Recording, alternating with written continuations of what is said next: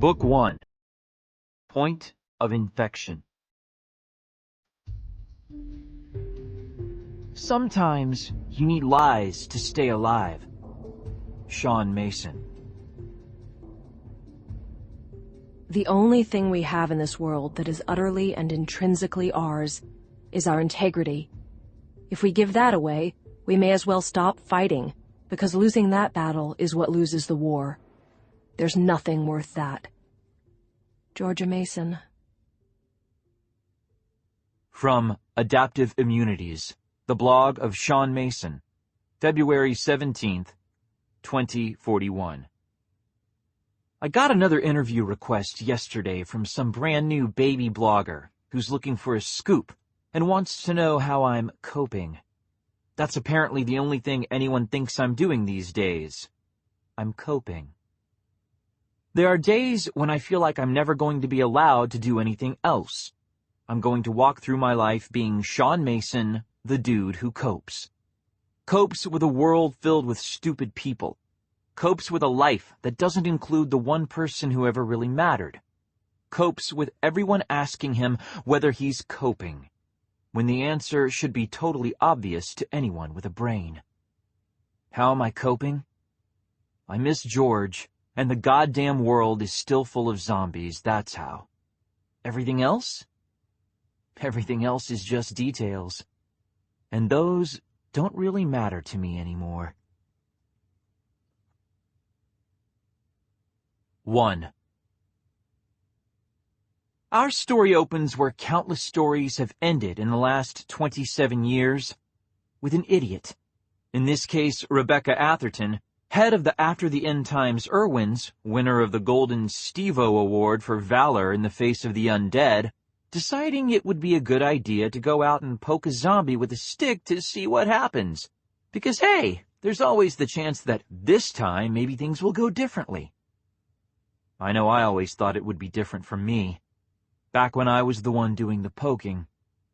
George always told me I was an idiot, but I had faith. Too bad George was right. At least Bex was being smart about her stupidity and was using a crowbar to poke the zombie, which greatly improved her chances of survival. She'd managed to sink the clawed end under the zombie's collarbone, which was really a pretty effective defensive measure. The zombie would eventually realize that it couldn't move forward. When that happened, it would pull away, either yanking the crowbar out of her hands or dislocating its own collarbone, and then it would try coming at her from another angle. Given the intelligence of your average zombie, I figured she had about an hour before she really needed to be concerned. Plenty of time. It was a thrilling scene. Woman versus zombie, locked in a visceral conflict that's basically ground into our cultural DNA by this point. And I didn't give a damn. The guy next to her looked a whole lot less sanguine about the situation, maybe because he'd never been that close to a zombie before. The latest literature says we're supposed to call them post-Kellis-Amberley amplification manifestation syndrome humans, but fuck that. If they really wanted some fancy new term for zombie to catch on, they should have made it easy to shout at the top of your lungs, or at least made sure it formed a catchy acronym. They're zombies. They're brainless meat puppets controlled by a virus and driven by the endless need to spread their infection. All the fancy names in the world won't change that. Anyway, Alaric Kwong, the dude trying not to toss his cookies all over Bex's dead friend, had never been a field situation kind of a guy. He was a natural newsie, one of those people who are most comfortable when they're sitting somewhere far away from the action, talking about cause and motivation. Unfortunately for him, he'd finally decided that he wanted to go after some bigger stories, and that meant he needed to test for his Class A journalism license. To get your Class A, you have to prove you can handle life in the field. Bex had been trying to help him for almost a week, and I was rapidly coming to think that it was hopeless. He was destined for a life of sitting around the office compiling reports from people who had the balls to pass their exams. "You're being hard on him," Georgia chided. "I'm being realistic," I muttered. "Shaun, Dave looked up from his screen, squinting as he turned in my direction. "Did you say something?" "Not a thing." I shook my head, reaching for my half-empty Coke. 5 gets you 10, he fails his practicals again. "No bet," said Dave. "He's gonna pass this time." I raised an eyebrow. "Why are you so sure?" "Bex is out there with him. He wants to impress her." "Does he now?" I returned my attention to the screen, more interested now. "Think she likes him back? It'd explain why she keeps wearing skirts to the office." "Maybe," said Dave judiciously. On the screen, Bex was trying to get Alaric to take the crowbar and have his own shot at holding off the zombie. No big deal, especially for someone as seasoned as Bex.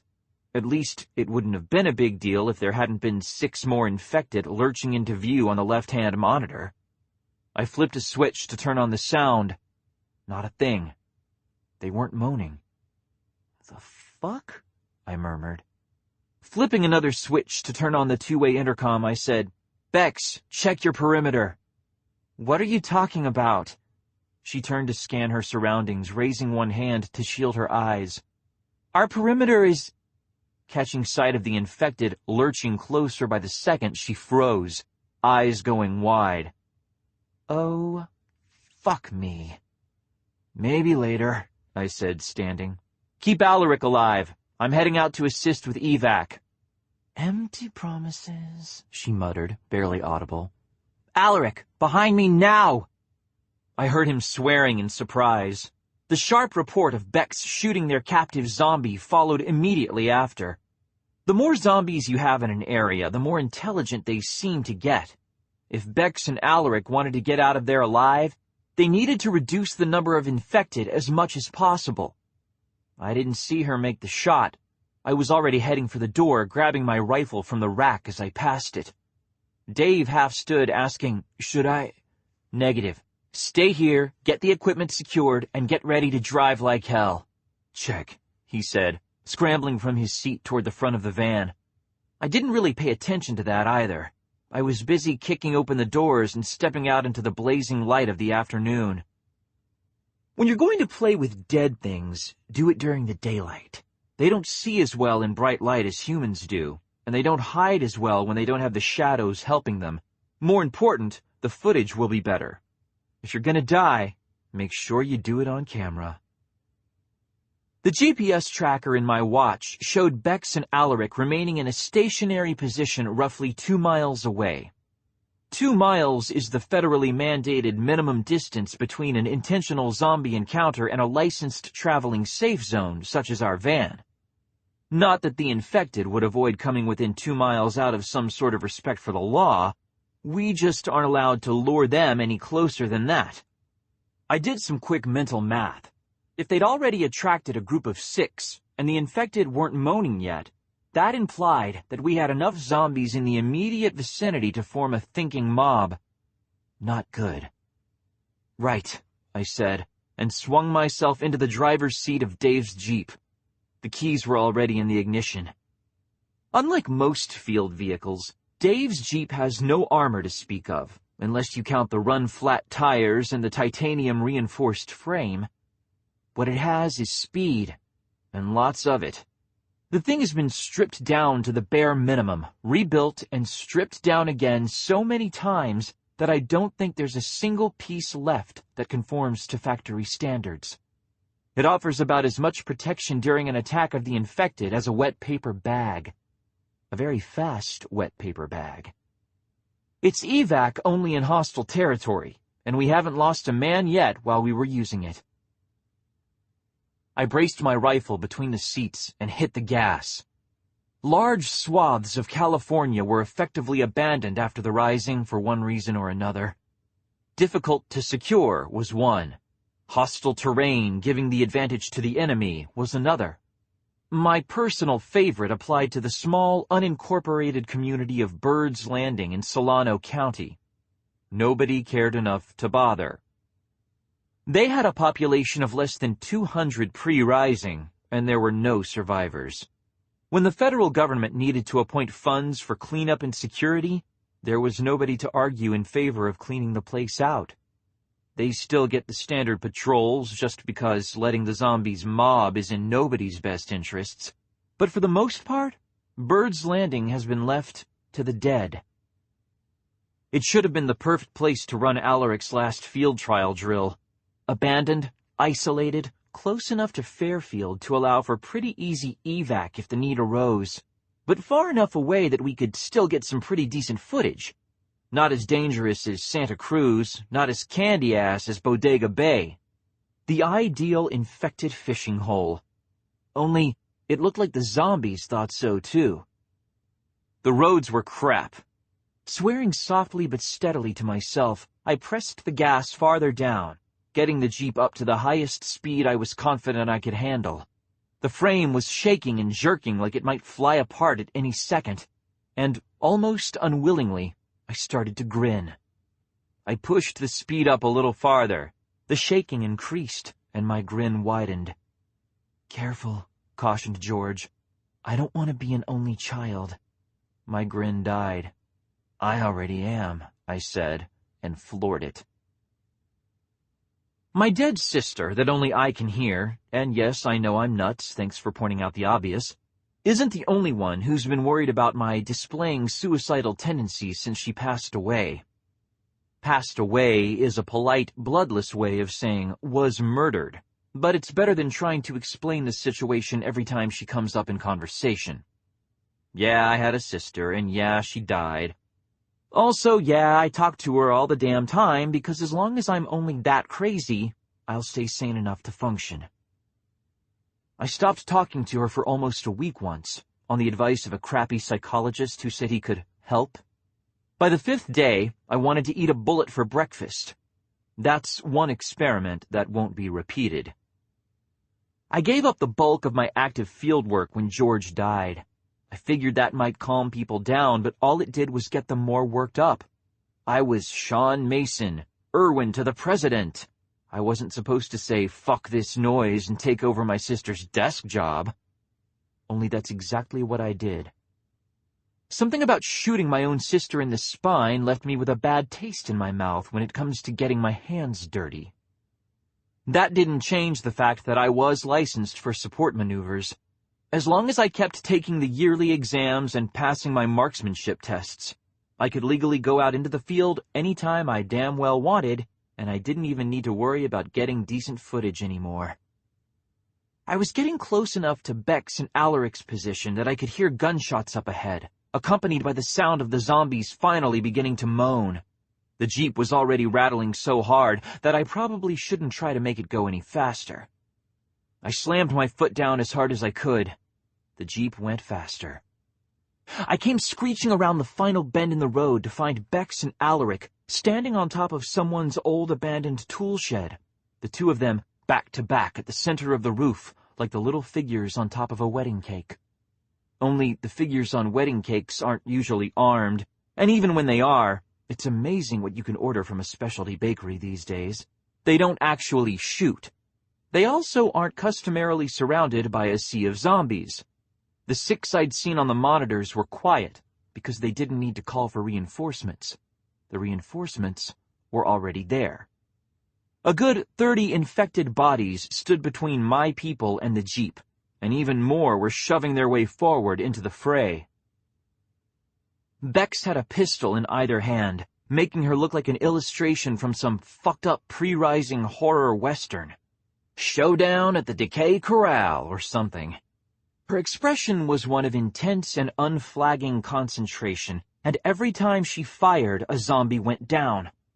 Automatically, I glanced at the dashboard, where the wireless tracker confirmed that all her cameras were still transmitting.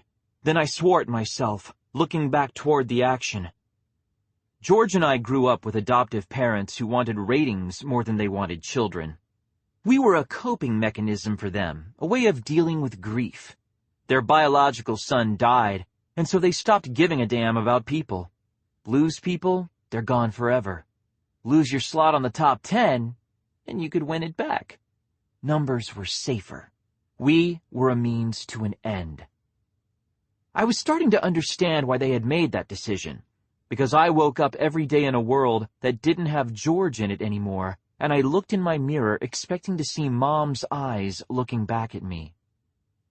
"That won't happen, you idiot, because I won't let it," said George. "Now get them out of there." "On it," I muttered, and reached for the rifle. Alaric was a lot less calm about his situation than Bex was. He had his rifle out and was taking shots at the teeming mass around them, but he wasn't having anything like her luck. He was firing 3 or 4 times just to take down a single zombie, and I saw a couple of his targets stagger back to their feet after he'd hit them. He wasn't taking the time to aim for the head, and I had no idea how much ammo he was carrying. Judging by the size of the mob around them, it was nowhere near enough. Neither of them was wearing a face shield. That put grenades out until I could get them to move out of the blast radius, since aerosolized zombie will kill you just as sure as the clawing, biting kind. The Jeep wasn't equipped with any real defensive weapons of its own. They would have weighed it down. That left me with the rifle, George's favorite .40, and the latest useful addition to my zombie hunting arsenal, the extendable shock baton. The virus that controls their bodies doesn't appreciate electrical shocks. It won't kill a zombie, but it'll disorient the shit out of it, and sometimes that's enough. The mob still hadn't noticed my arrival, being somewhat distracted by the presence of already targeted meat. Attempting to lure them off wouldn't have done any good. Zombies aren't like sharks. They won't follow in a group. Maybe a few would have followed me, but there was no way to guarantee I'd be able to handle them, and Bex and Alaric would still have been stranded. Recipe for disaster. Not that what I was about to do was likely to be any better in the long run. Moving to a position about 10 feet behind the mob, I pulled George's gun from its holster and fired until the magazine was exhausted, barely pausing between shots. My aim might still be good enough for the exams, but it was getting rusty in field situations. 17 bullets and only 12 zombies went down. Bex and Alaric looked up at the sound of gunshots, Alaric's eyes widening before he started to do a fascinating variant on the victory shuffle. Bex was more subdued in her delight over my brainless cavalry charge. She just looked relieved. There was no time to pay attention to my team members. My shots had alerted the zombies to the presence of fresh, less elevated meat. Several outlying members of the mob were turning in my direction, starting to lurch, shuffle, or run toward me, depending on how long they'd been in the grips of full infection. After snapping another magazine into George's pistol, I holstered it and raised the rifle, aiming for the point of greatest density. Fact about zombies that everyone knows: you have to aim for the head, since the virus that drives their bodies can repair or root around almost every other form of damage. This is very true. Fact about zombies that almost no one knows, because you'd have to be a damn fool to take advantage of it: an injured zombie does slow down, since you've just forced the relatively single-minded virus controlling the body to try its hand at double tasking. What's more, the right kind of injury can make the difference between having time to reload and getting mowed down. Bracing the rifle against my shoulder, I fired wildly into the throng. I was starting to get their attention. Heads turned toward me, and the moaning changed timbre. I fired the last 3 shots in fast succession. Too fast to be productive, but fast enough to signal Bex. She hit the roof of the shed, dragging Alaric down with her. I dropped the rifle onto the seat and opened the glove compartment. Using live grenades when you have people on the ground is antisocial at best and grounds for a murder charge at worst. Still, if you get the right kind, the ones that are calibrated to be explosive without being too explosive, since you want to minimize your aerosolized zombie bits, they can be damn handy. The wind still has to be with you, but as long as your people are more than 8 feet up, you should be fine. I grabbed all 4 of the available grenades, pulling their pins one at a time as I sent them sailing into the thick of the zombie mob. There were several loud, wet bangs as the projectiles found their targets, fragmented into multiple slammer pieces, and exploded. The zombies that caught shrapnel in the head or spinal column went down. Others fell as their legs were blown out from under them. Those last didn't stay down. They started dragging themselves forward, the entire mob now moaning in earnest. "Say something witty now, moron," prompted George. I reddened. I never used to need coaching from my sister on what it took to do my job. I hit the general channel key on my watch, asking, "You guys mind if I join your party?" Bex responded immediately, relief more evident in her voice than it had been in her face. Maybe she just wasn't as good at hiding it there. "What took you so long?" "Oh, traffic, you know how it goes." The entire mob was moving toward me now, apparently deciding that meat on the hoof was more interesting than meat that wouldn't come out of its tree. I snapped the electric baton into its extended position, redrawing George's .40, and offered the oncoming infected a merry smile. "Hi, you want a party?" "Shaun?" said George. Yeah, I know," I muttered, adding louder. "You guys get down from there and try to circle to the Jeep. Hit the horn once you're in. There's more ammo under the passenger seat." "And you're going to do what, exactly?" asked Bex. She sounded sensibly wary. At least one of us was being sensible for a change. "I'm going to earn my ratings," I said. Then the zombies were on top of me, and there was no more time for discussion. Quietly, I was glad. There's an art to fighting the infected. It was almost a good thing that this mob had started off so large. We were cutting down the numbers rapidly, since we had the ability to think tactically, but the survivors were still behaving like members of a pack. They wanted to eat, not infect. They wanted to kill me may not sound like much of an advantage, but trust me on this one. A zombie that's out to infect will try to smear you with fluids. That gives it a lot more weapons, since they can bleed and spit, even puke if they've eaten recently enough. A zombie that wants to eat you is just going to come at you with its mouth. And that means it has only one viable avenue of attack. That evens the odds just a little. Just a little can be more than enough. I used my baton to sweep a constant perimeter around myself, shocking any zombie that came into range and trusting the Kevlar in my jacket to keep my arm from getting tagged before I could pull it back. The electricity slowed them down enough for me to keep firing. More important, it kept them from getting positions established behind me. I could track Bex and Alaric by the sound of gunshots, which came almost as regularly as my own.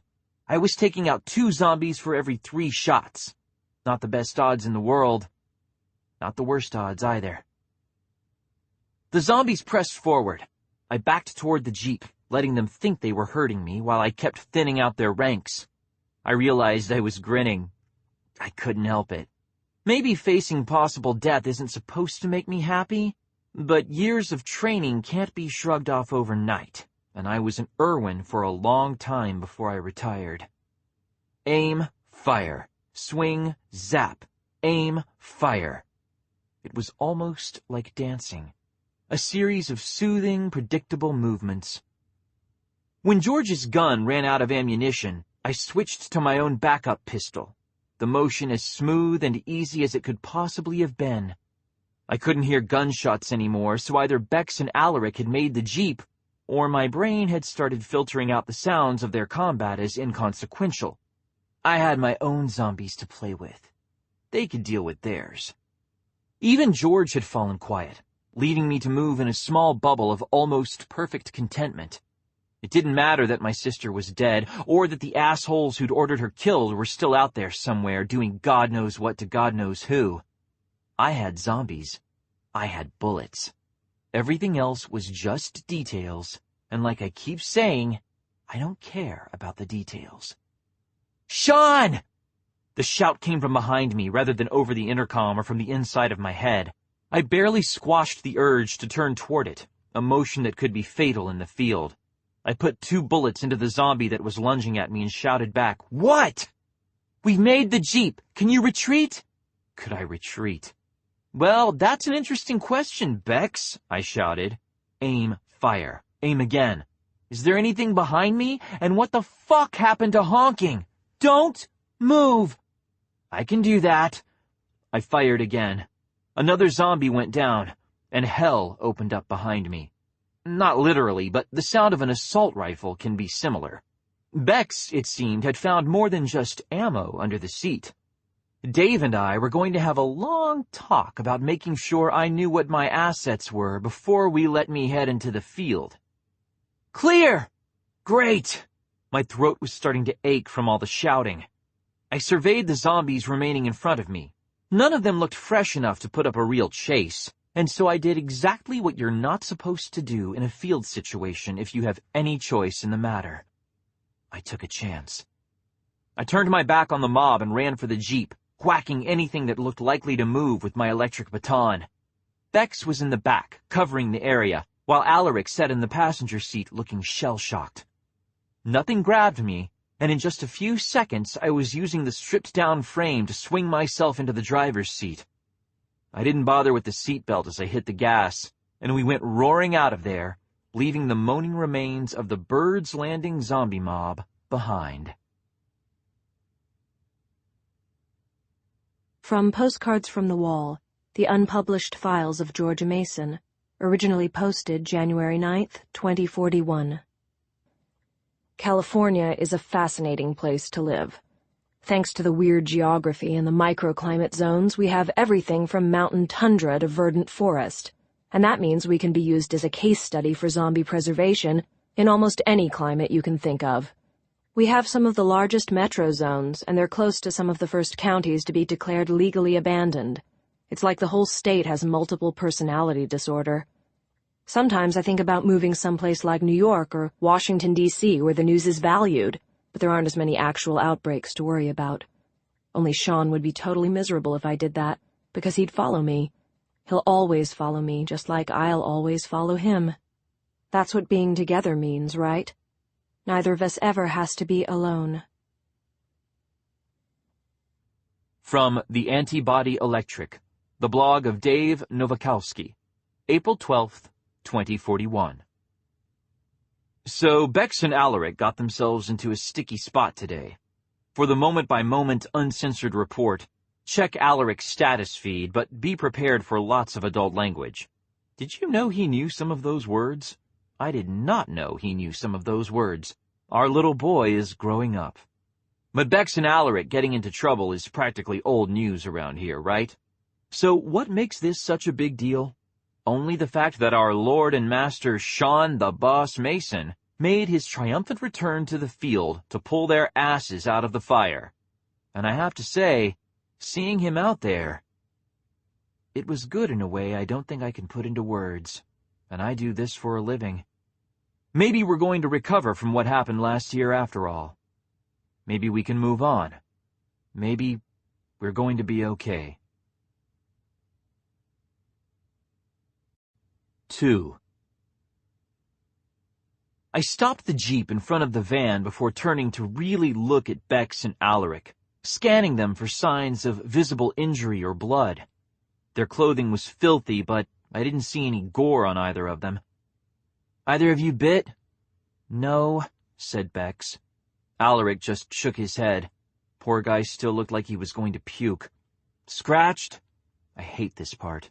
Before she died, George always took care of the post-field briefing and blood tests.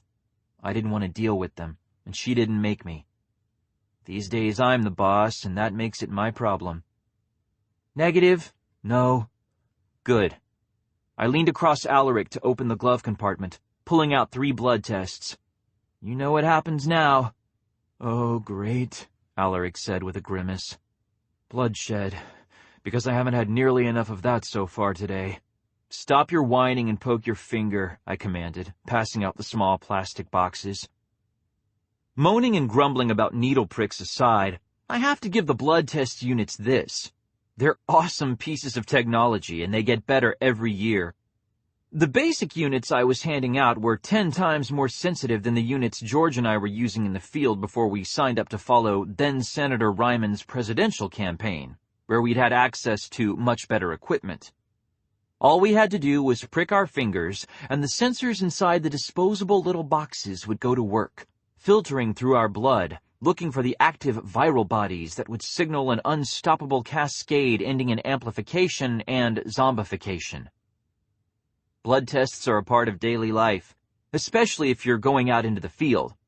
Most people don't consider them a big deal anymore, which is fascinating to me. This is a test where failure means death. No negotiation, no makeup exams. You'd expect there to be a lot more anxiety. I guess people just put the possible consequences out of their heads. Maybe it helps them sleep at night. It sure as hell doesn't help me. I popped the lid off my own test, saying, 1, 2, said George, half a second out of sync with Alaric. I rammed my finger down on the test pad, closing my eyes. 3, said Bex. I don't watch the lights on test units when I can help it. They flash between red and green while your blood is being examined to prove that either result is possible. It's partially a psychological device and partially to protect the makers of the test units from lawsuits. I shot my wife, officer, but the green light on her unit didn't work. The man who could muster that defense would get a healthy settlement and possibly a movie deal. No one likes to get sued, and so any unit that finds a malfunction in either light will automatically reset itself, requiring you to try again. So the flashing makes sense, but I don't really give a shit. I've seen that light go red for real too many times. There are things that just hurt too much to be worth watching. Clean, said Alaric, relief naked in his voice. Me too, said Bex. Good. I opened my eyes and looked at my own test. The light was shining green. No surprise there. Kellis Amberley won't ever kill me. That would be too merciful. Get back in the van before your new friends catch up with us, I said. Dave's ready to get us the hell out of here. Aren't you, Dave? Dave had been eavesdropping, as I knew he would be. His response over the group channel was an immediate, "Foot's on the gas, boss." You heard the man. I grabbed a reinforced plastic bag from the glove compartment, passing it around to collect the test units. Bex, get these into the biohazard container. Both of you start your footage cleanup while you're on the road, and we'll regroup at the office after cleanup and downtime. And what are you going to do? Asked Bex, somewhat warily. I'm getting the Jeep home. Now get out. She looked like she wanted to argue with me. Luckily for my blood pressure, she didn't do it. Come on, Alaric, she said, taking the shaken Newsy by the elbow and tugging him out of the Jeep as she climbed out of the back seat. Let's get some walls between us and the idiots. She didn't have to tell him twice. I'd never seen him move that fast. Bex and I exchanged a semi-surprised look as the van door slammed shut behind Alaric's retreat, and I actually laughed before waving her to follow him. Go on, I said. I'll be fine. Sure thing, boss, she said, and turned to go. I waited until she closed the door, and I heard the van's engine turn over before starting the Jeep again. We were cutting it pretty close. I could hear the approaching moan of the hunting mob before the rumble from our vehicles drowned it out. Good for ratings, George offered. Like that means anything? She didn't have an answer to that. Dave pulled the van back onto the road, such as it was, and I followed. It was after midnight in London, according to the clock on the dashboard. Bad, but not too bad, especially not when you're talking about professional blogging hours. Time to lay broadcast for editing, I said. My headpiece beeped to signal that my personal cameras were now being fed into a buffer, rather than recording live. Not as good for ratings as a live feed, but the only way to get even the pretense of privacy. I could delete anything I didn't want hitting the internet. Phone, dial Mahir. Local time in London is approximately 12:37 a.m., said the automated operator, with mechanized politeness. Miss Gowda has requested that calls be held until 8 a.m. local time. Miss Gowda doesn't have the authority to block my calls, as I am, in fact, her husband's boss, I said amiably. Please dial Mahir. Acknowledged, said the operator, and went quiet, replaced by the faint beeping of an international connection in process. I hummed under my breath, watching the abandoned California countryside rolling out on either side of me. It would have been pretty if not for, all the dead stuff. Shaun, Mahir's normally smooth voice was blurry with exhaustion, making his British accent stand out more than usual. "Mahir, my main man! You sound a little harried. Did I wake you?" "No, but I really do wish you'd stop calling so late at night. You know Nandini gets upset when you do." "There you go again, assuming that I'm not actually trying to piss off your wife. I'm really a much nicer person inside your head, aren't I? Do I give money to charity and help old lady zombies across streets so that they can bite babies?" Mahir sighed. "My, you are in a mood today, aren't you?" "Been monitoring the boards?" "You know that I have been. Or was, until I went to sleep." I also knew he'd called up the numbers the second I got him out of bed, because that was how Mahir's mind worked. Some men check their wallets. He checked our ratings. "Then you know why I'm not in the mood for sunshine and puppies." I paused. "That expression makes no sense. Why the hell would I ever be in the mood for puppies?" "Shaun." "I could go with sunshine, though. Sunshine is useful. It should really be sunshine and shotguns, something you'd actually be happy about." "Shaun, how'd the footage go over?" There was a pause as Mahir adjusted to the fact that I'd suddenly decided to start making sense. Then, clearing his throat, he said, "We're getting some of our highest click-through rates and download shares in the last 6 months. There have been 11 outside interview requests, and I think you'll find as many, if not more, when you check your inbox. 6 of the more junior Irwins have already been caught on the staff chats trying to figure out whether this means you'd be willing to do a joint excursion." A pause. "None were hired during your tenure as department head." That meant they knew me, but had never worked with me in the field. I sighed. "Okay, so I won't shoot them. What's the worst headline?" "Are you quite sure you want to do this while you're driving?" "How did you—" "You've gone to time delay, but there are still quite a few people watching you through the van's rear-view window camera, hoping to see you get attacked again." Of course there were. "There are days when I really think I should go be an accountant or something. You'd go mad. But no one would be staring at me." "What's the worst headline, Mahir?" He sighed heavily. You sure?" "I'm sure." "All right, then. Shaun of the Dead, Part 2. He stopped. I said nothing. He must have taken that as a cue, because he continued.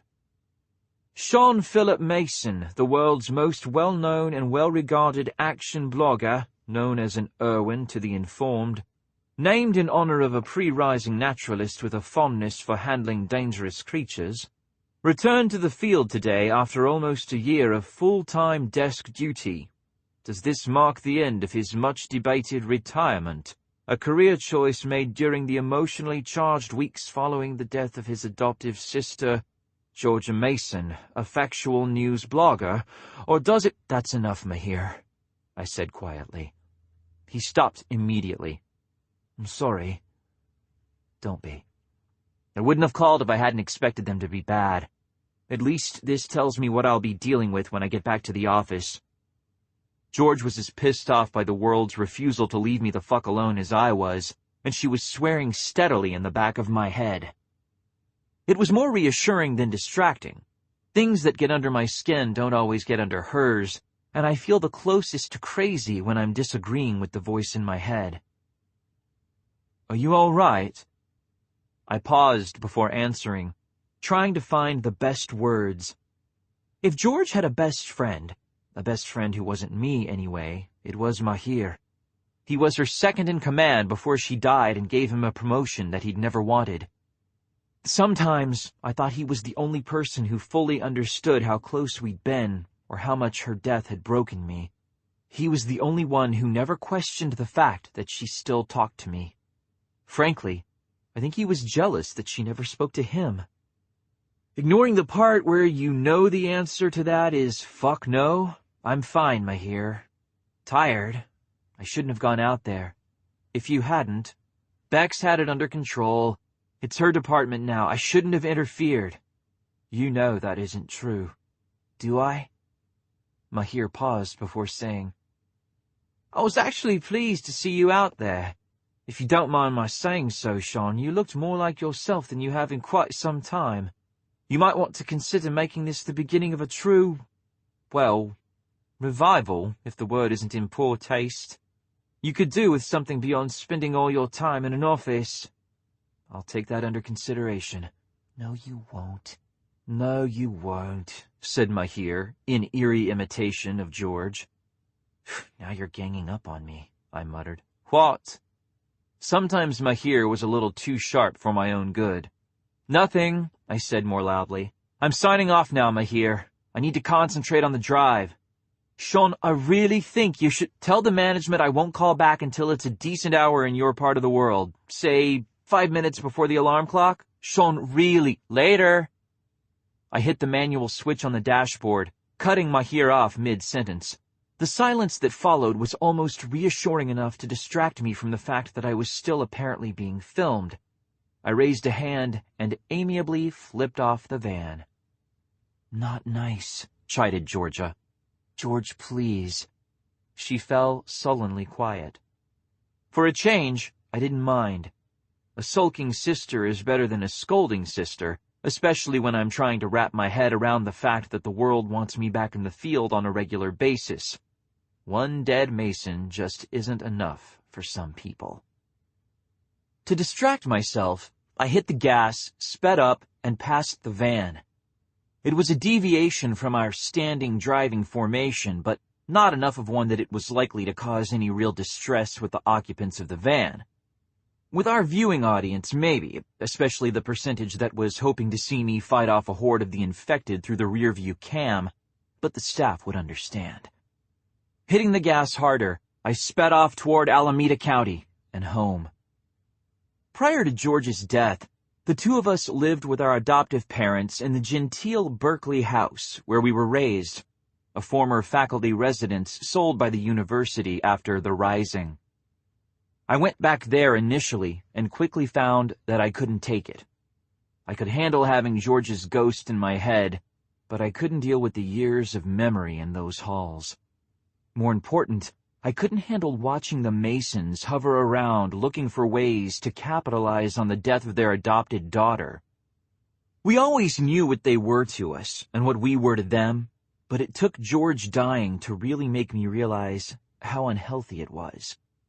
I moved out as soon as I could manage it, renting a crappy little apartment in downtown El Cerrito. I moved again 6 months later, after the site really started pulling in the bucks. Oakland this time, and one of the 4 apartments in the same building that we'd rented under the name of After the End Times. 1 apartment for the office, 1 apartment shared by Alaric and Dave, who spent half their time as best buddies and half their time as mortal enemies. 1 apartment open for visiting staffers who needed a place to crash. 1 apartment for me and George, who didn't take up any physical space but was so much a part of every room that sometimes I could fool myself into thinking she had just stepped out for some fresh air. That she'd be right back if I were just willing to wait. If I were still seeing a psychiatrist, I'm sure I'd be getting lectured on how unhealthy my attitude is. Good thing I fired my shrink, huh? Oakland's a pretty awesome place to hang your hat, whether or not you've got a dead sister to deal with.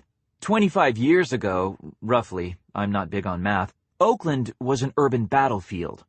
They had a gang problem in the early 1980s, but that cleared up, and they were fighting a different war by the time the Rising rolled around. Oakland had become the site of an ongoing conflict between the natives who'd lived there for generations and the forces of gentrification that really wanted a Starbucks on every corner and an iPod in every pocket. Then the zombies showed up, and gentrification lost. More things we learned from the Rising. It's hard to gentrify a city that's on fire. The new folks turned tail and ran for the hills, the ones who lived long enough anyway. But the people who'd grown up in Oakland knew the lay of the land, and they knew what it meant to fight for what's yours. Maybe they didn't have the advantages some of the richer cities started out with, but they had a lot of places they could hole up, and they had a lot of guns. Maybe most important of all, thanks to that gang violence I mentioned earlier, they had a lot of people who actually knew how to use the guns. Oakland's inner city fared better than almost any other heavily populated spot on the West Coast. When the dust of the rising settled, the city was battered, bruised, and still standing. No small accomplishment for a city that most of the emergency services had already written off as impossible to save. It's still a proud, heavily armed community today. It's about 50 miles from Bird's Landing to Oakland, and the safest route is even longer. Thankfully, having a journalist's license means never having to explain why you didn't want to take the safe way. I hit the first of the checkpoint entrances to I-80 after about 20 miles on the rocky, poorly maintained California back roads. According to pre-rising records, the checkpoints used to be called toll booths, and they actually accepted currency rather than automatically deducting usage fees from your bank account. Also, they didn't have armed guards or require a clean blood test for passage. Road trips must have been pretty boring before the zombies came.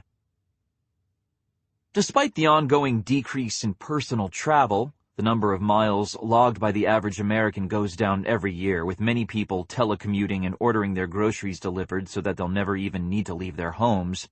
We still need freeways for things like truckers and journalists.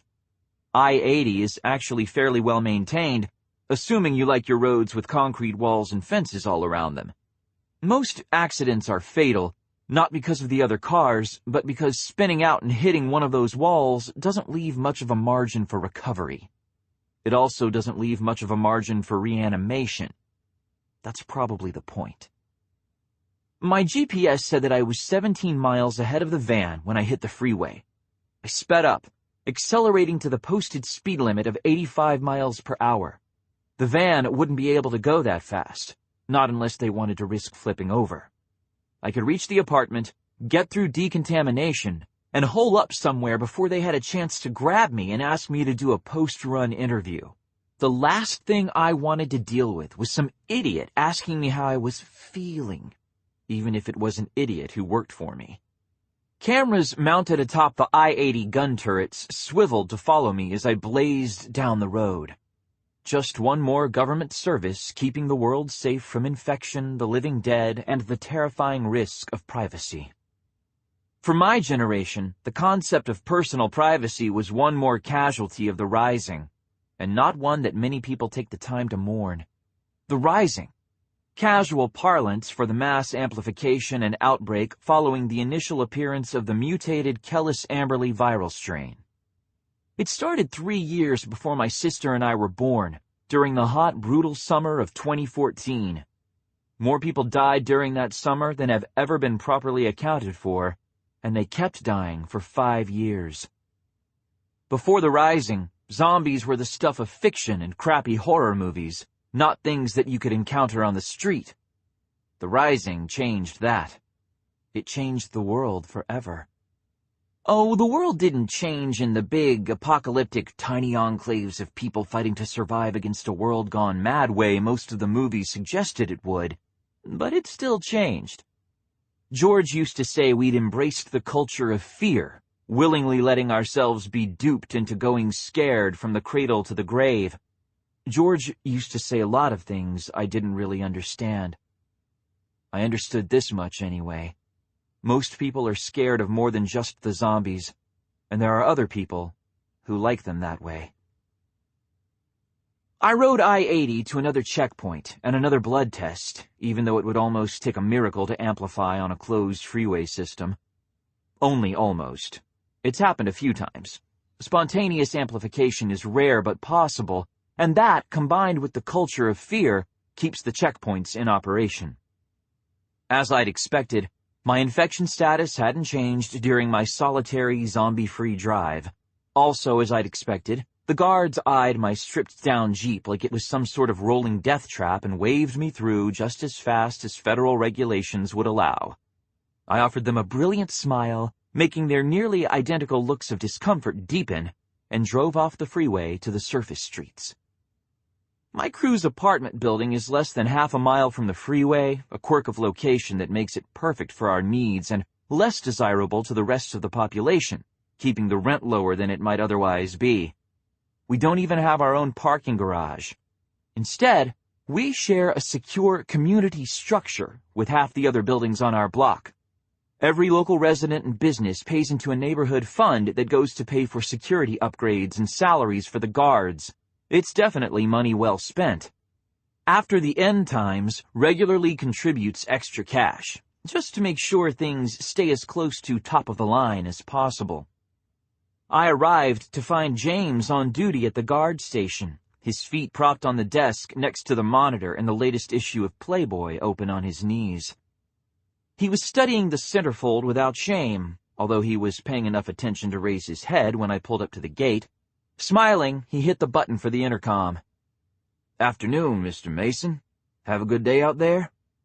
"The best, Jimmy," I said, returning his smile. "You want to buzz me through?" "Well, that depends, Mr. Mason. How do you feel about passing me your residency card and sticking your hand in my little box?" "Pretty damn lousy, Jimmy," I said. Digging out my wallet, I produced my residency card and dropped it into the guard station's miniature airlock. It would be disinfected before James ever touched it.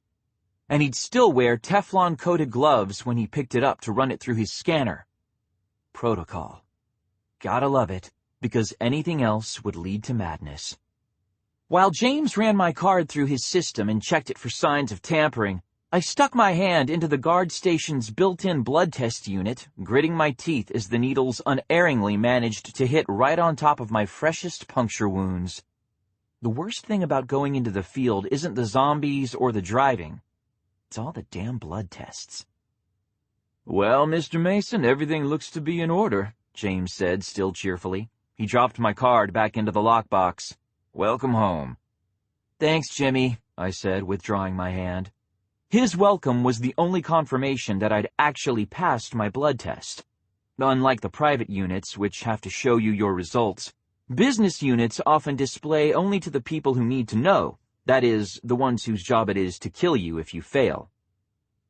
Offering him a wave, which he amiably returned, I retrieved my card and drove on, leaving him to his comfortable plexiglass box and his pornography. Building underground in California isn't strictly safe, but neither is walking on the streets. That's the brilliant logic that led to the construction of underground tunnels connecting the community structures to their associated buildings. Our building's tunnel is about the length of a football field. As I walked along it, I amused myself by pondering just how many zombies would be able to pack themselves inside if there were ever a lapse in security. I had just reached the conclusion that the tunnel could hold somewhere around 200 infected bodies, assuming they were all of average size, when I reached the door, swiped my residency card through the scanner, and was home. The building consists of 3 floors and 10 apartments, 2 on the first floor, 4 each on the second and third. My staff has 3 of the 4 third-floor apartments, and the 4th belongs to old Mrs. Hagar, who's so deaf that she probably wouldn't notice if we started holding weekly raves on the roof. Bex calls her an old dear and brings her cookies. In exchange, Mrs. Hagar no longer threatens to lob grenades at us every time we run into each other in the downstairs lobby. A few chocolate chips are a small price to pay to avoid getting vaporized while you're picking up the mail. The manager has one of the first-floor apartments. He's almost never there, and we're all pretty sure he has another residence somewhere outside of the city. Someplace safer. A lot of people think they're safer in the country because there aren't as many bodies capable of amplification. Not as many bodies means not as many guns, as George used to say. I'll take my chances with the cities. The other first-floor apartment is mine. It's not much distance from the staff apartments, but it's enough to let me feel like I have a little privacy. A little privacy can make all the difference in the world. I pressed my palm to the test pad for yet another blood test, unlocked the front door, and stepped inside, alone at last. "Alone?" asked George, sounding dryly amused. "My apologies." Closing my eyes, I let my head tilt backward until it hit the door. "Apartment. Give me lights in the living room, news scroll on mute on the main monitor, and prep the shower for a decontamination." "Acknowledged," said the polite voice of the apartment's computer system, following the word with a series of muted beeps as it activated the various requested utilities. I stayed where I was for a few more seconds, stretching out the moment. I could be anywhere in that moment. I could be in my apartment, or I could be back in my bedroom in my parents' house, the room that was connected to George's room, waiting for my turn at the shower. I could be anywhere. I opened my eyes. My apartment is never going to win any beautiful home competitions. It consists of a living room full of boxes, computer equipment, and racks of weaponry. A bedroom full of boxes, computer equipment, and racks of weaponry. An office full of boxes, computer equipment, and racks of weaponry. And a bathroom where the floor space is almost completely consumed by a top-of-the-line shower and decontamination unit. No weaponry in there, at least, just ammunition. Bullets are waterproof enough these days that I could probably take them in the shower with me if I were feeling particularly weird that day. The air in the apartment always smells like stale pizza, gun oil, and bleach. Several people have said it doesn't feel like anybody lives there, and what they don't seem to understand is that I like it that way. As long as I'm not really living there, I never have to think about the fact that I'm living there alone. It took me 15 minutes to complete standard decontamination procedures and get myself into some clean clothes, leaving the old ones in a biohazard-secure bin for later sterilization. I checked the GPS readout on my watch. According to the van's tracking coordinates, the rest of the team was just now reaching the guard station and getting their chance to check out Jimmy's substandard taste in porn. Good. That meant I still had time to square myself away. Grabbing a clean jacket off a stack of survivalist magazines, I started for the door, swerving almost as an afterthought to pass through the kitchen and snag a Coke from the fridge. "Thanks," said George, as I stepped out into the hall. "No problem," I murmured, cracking open her soda and taking a long drink before heading toward the door to the roof access stairs. In most buildings, tromping around on the roof is likely to get you shot. Just another advantage of living where I do. Mrs. Hagar can't even hear us up there unless we're setting off landmines, and we've done that only once, for quality control purposes. There used to be a padlock on the door leading to the roof access stairs, as if the infected were going to be mounting a top-down attack.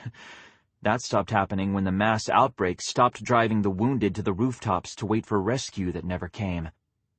The manager periodically realizes that the lock is missing and replaces it, and someone on my staff comes along and cuts it off the next day. That's the circle of life around here. Nothing stays locked away forever. "You're depressing today." "It's a depressing sort of day," I said. George quieted, and I climbed the stairs in something that was chillingly close to solitude.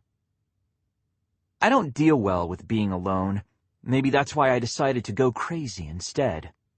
My crew's been working on converting the roof to suit our needs since we took over the third floor.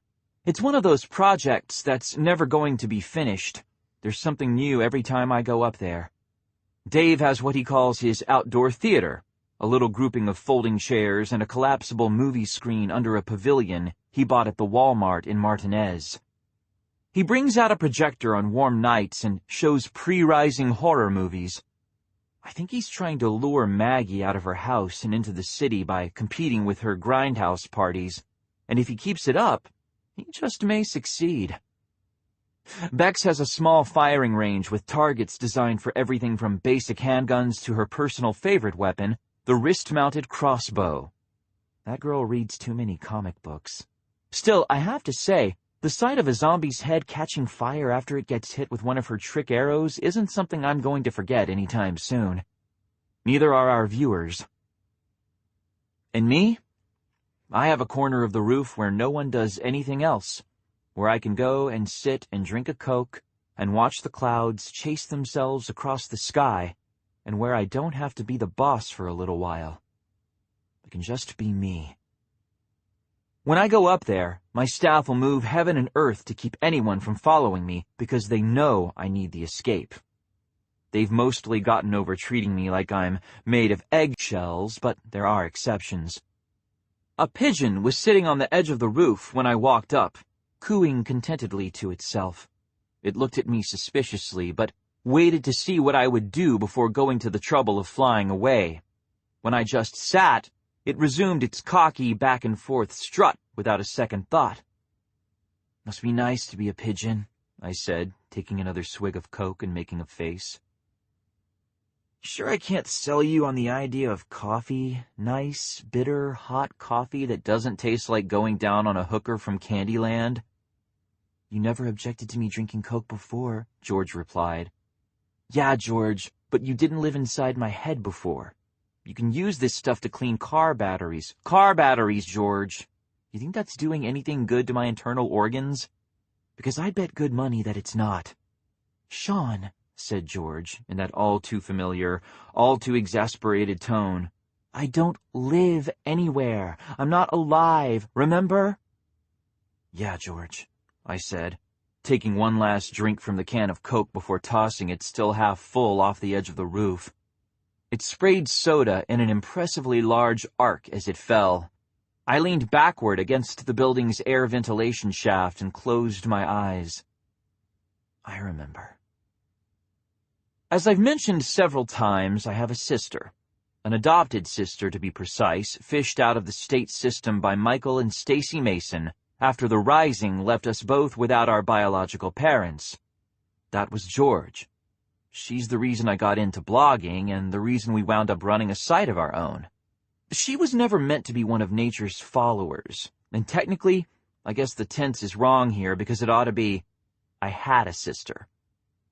The death of Georgia Carolyn Mason was registered with the Centers for Disease Control on June 20th, 2032. Her official cause of death is recorded as complications from massive amplification of the Kellis-Amberley virus, which means, in layman's terms, she died because she turned into a zombie. It would be a lot more accurate to say that she died because I shot her in the spine, spraying blood all over the interior of the van that we were locked in at the time. It might be even more accurate to say that she died because some bastard shot a needleful of the live Kellis-Amberley virus into her arm. But the CDC says she died of Kellis-Amberley, and hey, we don't argue with the CDC, right? If I ever find out who fired that needle, their official cause of death is going to be Shaun Mason. That's the thought that keeps me going. I sleepwalk through my job. I pretend I'm administrating our site while Mahir does all the work. I delete calls from my crazy parents. I hold conversations with my dead sister, and I look for the people who had her killed. I'll find them someday. All I have to do is wait. See, when the zombies came, it was an accident. Researchers in two totally unconnected facilities were working on two totally unrelated projects that involved genetically engineering helper viruses. New diseases that were supposed to make life better for the whole damn world. One of them was based on a really fucking nasty hemorrhagic fever called Marburg, and was designed to cure cancer. The other was based on a strain of the common cold and was supposed to get rid of colds forever. Enter Marburg-Amberley and the Kellis flu. Two beautiful pieces of viral engineering that did exactly what they were supposed to do. No more cancer, no more colds, just happy people all over the world celebrating the dawn of a new age. Only it turns out the viruses were just like the people who made them in at least one sense, because when they met, through the natural chain of transmission and infection, it was basically love at first sight. First comes love, then comes marriage, then comes the hybrid viral strain known as Kellis-Amberley. It swept the planet before anyone knew what was happening. And then people started dying and getting back up to munch on their relatives. Then we figured out what was happening damn fast. People fought back, because people always fight back. And we had one advantage the characters in zombie movies never seemed to have. See, we'd seen all the zombie movies, and we knew what was likely to be a bad idea. George always said the first summer of the Rising was possibly the best example of human nobility that history had to offer, because for just a few months, before the accusations started flying and the fingers started pointing, we really were one people, united against one enemy, and we fought. We fought for the right to live, and in the end, we won. Sort of, anyway. Look at the movies from before the Rising, and you'll see a whole different world from the one that we live in. A world where people go outside just because they think that, hey, going outside might be fun. They don't file paperwork or put on body armor, they just go. A world where people travel on a whim, where they swim with dolphins and own dogs and do 100,000 things that are basically unthinkable today. It seems like paradise from where I'm sitting. A generation and a couple of decades away. If you ask me, that world was the single biggest casualty of the Rising. The Rising didn't just showcase the nobler side of human nature. It was a war. And as long as there have been wars, there have been war profiteers. There's always somebody willing and waiting to make a buck off somebody else's pain. I'm not sure most of them meant to do what they did. I'm sure most of them really meant to do the right thing, but somehow, an entire world full of people who had managed to take arms against an enemy that was straight out of a Romero flick was convinced that what they really wanted was fear. They put down their guns, they locked their doors, they went inside, and they were grateful for all the things that they were scared of. I used to think the Irwins were great warriors in the ongoing fight to live a normal life in our post-Rising world. Now I'm starting to suspect that we're just tools of some greater plan. After all, why leave your house when you can live vicariously through a dumb kid willing to risk his life for your amusement? Bread and circuses. That's all we are. You're getting bitter, George observed. I got reason, I said. Bread and circuses is what got George killed. We, her, me, and our friend Georgette Buffy Messonnier were the original After the End Times news team, and we got hired by President Ryman to follow his campaign. He was Senator Ryman then, and I was a dumb, optimistic Irwin who believed, well, a lot of things, but mostly that I'd die before George did. I was never going to be the one who buried her, and I was sorry that she was going to bury me, but we'd both made our peace with that years before. We were chasing the news, and we were chasing the truth, and we were on the adventure of our lives. Literally, for George and Buffy, because neither one of them walked away from it. Turns out there were people who didn't want Ryman to make it to the White House. Oh, they were happy to have him elected. They just didn't want him to be president. They were backing their own candidate. Governor David Tate. Or, as I prefer to think of him, the fucking asshole pig that I shot in the head for being part of the conspiracy that killed my sister. He admitted it before he died. Well, before he injected himself with a huge quantity of live Kellis Amberley and forced me to shoot him. During the after investigation, I got asked why I thought he decided to pull the classic supervillain rant before he killed himself. I got asked a lot of other questions too, but that was the one I had an answer for. Easy, I said. He was a smug fucker who wanted us to know how awesome the world would have been if we'd let him take it over, and he was stalling for time. Because he knew that if he managed to inject himself, we'd never find out whom he was working with. He wanted us to think he was the mastermind. It was all him, but it wasn't. It never could have been. They asked me why not. Because that asshole was never smart enough to kill my sister. They didn't have any questions after that. What could they have asked? George was dead, Tate was dead, and I'd put the bullets in both of them. Before the Rising, a statement like that would have been an invitation to a murder charge. These days, I'm lucky no one tried to give me a medal. I think Rick probably convinced then-Senator Ryman that even the suggestion would result in me assaulting a federal official, and nobody wanted to deal with that. Although I might have welcomed the distraction. Speaking of distractions, there was something poking me in the knee. I cracked one eye open and found the pigeon was now industriously pecking at my jeans. Dude, I'm not a breadcrumb vending machine. It kept pecking.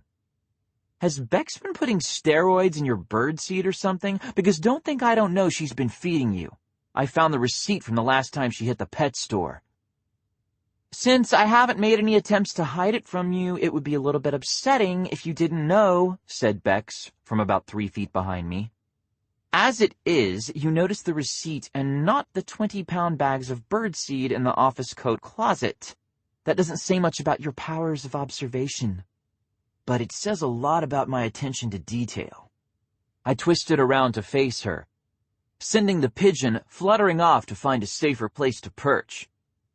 Is there a reason the sanctity of the roof has been violated? Bex crossed her arms across her chest in a gesture that was only semi-defensive. I don't know why she looks at me that way. Never hit her. Dave a few times, and I broke Alaric's nose once, but never her. Dave says you've been up here for 3 hours. I blinked. I have? I thought you needed the sleep, George said. Gee, thanks, I muttered. You'd think having my dead sister living inside my head might have some helpful side effects, like, say, insomnia. But no such luck. I get all the negatives of being insane, with none of the bonuses. You have, said Bex with a small nod. We've been going over the footage. You've got some great shots, especially from the sequence where Alaric was holding the crowbar. Before everything got bad, I mean. You checked your license allowances before you let him do that, right? I asked, levering myself to my feet. My back was stiff enough to confirm that whole 3 hours thing. I'd been sitting in one position for way too long. Of course, she said, sounding affronted. As long as I stayed within 5 feet and he was in no immediate non-consensual danger, I was totally within my legal rights as a journalism teacher. What do you think I am, some sort of field newbie? She sounded even more offended than the question would justify, because there was another question underneath it. When did you stop being any fun? Bex hired on as a newsie under George and switched to my department almost before the ink on her contract was dry. She's one of nature's born Irwins, and she and I worked together really well. That's why I gave her my department when I stepped down. And that's probably also why she seems to really believe deep down that all she needs to do is find me a stick and a hole to poke it into, and I'll be fine. It's really a pity that I don't think it's ever going to work that way for me, because damn, it would be nice. I don't think you're a field newbie, Bex. I just think there are some people who'd love to have an excuse to slap us with more violation charges. I mean, how much did we pay to get those standing too close to a goat charges off Mahir's record? And he's in England. They still like goats over there. All right, fair enough, she admitted. But still, Alaric did really well out there today. I think he's almost ready for his exams. Well, good. He just needs a senior Irwin to sign off on him. So sign. Shaun, was that the only reason you came up here to poke at me? Because it doesn't seem like enough. You're trying to distract her. I gritted my teeth and didn't answer. No one heard George but me. Everyone heard me when I talked to her. Not exactly the fairest deal I've ever been a part of, but hey, I'm the one who gets to keep breathing, so I probably shouldn't complain all that much. George wouldn't complain if our positions were reversed. She'd just glare at people, drink a lot of Coke, and write scathing articles about how our judgmental society called her crazy for choosing to maintain a healthy relationship with a dead person. Bex gave me a sidelong look. Are you all right? I'm fine, I said, teeth still gritted as I willed George to shut up until I'd managed to get Bex to go away. Just stiff. And that didn't answer my question. What else made you come up here? Ah, that. You have company.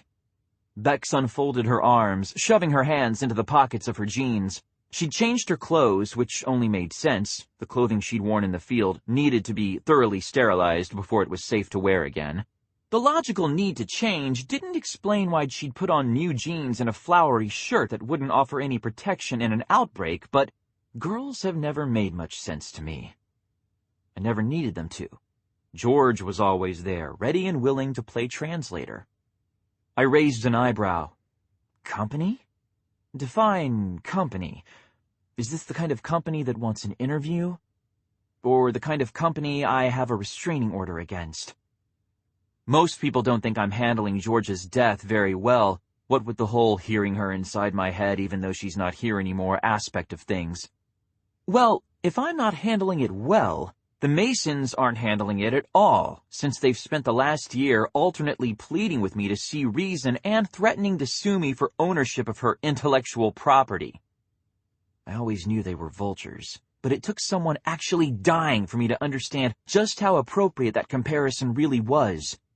They'd started hovering around before the man who paid her killer was even cold, looking for a way to make a profit off the situation. I mean that literally.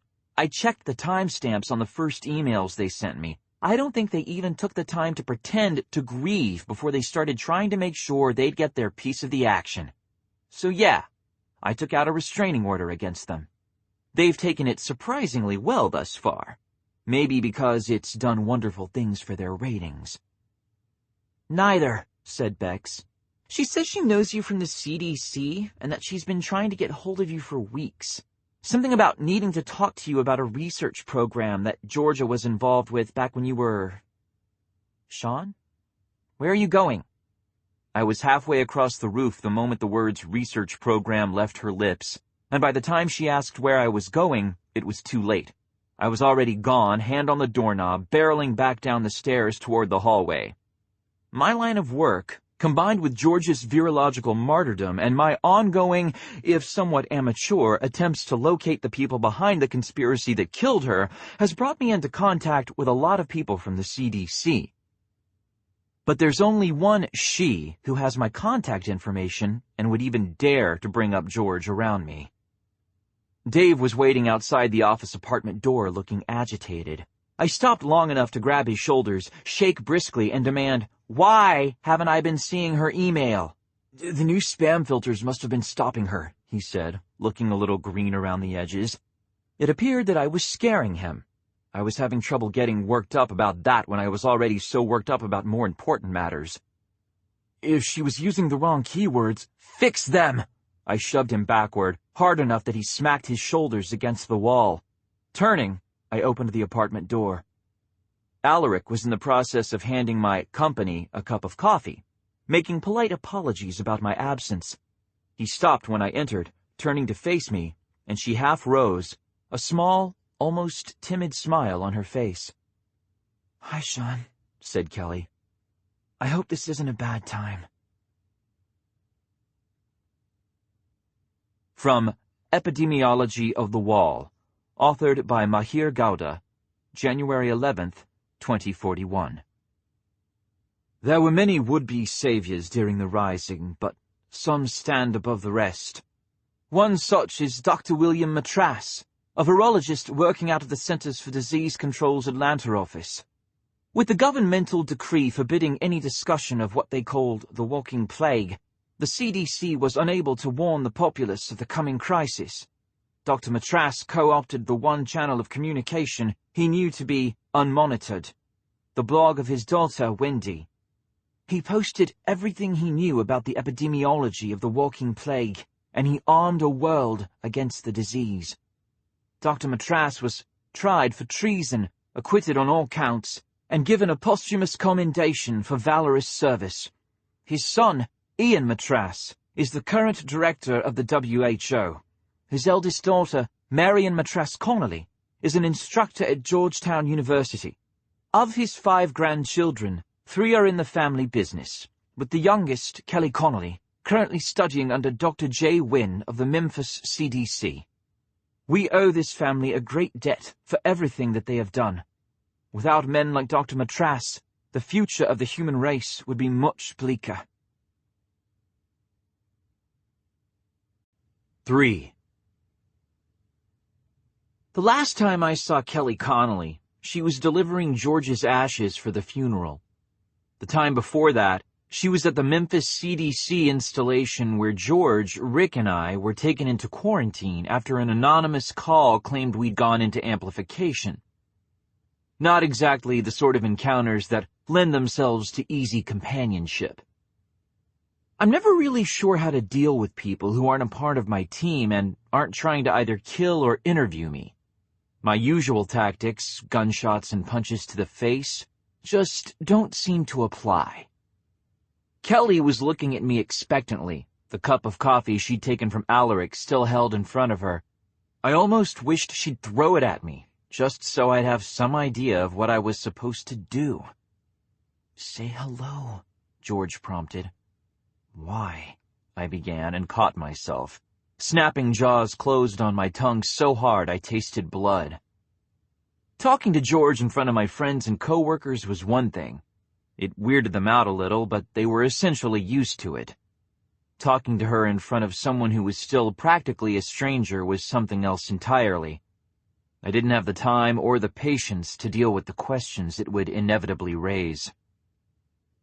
Kelly was still looking at me with the same expectant air, now becoming slowly tinged with concern. I know that look. I get that look a lot. If I didn't say something soon, she was going to start asking whether I was all right, and then I was going to need to decide whether or not I was going to deck her. Punching visitors from the CDC would be a new low for me. It wasn't one I was particularly eager to reach. I swallowed away the taste of blood and forced myself to smile as I stepped forward, offering my hand. "Dr. Connolly, it's nice to see you again." Kelly took my hand, the edge of concern not leaving her face. Her handshake was surprisingly firm. I looked closer and realized that the concern was masking an even more pronounced expression of fear. Fear? She was with the CDC. Short of Kellis Amberley deciding to jump species and start infecting birds, what did she have to worry about? "You don't need to be so formal, Shaun." Her smile tightened for a moment before she dropped it. She let go of my hand at the same time. I kept studying her face, taking note of the dark circles under her eyes. The good doctor hadn't been sleeping much recently, if she'd been sleeping at all. "I won't call you Mr. Mason if you won't call me Dr. Connolly." "Deal." I stepped back, tucking my hands into my pockets. "Welcome to the madhouse, Doc. Have you had a chance to meet the rest of the team?" "Well, I met Alaric here when he buzzed me into the building," she said, smiling brightly at him. He ducked his head, blushing and slanting a glance toward Bex at the same time, like he was checking her reaction. He shouldn't have bothered. Bex was staring straight ahead, giving Kelly her best, "I am an ice-cold action bitch, and you'd better not forget it" look. Dave had managed to slink back into the room while I was gaping at Kelly. He hunched his shoulders as he sat down next to the bank of monitors, trying to make himself look small. If we hadn't had company, I would have rushed over to tell him I was sorry and promise again that this was the last time I'd ever lay a hand on him. I'd mean it, too, even if we'd both know I'd never be able to keep my word. Dave would say it was okay, that I hadn't actually hurt him, and we'd both feel better. At least until the next time I lost my temper. That's how things worked around the office without George. We were used to it, comfortable even. Having Kelly Connolly standing there, clearly waiting for an introduction to the rest of the team, was just screwing everything up. I said. "Well, that cool cat over on the news desk is one of our Irwins, Dave Nowakowski." Dave raised a hand and waved. "Alaric here is Mahir's second-in-command. Mahir Gowda runs the newsy division remotely from London." I still couldn't bring myself to call him George's replacement. The word was just too bitter to say. Kelly nodded, offering a quick smile in Dave's direction. Dave answered with a distracted nod, hands beginning to move rapidly across his keyboard. "Mr. Gowda interviewed me earlier this year," Kelly said, looking back to me. "He was a very nice gentleman." "He did?" I asked blankly. Alaric was staring. A note of excitement crept into his voice as he asked, "Wait, are you the Kelly Connolly?" Bex and I exchanged a blank look, Bex mouthing, "What the fuck?" I shrugged. Kelly, meanwhile, was smiling half smugly, with that look on her face that famous people always seem to get when they're pretending not to be pleased about being recognized. Mom used to walk around with that expression permanently locked in place. "I am." "Oh, wow," said Alaric, eyes going even wider. "It's an honor to meet you, ma'am. I mean, a real, genuine honor. Excuse me for asking, but does someone want to explain to the nice Irwins?" I caught the hopeful look in Bex's eyes and hastened to clarify. Nice Irwins and former Irwins, exactly what the Kelly Connolly is supposed to mean? Because I have to say, I'm clueless. "Truer words were never spoken," Bex muttered, almost under her breath. "Oh, Dr. Matras was her grandfather," said Alaric, like that explained everything. I paused, filtering through my recollections of college history seminars. Finally, I ventured, "You mean the CDC treason guy?" "They dropped the charges," George chided. "Sorry," I said automatically. Kelly must have assumed the apology was directed at her, because she shook her head and said, "It's okay. That's how most people outside of epidemiological circles remember him. His trial was a pretty big deal. They made us watch the tapes when I was in medical school." "Right," I said. I was starting to remember more, probably because George was practically yelling in my inner ear. "He's the guy who hijacked his kid's blog so he could get the word out." I could vaguely recall seeing Kelly in CDC press releases and interviews, always in the background, but pretty steadily there all the same. I always figured it was because she was photogenic. Turns out it was because she was an asset.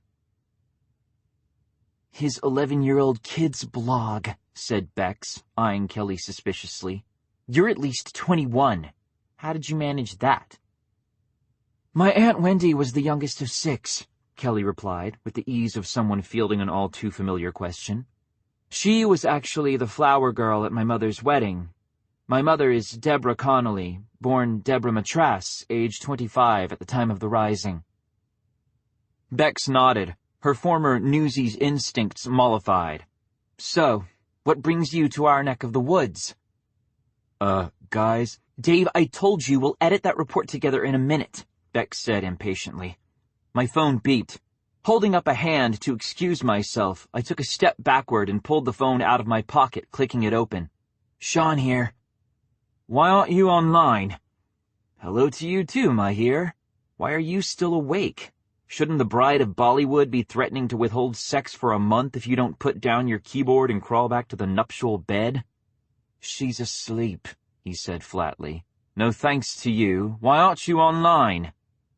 There are a great many answers to that philosophical question. But for right now, I'm going to settle for, because we have company and my mama taught me it was rude to use your computer in front of company unless you've got enough for everybody. "You're a bloody bad liar, Shaun Mason. Your mother didn't teach you anything of the sort." "Maybe not, but she should have.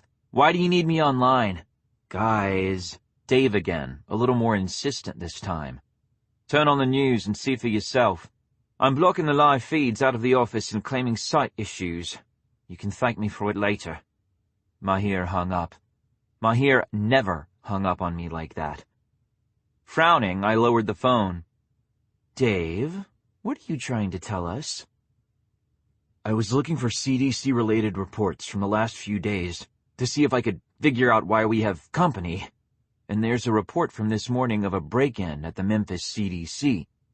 So? So they're saying one of the doctors died." I didn't need to ask which one.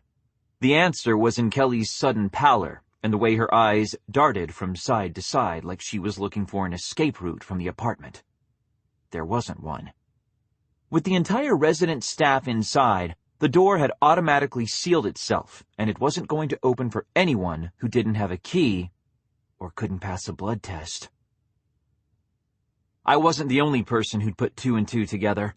Alaric took 2 quick steps backward, nearly tripping over a beanbag chair someone had abandoned in the middle of the floor. Bex stayed where she was, tucking her hands behind herself.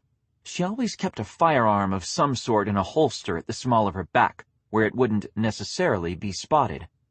I knew from field trials that she could have it out and aimed in under a second. "Take charge of this situation, or it's going to get messy." George sounded worried. That worried me, in a less important than the possibly infected CDC doctor in our apartment sort of way. If my inner George was becoming more nuanced, did that mean I was getting more crazy? And if I was, did I mind? "What do you want me to do here?" I asked, forgetting the whole "don't talk to George in front of strangers" rule in the face of a bigger problem. "You trained Bex and Dave. That means they'll shoot first and ask questions later. Alaric might have been helpful if this had happened yesterday, but he's too wound up from the field to think clearly right now. You need to settle them down. Great. It wasn't enough that my sister was dead and living inside my head. Now she was giving me orders. It never stops, I muttered and looked back toward Kelly. If you died, want to tell us how it is you're standing here and not trying to eat us?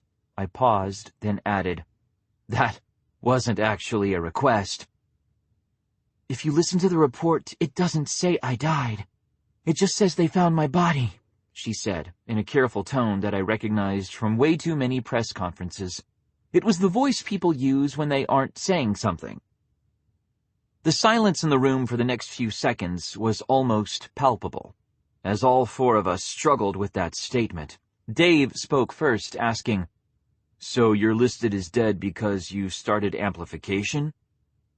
No, Kelly said emphatically. I'm not infected.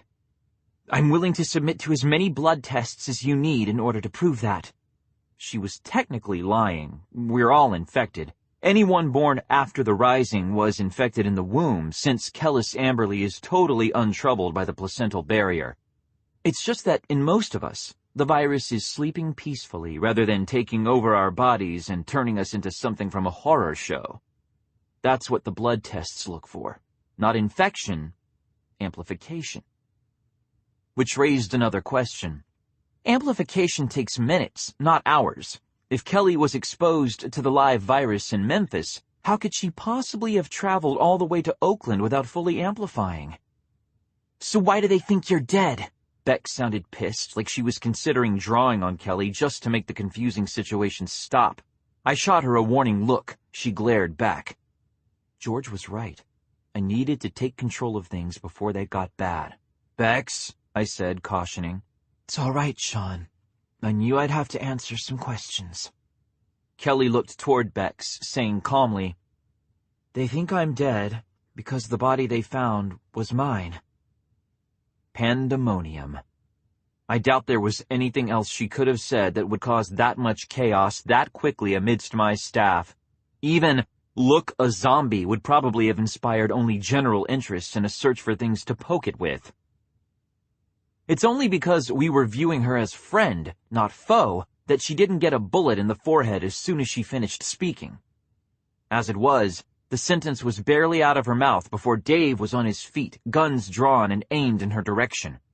Bex provided a mirror image on the other side of the room. Meanwhile, Alaric was showing a rare degree of common sense for a newsie and had resumed his retreat, taking cover behind the couch. All three of them were shouting. Dave and Bex were coordinating their actions. Alaric was just yelling, and through it all, Kelly stood perfectly still, keeping her hands clearly in view. She was trembling, and the whites showed all the way around her eyes, but she didn't move. I had to admire that. It was the smartest thing she could possibly have done. Guys! I clapped my hands. I didn't need to draw since Dave and Bex were already holding guns on her. I could actually be the one playing good cop in the potentially life-threatening situation for a change. She had to pass a blood test to get inside, remember? Chill the fuck out. I'm sure she has a good explanation. I glanced toward Kelly. Just a friendly hint, Doc. This would be a really, really good time to say something that makes enough sense that it can keep my people from shooting you. Because around here, dead things are for target practice. Kelly turned toward me, making the motion as economical as possible. Even so, Dave's hands twitched, putting the slightest degree of extra pressure on the triggers. Catching his eye, I shook my head. He eased off. Not enough. If Kelly didn't have a truly excellent explanation, we were going to need a new carpet. Cloning, she said. That qualified as a truly excellent explanation. What? I demanded, almost in unison with Bex's, You can't be serious, and Dave's, No fucking way. Alaric stuck his head up from behind the couch, expression disbelieving. We've been using cloning technology in hospitals for 15 years, said Kelly, a certain bitter amusement in her voice. What makes you think this is so unreasonable? Full body cloning is illegal, immoral, and impossible, said Bex slowly. Try again, princess. If we can clone a kidney, why can't we clone a Kelly? Asked Kelly. Bex didn't seem to have an answer for that. Actually, Alaric stood up. Eyes still fixed on Kelly. He wasn't coming back to the center of the room, but he was abandoning at least a small measure of cover. That was a good sign. Full body cloning isn't impossible. It's just illegal for anyone outside the 3 major medical research entities. They use clones to study the progression of Kellis Amberley, the World Health Organization, USAMRIID, and the CDC, I finished. Everyone turned to look at me, Dave and Alaric included. I shrugged. I can count. So we can clone people? Yes, said Alaric. And the CDC gets cloning privileges? Yes, said Kelly. And they decided to clone you because... I think at this point it's going to be easier for me to explain if I can do it without people holding guns on me. Kelly glanced at Bex, licking her lips in agitation. I'm not used to it. You're going to need to get used to it if you're planning to hang out around here. I crossed to the rack of medical supplies next to the weapons locker. Grabbing a high-end testing unit, not the best the market has to offer, but good enough that we could have faith in the results, I tossed it overhand at Kelly. She fumbled the catch, nearly dropping the unit before she got a good grip. Loss of manual dexterity is an early sign of amplification, said Bex. Loss of manual dexterity is also a sign of a lab rat surrounded by people who seem likely to shoot her in the face, I said. You better go ahead and get some results for us, Doc, before one of my people decides they're done being civilized. You sure do know how to treat a guest, said Kelly. She popped the test open, shoving her hand inside. We try, I said. Bex was right about the loss of manual dexterity. It's related to the virus basically hip-checking the brain out of the way and taking over. Once Kellis Amberley amplification begins, victims lose motor control at a fairly impressive pace. Viruses, even genetically engineered viruses designed to better the human condition, aren't all that smart, and they don't have to pass driver's ed before they get a shot at driving us. So, zombies don't know how to use their fingers very well, and most of them are a little clumsy even when we're talking about things like walking and not getting shot in the head. About the only thing a zombie can do with any reliable accuracy is bite, spit, and scratch. The easiest routes to infection. The lights on Kelly's test unit were just beginning to flash when my phone beeped again. I clicked it on, not bothering to check the caller ID. Hey, Mahir. Is she still there? Yeah, she's still here. I watched the lights flash between red and green, resisting the urge to look away. Is the situation contained? Red, green, pause. Red, green, pause. I'm not sure. Dave and Bex have guns trained on her head right now. What, only the pair? Alaric's busy hiding behind the couch. Hey! And I figured I'd try being the reasonable one for a change. Really? How's that going, then? Not well, muttered George. Not bad, I said, wishing I had a way to glare at the inside of my own head. The lights were slowing down, lingering on green for longer and longer periods of time. We're just about done with the blood tests over here. Do you want a video conference in or something? Because it's time to play 20 questions with Doc, and you might have some good ones. I can't. There was genuine regret in his tone. This was news, happening right in our company headquarters, and as the head of the Newsies, Mahir had a serious Jones for information. That was part of what made him so good at his job. This is a secure connection, but if I go for a video link, it'll attract attention, and I'll have to answer questions. I take it from your tone that this would be a bad idea right about now? The lights on Kelly's unit settled on a firm, unblinking green. She held it up, smiling a little, like she'd known the answer all along. Dave lowered his guns, sliding them back into their holsters. Bex lowered one of hers, hesitated, and lowered the other. I gave her an approving nod. The Masons may not have taught me much about how to treat a guest, but they taught me not to shoot at them unless it was absolutely necessary. Mahir sighed. Yes, a very bad idea. I told you not to marry her, Mahir. I'm not having this conversation again. Just saying, you didn't have to worry about this shit when you lived the happy bachelor life. Look, I need to go. The doc's just checked out clean, so it's probably time to find out what she's doing here. Call me when you know what's going on. Got it, I said, and clicked off. Kelly lowered her test unit, apparently satisfied that everyone had seen it, and said, I'm clean. Do you have a biohazard receptacle I can dispose of this in? It's next to the medical supplies. I walked toward the kitchen. I need a Coke. Anybody else need anything before story time commences? No one did. The kitchen gave me just enough privacy to feel comfortable saying quietly, Can we try to keep the interjections down for a little bit? I don't want Kelly thinking I'm crazy. I paused. Not yet, anyway. You have a plan? Asked George. More making it up as I go along, I replied, and grabbed my soda before turning to walk back into the living room. When I got there, Kelly was on the couch.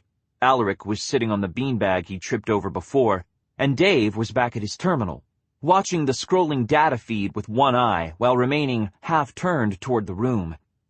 Only Bex was still standing, eyeing Kelly like she expected the other woman to spontaneously amplify at any second. Aren't we a cheery bunch? I grabbed a folding chair from against the wall and set it up in front of the entrance hall. Nobody was getting in or out without going through me, and that wasn't exactly an easy proposition. Potentially entertaining, not easy. I'm cheerier when there isn't a corpse sitting on the couch, said Bex, before moving to her computer chair and slowly sitting down. Most people are. I turned to Kelly. That brings us back to story time. Well, Doc, what's going on? Kelly sighed. It was a soft, exhausted sound, conveying a vast amount of information in a very small amount of time. This was a woman who'd been run to the limits of her endurance before being forced to find reserves she didn't think she had. Now even those reserves looked about to run out. Maybe the word corpse was more accurate than it sounded. I tensed, waiting for the other shoe to drop. Dr. Wynn sends his regards. There it was, the other shoe. Dr. Joseph Wynn was Kelly's supervisor at the Memphis CDC. He was also the man who answered when George called the CDC for help on the night Buffy died. We knew we'd been set up. It was hard to miss that part, what with people shooting at our tires and everything. But we didn't realize how thoroughly screwed we were until we talked to the CDC. Somebody else called them before George did. That first caller reported that we'd all gone into amplification, not just Buffy. Since we were outside in a confirmed outbreak by that point, Dr. Wynn would have been legally justified in ordering our immediate executions. He didn't do it. That meant, in a strange sort of sidelong way, that I owed him. Does he? I asked, as neutrally as I could. He sent a data card for you to review. She picked up her briefcase from the floor next to the couch and popped it open, rummaging for a second before producing a plain white plastic rectangle. I raised an eyebrow. A smile ghosted across Kelly's face as she offered the card to me. What? Did you think I managed to grow a full-body clone and stage my own death without help? Guess not, I said. Alaric, run the card. He jumped to his feet, snatching the card from her hand and running for his terminal so fast that I almost expected him to leave skid marks on the floor. I snorted with amusement before turning back to Kelly. Now it's really story time, Doc. Yes, it is, she agreed.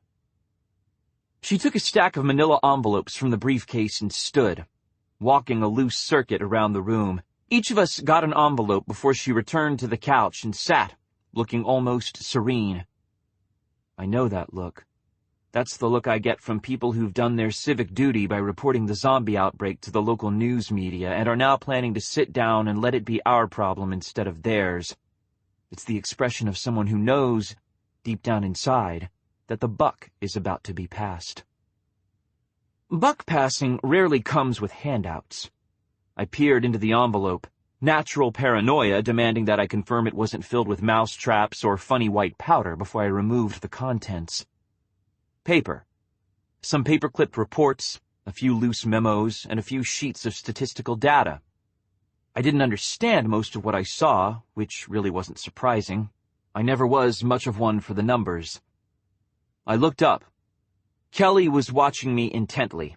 Everyone else was flipping through the contents of their respective envelopes. It looked like it was up to me to keep her talking. I waved a sheet of statistics and asked, "What's all this?" "It's the story." She sagged back in the couch, closing her eyes. The passing the buck expression faded, replaced by one of deep and abiding weariness. She kept her eyes closed as she began to talk. It may have been because she was concentrating on getting her facts straight, but I don't think so. I think she just didn't want to risk seeing the look on my face. The first cases of confirmed Kellis Amberley occurred in 2014. That's when the viruses were introduced to the biosphere, met, and managed to successfully combine. The viral substrains are either descendants of different initial cases of Marburg-Amberley or the result of very minor natural mutation occurring within isolated geographic areas.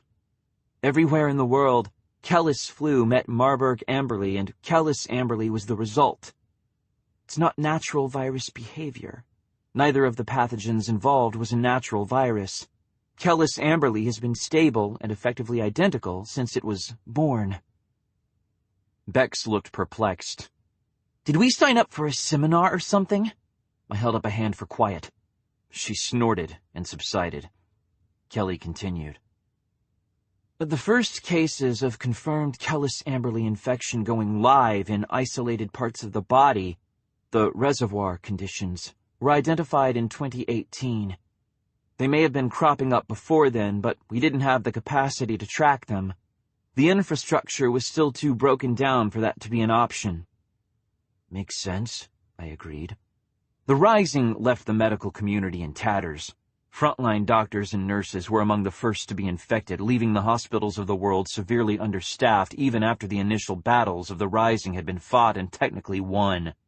I say technically because it's hard to call a conflict with that kind of casualty rate a victory. There are still hospitals and people who can use them, so I guess we'll have to count that as a win for now. A smile tugged at the edges of Kelly's lips. I could start listing the index cases for the known reservoir conditions, but I doubt you really care, and they aren't that applicable in this situation. They showed up one by one. They didn't follow any perceptible pattern, and they were as incurable as the parent virus. That's what matters to the story. Once you have a reservoir condition, you have it for the rest of your life. She's got that right, said George bitterly. She developed retinal Kellis Amberley while we were little, and she had it until the day she died. Kids in our high school used to tease her about it and threaten to steal her sunglasses. They never did, though. There was always too much of a chance that her cooties might be contagious. That's bullshit, by the way. You can't catch the live form of Kellis Amberley unless you come into contact with it, and George didn't sweat the live virus. It just lived inside her eyes, all the time, waiting for the day when it would get loose to play with the rest of her body, which it eventually did. I had to force myself to start talking again before I could really start dwelling on what had happened to George. This wasn't the time. "So what's the moral of our story?" I asked, relieved when my voice sounded halfway natural. "Reservoir conditions suck?" "Reservoir conditions represent a viral behavior with no known purpose or explanation," contributed Dave. Everyone but Kelly turned to look at him. He shrugged. "I took a couple of virology courses before I went to Alaska. Seemed like it might help with that whole not dying thing." Ah. Dave was in Alaska last year when half the staff died. He was probably safer on the frozen, zombie-infested tundra than we were in Sacramento. There was something ironic about that. I paused. "Wait, are you saying no one knows what the reservoir conditions do?" "There are theories," Kelly sounded suddenly evasive. I eyed her. Her expression was practically a mask. With her eyes closed, she could have been thinking anything at all. "She should get some sunglasses if she wants to pull that trick," said George. I didn't say anything. I just waited. Kelly gave a small shake of her head and continued. "I've spent the last year studying reservoir conditions. The CDC tracks anyone with a KA-related medical condition, but nothing's ever really been done with the data, so I thought I'd start." "Hey, that's not true," I protested. "George was in all kinds of studies. There was always some new specialist asshole wanting to poke her in the eyes and see what happened." "There have been studies of the individual kinds of reservoir conditions, but nobody's really looked into the syndrome as a whole." Kelly sank, if anything, farther back into the couch. "Why does it happen? Why does it happen in specific parts of the body? How is it that the virus is contained? Everything we know says that anyone with a reservoir condition should amplify immediately, but they don't. They just keep going until they die. It doesn't make sense." "And that's what you were studying?" A marginal nod. "Uh-huh. That's when I found it." "Found what?" asked Alaric. "Look at the statistics," Kelly sighed, tilting her face up toward the ceiling. "The first column is population. The second column is percent of population with a known reservoir condition. Type is irrelevant in this instance." I squinted at the numbers. I'd seen the number on the third column somewhere before. I hazarded a guess. "Column 3 is KA-related deaths in the last year?" "Yeah." "So what's the fourth column?" Beck spoke, voice heavy with dawning horror. She'd managed to figure things out just a little faster than the rest of us, and she didn't sound happy about her epiphany. "Oh my God. That's the number of people with reservoir conditions who died, isn't it?" Kelly nodded. I squinted at the numbers. They didn't seem to mean anything. I was about to open my mouth when George said very quietly, "Look at column 2 again, Shaun." I looked, and I understood. "This can't be right," I said, suddenly cold. Reservoir conditions don't increase the odds of viral amplification. They actually tend to reduce them, since most people who suffer from a latent form of KA wind up even more paranoid about infection than the rest of the population. People like George, who went out into the field, or Emily Ryman, who kept raising horses even after she developed retinal KA, were the exception rather than the rule. Kelly sighed, opening her eyes for the first time since her lecture had begun. "That's what I thought," she said, looking right at me. "I ran the numbers over and over. I had an intern pull the census data 6 times. It's all accurate, but less than 11% of the population suffers from reservoir conditions. Last year they accounted for 38% of the KA-related deaths." Kelly's tone was grim. Suddenly her exhaustion was starting to make a lot of sense. "Statistically speaking, this can't be happening." "Maybe it was a glitch," suggested Dave. "Statistical anomalies happen, right?" Beck snorted. "Yeah, and respected CDC doctors totally help their employees fake death by clone over statistical anomalies. It happens all the time." "The data goes back 10 years, and it's consistent all the way through. Every year, more people with reservoir conditions die than can be supported by reasonable projections. Not from spontaneous amplification, not because they were stupid, not for any reason that I can find. And no one's ever said, 'Hey, maybe something's wrong here.'" She paused, shaking her head a little. "That's not right. There have been project proposals that would have addressed these numbers, and somehow they always get shut down. There's always something more important, more pressing, more impressive. Politics get involved, and the reservoir conditions get pushed to the back burner, again and again and again." "So what, you think it's intentional suppression?" asked Alaric. "Last year, there was a $6 billion study on a new strain of MRSA that's cropped up in 2 hospitals in North Carolina. We could have done it on a third of the budget and half the manpower. It was busy work. There's so damn much busy work. She rubbed her temple with the heel of one hand, frustration evident. The CDC is supported by the government. We're supposed to be an independent organization, but that isn't how the funding works out. Was Tate involved? The question was soft, reasonable. It took me a moment to realize that I'd asked it. Not with that study, said Kelly. Hope flared and died immediately as she continued. He was one of the supporters of continuing cancer research, since cancer will become a threat again once Kellis Amberley has been cured. So more and more of our budget goes to things like that. And reservoir conditions just get ignored. How big a chunk of the CDC budget are we talking about? Asked Alaric. $11 billion. Dave whistled, long and low. That's not chump change. No, it's not. I'd say maybe 20% of our research budget is actually being spent on research into Kellis Amberley-related conditions. The rest of it keeps getting siphoned off into studies that look good but don't do anything. Her frustration was evident. It's like we're being stopped from finding out what this virus really does. Probably because you are, said George. I didn't know that was possible, I said. You're the CDC. And somebody has to pay the bills. Right. I stood abruptly, stalking back into the kitchen with my mostly full Coke in one hand and the stack of papers in the other.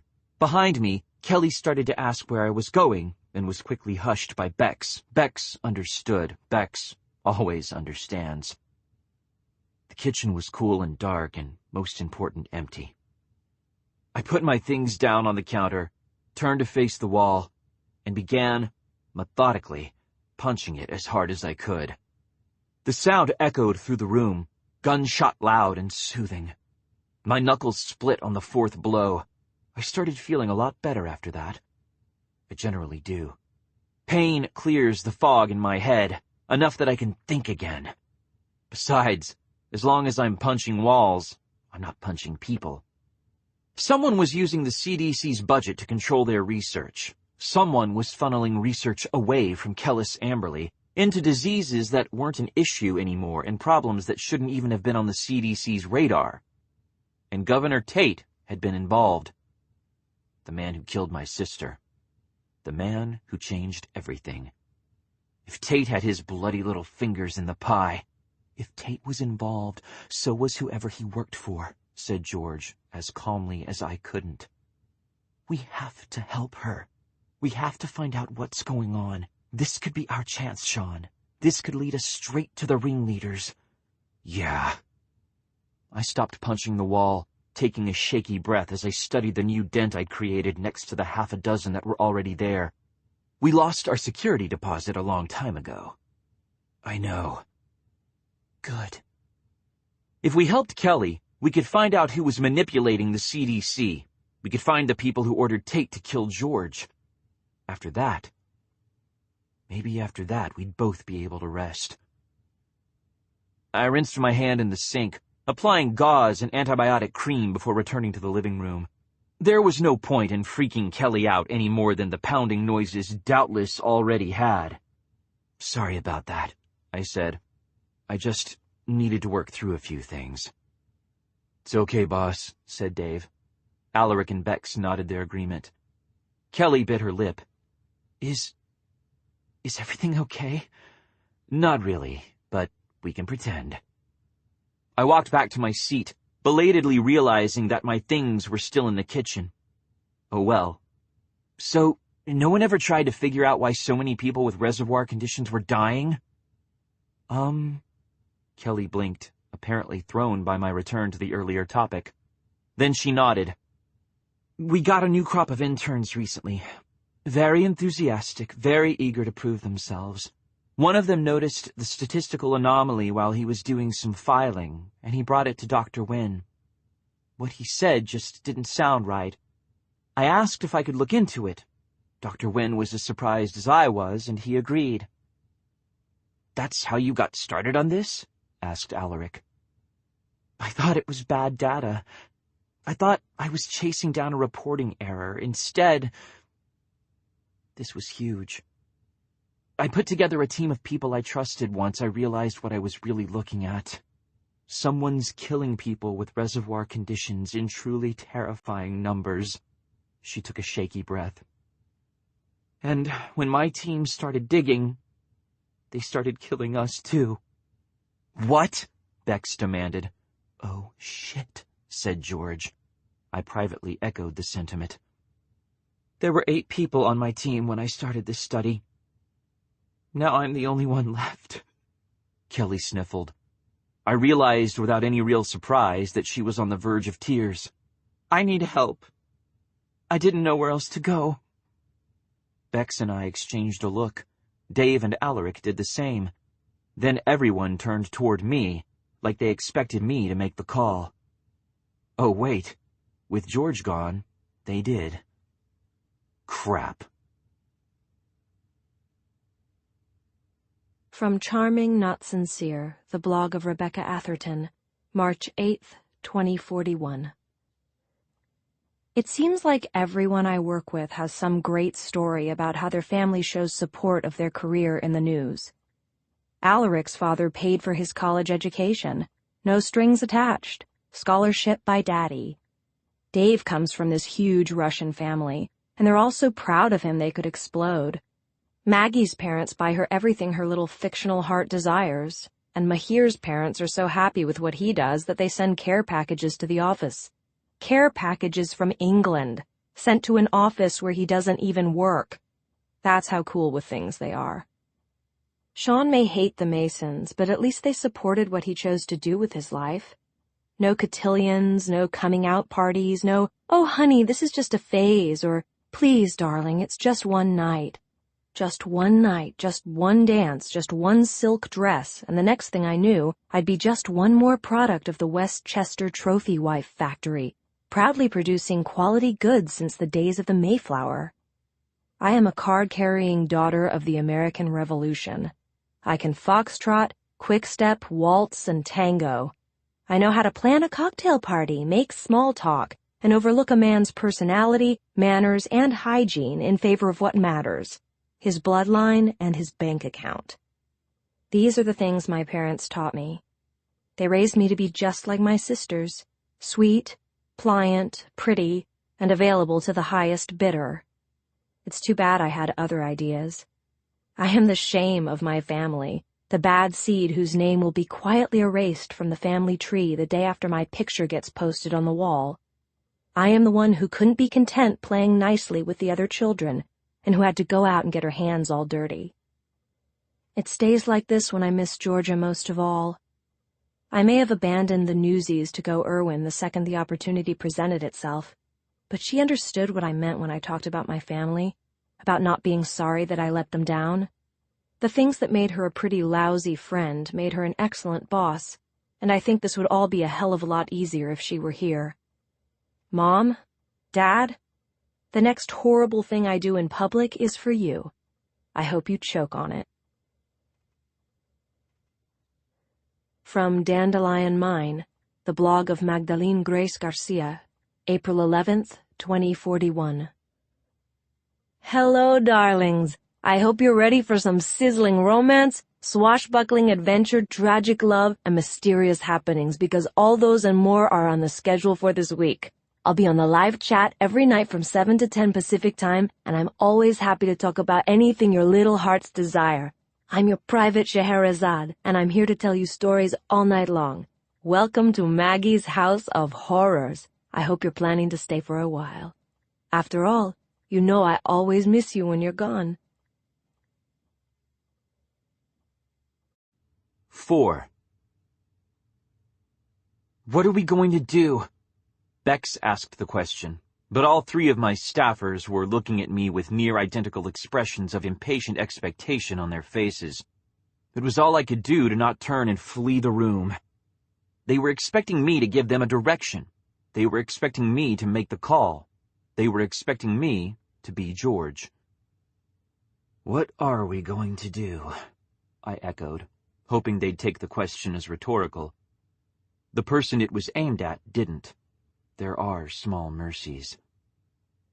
We're going to find out what's going on and we're going to scream it from the mountaintops," said George. I repeated each word a half-beat behind her, creating a weird delay that no one outside my head could hear. "We're going to do our jobs. We're going to go out there, and we're going to get the news." All four of the people in the room were staring at me by the time we finished our little speech. Alaric was the first to look away, ducking his head slightly as he turned back to his computer screen. Dude always wanted me to be my sister when it came time to make a decision, but he was never okay with it when I actually did. "That's great and everything, but there are a few things to work out," said Dave. He held up a finger. "What do we do with Doc here?" A second finger. "If we don't know whether it's safe to talk to the CDC, where the hell are we supposed to start?" A third finger. "What are we going to say to the rest of the site? This isn't you and a little team in a van anymore. This is a business. We can't go chasing a story we can't talk about, maybe even disappear on everybody and expect them to be cool with it." "Call Rick. See what he says," said Bex. "I'm pretty sure we can't call the Vice President of the United States with, 'Hey, we have a dead CDC researcher who says somebody's trying to suppress her research,'" I replied. "We're going to call Rick, but we need more than we have before we do it." Bex looked mollified. "Rick Cousins used to be one of our staff newsies. Now he's helping run the country. That gave us a certain degree of access to the president, but if we were going to announce that the sky was falling, we needed to have some proof." "And the rest?" asked Dave. "Starting with your third question, we're going to tell Mahir, because he already knows, and we're going to tell Maggie," I said. "We can figure out the rest as we go." Dave frowned. "Why are we getting Maggie involved?" "Because she's in charge of the fictionals. If there's any chance this is going to end up getting big enough that we have to bring the whole site in on it, I want her to have had time to figure out how she's planning to tell her people," I said. "Plus, it's the right thing to do," added George. "Well, yeah," I muttered. "I knew that." My team had learned not to comment on my conversations with George.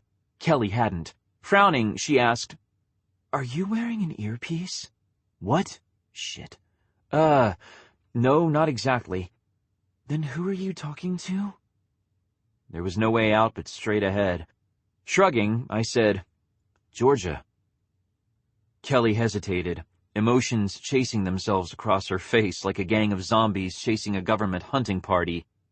Finally, she settled for the easiest possible answer. "I see." The urge to get up in her face and try to start something was almost too strong to suppress. That's how I usually dealt with people who gave me the look that she was wearing now. That horrible mix of surprise and shock and pity. 6 months ago, I probably wouldn't have been able to stop myself. 6 months ago, I was thinking a lot less clearly. Maybe I'm crazy, but I'm going to be the kind of crazy that's careful until it blows everything in its path to kingdom come. "We all cope in our own ways," I said briskly. "Dave, is Maggie online? We can conference her in right now." "Negative," he said without a moment's hesitation. I gave him a curious look. He shrugged. "She had a movie party last night. She won't be up for another few hours." "Is she actually nocturnal or just trying to train herself to act that way?" asked Bex. Glancing to me, she added, "I'm not sure I'm comfortable with this." "What, with telling Maggie?" "With not telling everyone else." "How many people work for this site?" Bex paused. I'm not sure." "That's why we have to do things this way, because right off the top of my head, neither am I." I gestured at the server bank.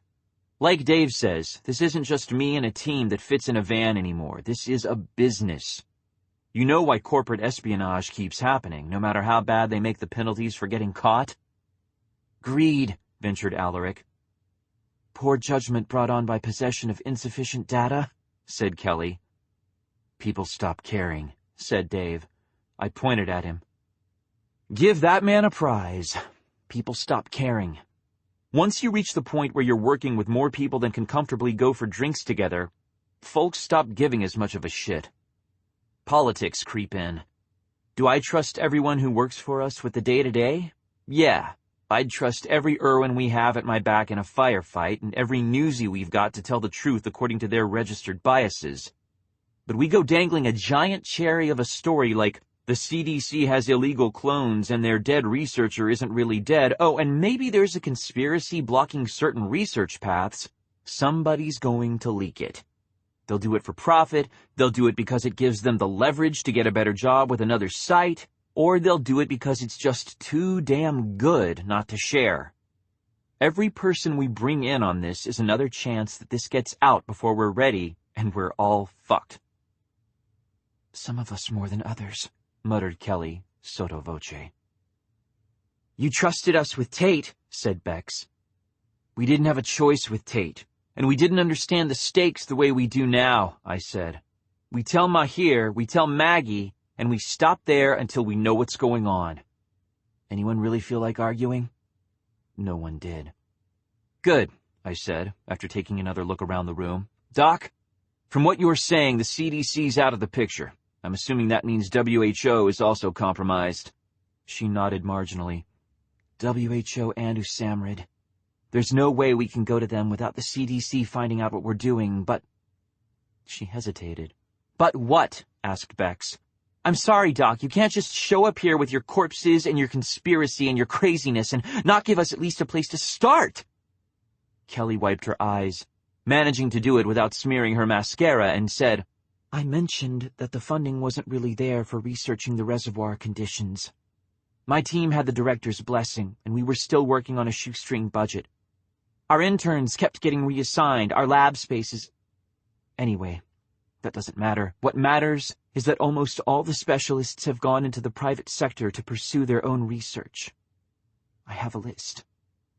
Thank you, God, said Dave, rolling his eyes theatrically toward the ceiling. Dave cut it out. I focused on Kelly. She was holding it together, better than I would have expected. Pure researchers don't usually do well when suddenly hurled out of their labs and into the real world. Is that everything, Doc? Kelly took a deep breath and said, No one outside the CDC knew what my team was researching. Dead silence engulfed the room as Dave and Alaric stopped typing and Bex and I just stared. There was a moment where I wasn't sure I'd be able to control my temper. A moment where her statement was one thing too many in the "why didn't you say that first" column. Was it her fault? No. But it was suddenly our problem. Calm down, cautioned George. We need to keep her talking. Says you, I snapped. Kelly blinked, looking to Bex, who shook her head. My team's had time to learn the difference between me talking to them and me talking to George, thankfully. It's not her fault. I know. I whirled around and punched the wall. Kelly jumped, making a small squeaking noise. That was satisfying, even as it made me feel worse about the whole situation. Like she wasn't scared enough already. Sorry, Doc. I'm sorry. I was a little surprised is all. It's okay, she said. It wasn't, not according to the look in her eyes, but it was going to have to do. I shook my hand to ease the ache as I counted to 10, considering the implications of Kelly's words. We'd always known somebody inside the CDC was involved with Governor Tate's doomed attempt to claim the presidency through the use of weaponized Kellis Amberley. Kelly's information just confirmed it. What we'd never had was the proof necessary to make a concerted inquiry into one of the most powerful organizations in the world. Get me facts, and I'll convince the president. That's what Rick had said. But the facts had been awfully slow in coming. As for me, I'd been ready to take the CDC on single-handedly if that was what it took. Mahir and Alaric talked some sense into me. Getting myself killed wouldn't bring George back. If we wanted the people responsible for her death punished, we needed to be slow, we needed to be careful, and we needed to nail them to the wall. Kelly's information didn't change any of that, and at the same time it changed everything because it meant the conspiracy was still alive and well. If someone inside the CDC decided that the study needed to stop, then someone inside the CDC was involved in whatever was raising the death rates among individuals with reservoir conditions. Somebody knew George was in danger. Before the campaign, Her condition pre-existed the campaign by years, and they didn't do a thing. Somebody knew. Shaun! Her tone was sharper this time, cutting cleanly through my anger. I took another deep breath, counting to 10 before I straightened, tucking my bruised hand behind my back. "Doc, give Dave the list." I paused. "Please." "Sure." Kelly produced a flash drive from her briefcase and leaned over the back of the couch to pass it to Dave. He took it without a murmur of thanks, slamming it straight into a USB port and beginning to type. "Thanks. Now take off all your clothes." "What?" demanded Kelly, eyes going wide. "Shaun, are you feeling all right?" "I'm fine. I just need you to strip." "I'm not going to take off my clothes." "Actually, Princess, you are," said Bex, standing and moving to stand beside me. "We need to check you for bugs. Don't worry, you don't have anything we haven't seen before." Being asked by another woman seemed to do the trick, even if it was overly generous to call what Bex was doing asking. Kelly sighed deeply and began removing her clothing, holding each piece up to show us before dropping it to the floor. Finally, when she was standing stark naked in the middle of the living room, she spread her arms and asked, "Happy?" "Ecstatic." I glanced to Bex. "Take your clothes with you." Bex nodded and grabbed a laundry bag before beginning to gather Kelly's things. "Wait, what?" Kelly dropped her arms. "Where is she taking my clothes?" "Don't worry, you're going with them. Bex, get the counter surveillance kit from the closet and take her to the bedroom. I want everything she has swept for trackers, bugs, anything that might transmit. Don't bring her back until you're sure she's clean." I gave Kelly a reassuring look. "It's not personal, Doc. We just need to know." Kelly surprised me. She didn't argue. She just sighed, looking resigned, and said, "I understand decontamination procedures," before picking up her briefcase and turning to Bex. "Where do we go?" "This way." Bex slung the laundry sack over her shoulder and led Kelly from the room. The door closed behind them with a snap as Bex engaged the interior locks. They'd be a while. Alaric and Dave were watching me warily when I turned to face them. I smiled faintly. "It's a fun day, isn't it? Alaric, turn on the wireless speaker. I want the two of you to hear this." "Hear what?" he asked, beginning to type again. "I'm going to play the concerned citizen and call the Memphis CDC. I want to extend my heartfelt condolences to my good friend Joseph Wynn," I said blandly, pulling out my phone. "Dave, start the server recording." "It's on," he said. "Good." With all the necessary steps taken, I flipped my phone open. Most guys my age have girlfriends and drinking buddies on their speed dial.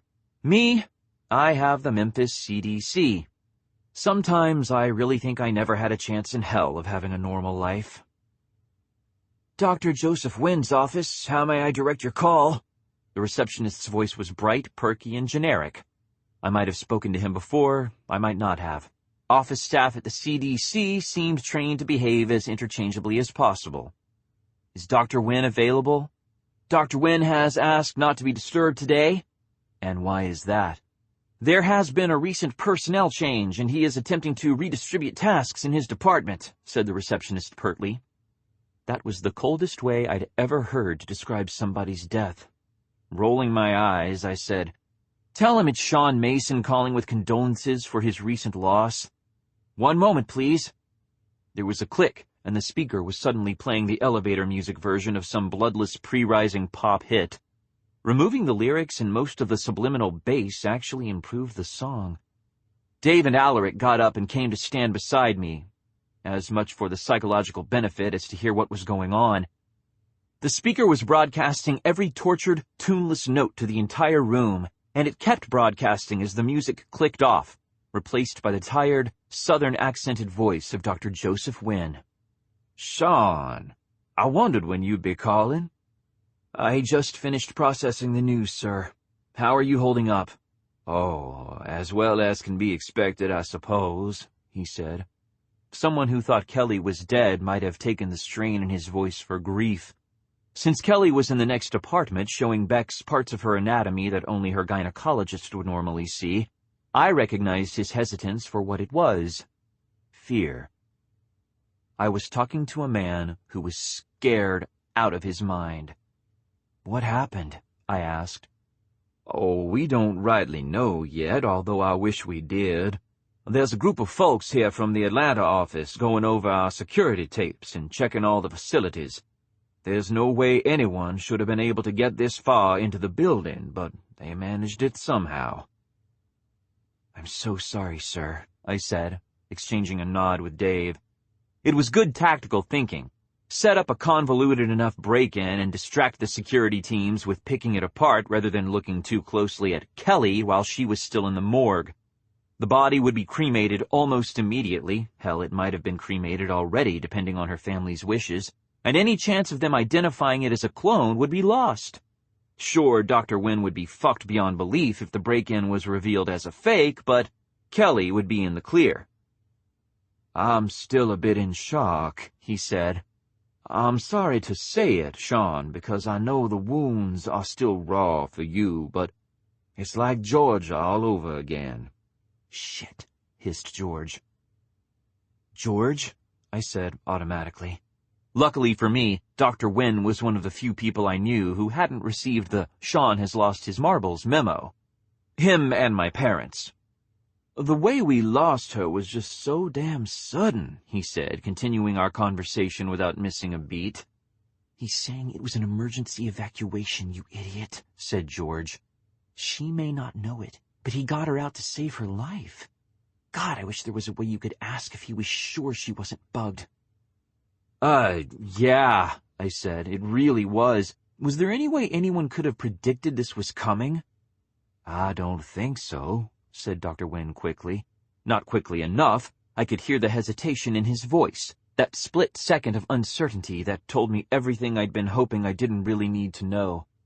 Did he think he'd managed to get Kelly out clean? Yeah, because if he didn't, he wouldn't have risked sending her to us. But was he absolutely 100% sure that he'd succeeded? No, he wasn't. "Let us know if there's anything we can do over here, but you may have to wait a little while for a response," I said. "The team and I are going on location for a little while. I'm not sure when we'll be back." "Really?" There was a deep reluctance in his voice as he asked the natural next question. "Where are y'all heading?" The reluctance was the last piece of evidence I needed to support the idea that Kelly might not have gotten out as cleanly as she thought she had. Dr. Wynn didn't want to ask in case I was serious about the trip. He didn't want me to tell him the truth about where we were going. "Santa Cruz," I lied. "Alaric's testing for his field license soon, and we want to get some footage of him on his provisional to build into a supporting report. We're trying to up his merchandise sales among the female demographic, and our focus groups agree that the best way to do that involves getting him shirtless in a pastoral setting. Danger is just a bonus." Alaric shot me a confused look. I waved him down. "You kids," said Dr. Wynn with a forced chuckle. "Y'all be careful out there, all right?" "As careful as you can be when you're looking for the living dead," I said. "Take care of yourself, Dr. Wynn." "You too, Shaun," he said, and disconnected the call. I took a second to just stand there with my phone in my hand, closing my eyes and listening to George swearing in the back of my head. "Here we go again," I said, voice barely above a whisper. "What?" asked Dave. "Nothing." I opened my eyes, slamming the phone into my pocket before stalking back into the kitchen for a fresh Coke. I popped the tab and downed half the can in one large carbonated gulp. The frozen sweetness made my molars ache and snapped the world back into a semblance of focus. "I need you to tear down your workstations and then get started on everybody else's," I said, returning to the living room. "Dave, where are you with that list?" "It's encoded. Forget what you need. Upload it to the main server and the mirrors, pack the physical drive." "Boss?" asked Alaric uncertainly. "Gear up like you're never going to see this place again. Alaric, as soon as Bex confirms that there's nothing standard on the dock, I need you to take over. Do a second scan of everything she brought with her. You find anything that looks like it might be related to something that might be a bug, kill it." I raised a hand before he could protest. "Don't study it. Don't dissect it. Don't try to subvert it. Kill it. We don't have time to risk the sort of heat that might be coming after her." "But," I turned away from him to open the closet door. The shelf on the right was crammed with ammo boxes. I started grabbing them 3 at a time. He said it was like George, Alaric, not like Buffy, who was actually unexpected, not like Rebecca Ryman or any of the other people he and I wound up having in common. So what? Go easy on him, said George. He wasn't there. He doesn't really understand. I know, I muttered darkly. More loudly, I said, so there were people at the CDC who were involved with what happened to her, and we never caught them. George had a reservoir condition. I thought you were the newsie here. Do I have to draw you a picture? My favorite hunting rifle was leaning against the closet wall. I grabbed it, relaxing slightly as its satisfying weight fell into my hand. Letting it rest against my shoulder, I went back to grabbing ammo. Fuck, muttered Dave. My thoughts exactly, I said. Go tell Bex she needs to hurry it up. We're getting out of here. Any bugs she can't find without a subdermal sweeper, she's not going to find with an extra 10 minutes. On it, said Dave, and trotted out of the room. We got to work, Alaric dismantling the equipment that wasn't needed for final uploads, while I emptied and packed down the contents of the closet. Dave came back and started helping Alaric break things down. I was filling a backpack with protein bars and spare laptop batteries when the bedroom door opened and Bex emerged, followed by a rumpled-looking Kelly. She's clean, Bex announced, tossing Kelly's briefcase to Alaric. He caught it and turned back to what remained of his workstation, reaching for a scanner. Good. We roll in 20. Grab whatever you think you're going to need and pack like we're not coming back. Where are we going? Asked Bex. Maggie's, I replied. She nodded, looking relieved. Even Dave and Alaric relaxed a little. If we were heading for Maggie's, they knew that we were at least going to wind up someplace safe. Maggie lives in the middle of nowhere and has the best security money can buy. Literally. Some of the systems on her house are military-grade or better, and her parents make sure she gets the latest upgrades. Hell, sometimes I think the latest upgrades are designed specifically for her and then just shared with everybody else. She started out as one of Buffy's friends, and Buffy had interesting friends. The apartment buzzed with renewed activity as Dave and Alaric redoubled their work. Bex started picking up stray ammo boxes. Only Kelly stayed where she was, looking utterly confused. I don't understand, she said. We're leaving, I informed her. Which sort of brings up the next question on the table. Do you have a cover story that lets us take you with us? Or are we going to be smuggling you out and then shipping you off to one of the Amish compounds to live a camera-free existence? They always need trained medical personnel who don't have a major addiction to electricity and running water, said Bex sunnily. Kelly shot her an alarmed look before turning to me. She seemed to view me as the stable one in the room. I might have found that comic under better circumstances. I have a cover story, she said. A whole ID, even. Dr. Wen paid to have it built for me. The files are on that card I gave you. Who did he pay? Asked Dave, sounding suddenly wary. Alaric didn't say anything. He just stiffened as both of them turned toward Kelly. They looked like they were waiting for something to explode. Their reaction wasn't surprising or as over-the-top as it might look. Dave and Alaric wound up taking over the bulk of the computer maintenance after Buffy died, at least until we could hire some permanent IT staff. They never approached Buffy's level of competence. She was some kind of crazy computer virtuoso, and those didn't come around very often, but they learned a lot. And they hadn't exactly started out as idiots. If anyone knew how easy it was to crack a cheap cover story, it was them. I don't know who did the programming, said Kelly with increasing annoyance. Dr. Wen mentioned the brain pan once, but that was all. Everything was done through electronic transfer and encrypted messages. I never saw a face. Dave and Alaric exchanged glances, saying almost in unison, "The monkey." It's creepy when you two do that, so stop, I raised a hand. Somebody want to share the reason this makes us not panic? The monkey is possibly the single best identity counterfeiter in the country, Dave shook his head. If you want an ID that can stand up to anything, you find a guy who knows a guy who might be able to put you in touch with one of the monkey's girlfriends, provided you're willing to pay a deposit on faith. How much anything are we talking here? I asked. Scuttlebutt says one of the news anchors at NBC has 3 felony convictions and an ID by the monkey, said Alaric. First, never say scuttlebutt again, I said. Second, good to know. All right, Kelly, you've got an ID, so who exactly are you supposed to be? Mary Preston, she promptly replied. Dr. Wynn's niece. Right. Alaric, can you— Already on it, said Alaric, turning to one of the computer terminals that had yet to be torn down. Good. So, Mary, does this mean you have a paper trail? I turned back to Kelly, who was starting to nod. How much of a paper trail? Mary's a real person, and she's really Dr. Wynn's niece, said Kelly. Born in Oregon, joined Greenpeace straight out of high school, and got her conservationist's pass to move across the Canadian border 5 years ago. Last Dr. Wynn heard, she was working on one of the dog preservation farms and had no intention of ever coming back to the States. So she's disreputable enough to get along with journalists and unlikely to come demanding her identity back when you're still using it. I looked over at Alaric. Well? Damn. I mean, just damn.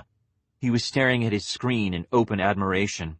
The rest of us took that as an invitation and put down whatever we were holding as we clustered around to peer over his shoulders, leaving Kelly by herself. Alaric shook his head. I've never had a confirmed piece of the monkey's work to look at. It's not just amazing, it's elegant. I frowned. What are we looking at?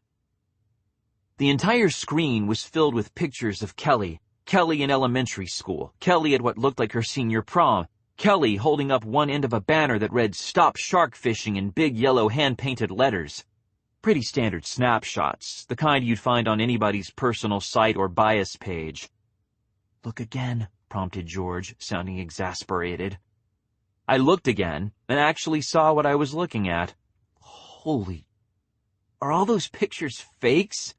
Yes and no, Alaric said, pulling up another set of pictures, including what looked like a still frame from an ATM security camera and a shot where she was clearly drunk and flipping off the camera. They're not really pictures of the doc, he nodded toward Kelly, but they're real pictures. The monkey must have taken every picture of Mary on the entire internet and somehow forced Kelly's physical isometrics over them. Seamless transition. Add the paperwork I'm finding, and no one ever knows the difference, Bex finished. Slick. I'm glad you all understand what the fuck that means, because I don't, I said sharply. Magic computer pictures make old Mary go bye-bye. Put pretty new Mary instead. Now pretty new Mary not get shot by CDC for failure to be her own dead clone, said Dave, in the lilting voice of a children's teaching blog host. Great. So, you got an ID that's unbreakable as long as some chick in Canada doesn't get homesick, a bunch of numbers I don't understand, and a bunch of dead researchers. Oh, and folks like George are dying way too fast for anything short of a massive conspiracy. Okay, people, can anyone come up with a way to make this day any worse? That's when everything started to happen at once. The building's siren began blaring almost at the instant that my phone started screaming with Mahir's emergency ringtone. I smacked it without taking it out of my pocket, triggering my headset to pick it up. We're having a situation here, Mahir, I snapped. I could see Dave and Alaric out of the corner of my eye, rushing through the effort of tearing down our gear. Sirens just started going off, we don't know why yet. Yes, well, I bloody well do, he shouted. Your building's surrounded, you've got no evac routes, and the civic authorities are declaring a state of general emergency through the surrounding cities. I don't know how you're supposed to do it, but you need to get the hell out of there, and you need to do it now. Wait, Mahir, what the fuck are you talking about? Bex started to say something. I held up a hand for quiet. It was already hard enough to hear Mahir over the siren. Good God, man, you mean you didn't know? Mahir managed to sound horrified and unsurprised at the same time. It was a nifty trick, but I didn't have long to appreciate it. His next words took all the appreciation out of the world. There's an outbreak in Oakland, Shaun, and you're right in the fucking middle of it. From The Kwong Way of Things, the blog of Alaric Kwong, April 15, 2041. The formation of the modern healthcare system was an organic process, guided almost entirely by the stresses imposed by the rising and by the panic of the general populace. Given the death rates at hospitals during the worst of the outbreak, it wasn't a surprise that people would be afraid of them. Given the risk of amplification, it wasn't a surprise that people would need medical attention more than ever. The answer was complex, involving the restoration of house calls and private care, increased access to home medical technology, and the sudden semi-autonomy of the CDC and the World Health Organization. If they couldn't do what needed to be done when it was needed, there was the risk that none of us would live long enough to make a better choice about how things should be handled. The CDC enjoys relative freedom from all ethical medical laws and local restrictions. The WHO enjoys absolute freedom in almost every nation in the world. Maybe it's time we stopped and thought about that a little more. 5. I dropped my phone and lunged for the window, swearing.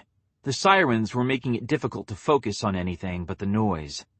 Outbreak alarms are supposed to get your attention and make you focus on the problem at hand. They work well for the first, and not so much for the second. Behind me, Alaric and Bex were shouting at Dave to shut the damn thing off already while he shouted at them to be quiet. He was trying, and they were making it harder for him to concentrate. Only Kelly seemed to realize that my reaction meant something was seriously wrong. She clenched her hands together, stress-whitened knuckles resting against the underside of her jaw, and watched me with eyes that seemed suddenly too large for the rest of her face. I jerked the window as far open as it would go before leaning out over the fire escape and looking down at the street. The siren in the apartment stopped shrieking as Dave finally managed to crack the case and yank out the wires, but with the window open, the neighborhood sirens were right there to take its place. And so was the screaming. At least the sirens took the edge off the screams. At least the sound of gunfire meant that someone was still standing. At least. "Oh, fuck me," said George. "My thoughts exactly," I muttered. "Guys?" "What?" asked Alaric. "I think it's time for an evacuation. Nice, easy, and say yesterday."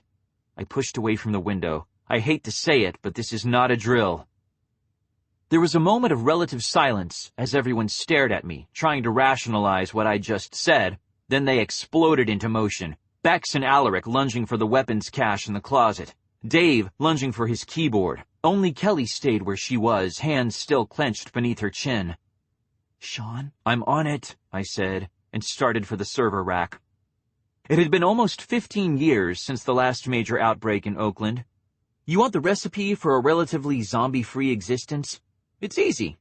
Take an armed population, give them an ingrained bunker mentality, and tell them they can't depend on anyone outside the community. They'll police their borders so well that you'll probably never need to worry about them again. Trouble is, that sort of border patrol can wind up hurting as much as it helps. Sure, Oakland had all the security features you'd expect to find in a major urban center, but most people didn't know exactly how they worked or how to take full advantage of them. They could handle their home defense systems. The public defenses were a little more difficult. At least half the storefronts I'd seen during my brief survey of the street had been standing open, with their emergency gates fully retracted. Some of the blast shutters had managed to descend, but not nearly enough of them to make a difference, especially when the doors weren't locked. Sealed blast shutters on a building whose doors were standing open wouldn't save anyone. They'd just make sure no one could get out once the infected got in. About half the unsealed windows had been broken. Shatterproof glass is a much more academic concept when the infected are involved. They don't have any functioning pain receptors to slow them down, and they'll keep beating themselves against the glass until something gives way.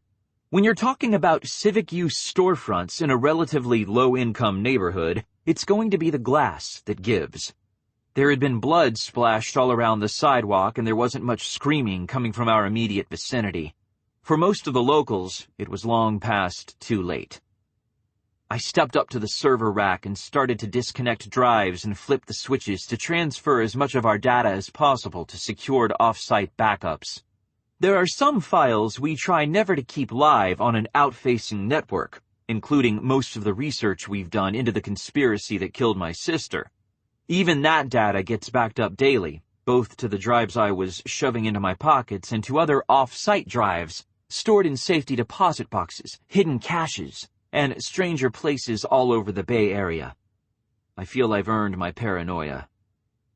I could hear the reassuring sound of Bex loading her rifle behind me, underscored by the equally reassuring sound of Alaric emptying the contents of the primary weapons locker onto the apartment floor. He might not be a field man, but he's one of the most well-informed weapons geeks I've ever met. That's not a contradiction in terms.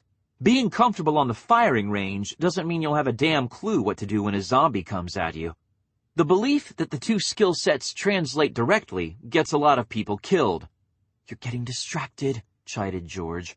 She sounded anxious. I couldn't blame her. "Focus, asshole. This would be a stupid way to die." I know. I shoved the last of the drives into my pocket. Time to start moving. The sound of my voice snapped Kelly out of her fugue. "What do we do?" she asked, in a low, tightly controlled voice. Her gaze darted around the apartment like she expected zombies to come bursting through the walls. She'd probably never been in an actual outbreak before. Talk about your trial by fire. From illegal cloning and faking your own death to trying to survive your personal slice of the zombie apocalypse in just one afternoon. I'm man enough to admit that under most circumstances, I might have enjoyed watching the biological error messages flash across Kelly's face. Maybe it's cruel, but I don't care. There's nothing funnier than seeing somebody who thinks of the infected as somebody else's problem realize that they too could join the mindless zombie hordes. Most medical personnel fall into that category. By the time they have hard proof that they're not somehow above all harm, they're usually either dead or infected. Either way, they're not exactly making reports after that. There's a time and a place for laughing at the suffering of others. This wasn't either. "We get the hell out of here," I said, striding toward Dave. "What's the situation at the parking garage? Do we have vehicle access, or are we just fucked?" "They managed to take out the human security, but the auto lockdown kept them from getting inside," Dave reported, his eyes never leaving the screen. His fingers flew across his keyboard and the ones to either side of it like a concert pianist in the middle of a symphony, never missing a beat. The screens connected to the secondary keyboards flickered windows and blocks of code so fast that they were almost strobing. None of it seemed to bother Dave. This was his element, and he was damn well in control of it. The tunnel's clear, for the moment. The building's automated defense systems include bleach and acid sprayers. I've managed to suppress the acid. I can't stop the bleach. That's what gas masks and goggles are for. You sure there's nothing in the parking garage? It should be clear all the way to the van. His hands didn't slow down once. Outer perimeter hasn't been breached yet. I give it 15 minutes if they keep slamming on the doors the way they are. 10 minutes if anybody gets bitten, panics, and drives their car into one of the fuse boxes on the street. How likely is that? Move fast. Got it. I turned. Alaric, Bex, status. Almost ready. Bex tossed me a grenade. I clipped it to my belt. We could blast our way out of anything, but we need to assume the entire population of Oakland now wants to eat us. I know the drill. Alaric, how are we for gas masks? Good. He looked up, face flushed. Kelly, what's your weapons rating? She blanched. It wasn't a priority for lab work, and so I didn't. All activity stopped as people turned to stare at her. Even Dave's fingers ceased their tapping. The screams and sirens from outside seemed louder without our preparations to blur them. Please tell me you didn't let it expire, I said quietly. It wasn't necessary for lab work, she said, her voice practically a whisper. I didn't need to swear. George was doing it for me, loudly and with great enthusiasm. The fact that no one else in the room could hear her was purely academic. It was making me feel better, and at the moment that was all I gave a shit about. That changes things, I said. Alaric, you're on Kelly. Where she goes, you go at all times. And Kelly, before you make the privacy protest, there are no potty breaks during a zombie outbreak. Bex raised her eyebrows, looking at me. You've got another job to take care of. Dave's typing resumed as I spoke. The sound took the edge off the screaming from outside. Gesturing toward the pile of weaponry, I said, suit up, take what you need, and hit the garage. I want that tunnel absolutely secured, and I want a thorough sweep of the vehicles before we get out of here. You're going to be taking the van. Her eyes widened as she realized what I wasn't saying. Oh, no. Oh, yes. Shaun, you're not driving a motorcycle out through an active outbreak. That's not just stupid, that's suicidal. You've all been saying I was suicidal for months now, so I guess it's time I proved you right. I shook my head. This isn't open for negotiation. Get ready and get moving. Alaric, after you're done dealing with the ammo, go up and check the roof, see if any of our neighbors are up there, and check for helicopter evacuations on the nearby buildings. Once you've got an idea of the situation, regroup downstairs next to the door to the parking garage. Got it, he said, nodding once. He didn't argue with my orders or try to negotiate for leaving Kelly behind. He just stood and headed for the door. George trained her people well, and Alaric started out as one of hers.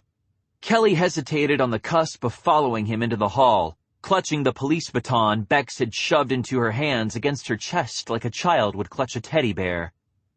"Where are you going?" "My apartment." I grabbed the rifle I'd taken from the closet, resting it against my shoulder. "I need to get something." Dave glanced away from his keyboard. "Shaun, don't. Stay here, keep the network traffic moving, keep shifting the files we're going to need later, and just don't." Kelly stepped out into the hall, following Alaric. I looked from Dave to Bex, shaking my head. "I'll be right back." "I don't believe you just said that." "I've been saying it all my life," I muttered, and left the apartment. The emergency lights were on all the way along the hall, bathing it in bloody red light that was supposed to convey a feeling of urgency while reducing the mental trauma of possible biological contamination. Government doublespeak for red freaks people out, so they move faster, and it's harder to see what you're stepping in that way. To make matters worse, the emergency shutters on our building had activated, at least in the public areas where we hadn't bothered to install any overrides. The shutters blocked out the screaming. They also blocked out the daylight. "Leave it, Shaun. It's not that important." Pretty sure me being the one with the body means I get to decide what's important. The stairs were clear. I took them two at a time, ready to start shooting if anything moved in a way I didn't like. Nothing did. "Shaun." "Shut up, George," I said, and opened my apartment door. Every blogger keeps a black box in case something goes wrong. No, that's not right. Every good blogger keeps a black box in case something goes wrong. Every sane blogger keeps a black box in case something goes wrong. Every blogger you should be willing to work with keeps a black box, because every blogger you should be willing to work with understands that things going wrong isn't an if, it's a when. Black boxes take a lot of forms. They're named after the boxes the FAA puts on airplanes to record information in the event of a crash. The idea behind a blogger's black box is basically the same.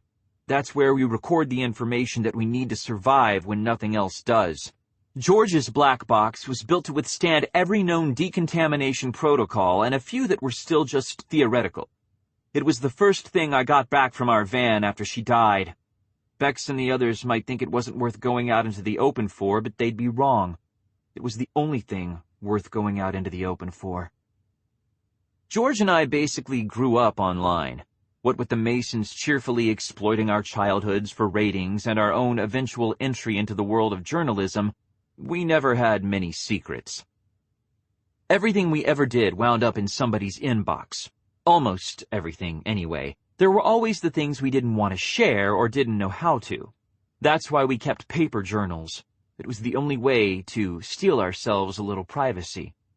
That "we" is intentional, by the way. George was always the thinker while I was always the doer, but we kept one diary between us for almost 20 years. We still do. I write my pages, and then I close my eyes and let her take care of hers. I don't read them anymore. It's better if I just imagine that they're real. The black box contained our paper journals, her medical records, her extra sunglasses, her first handheld MP3 recorder, and data files from the start of the campaign up until the point where she stopped recording. Her bottles of expired pain medication.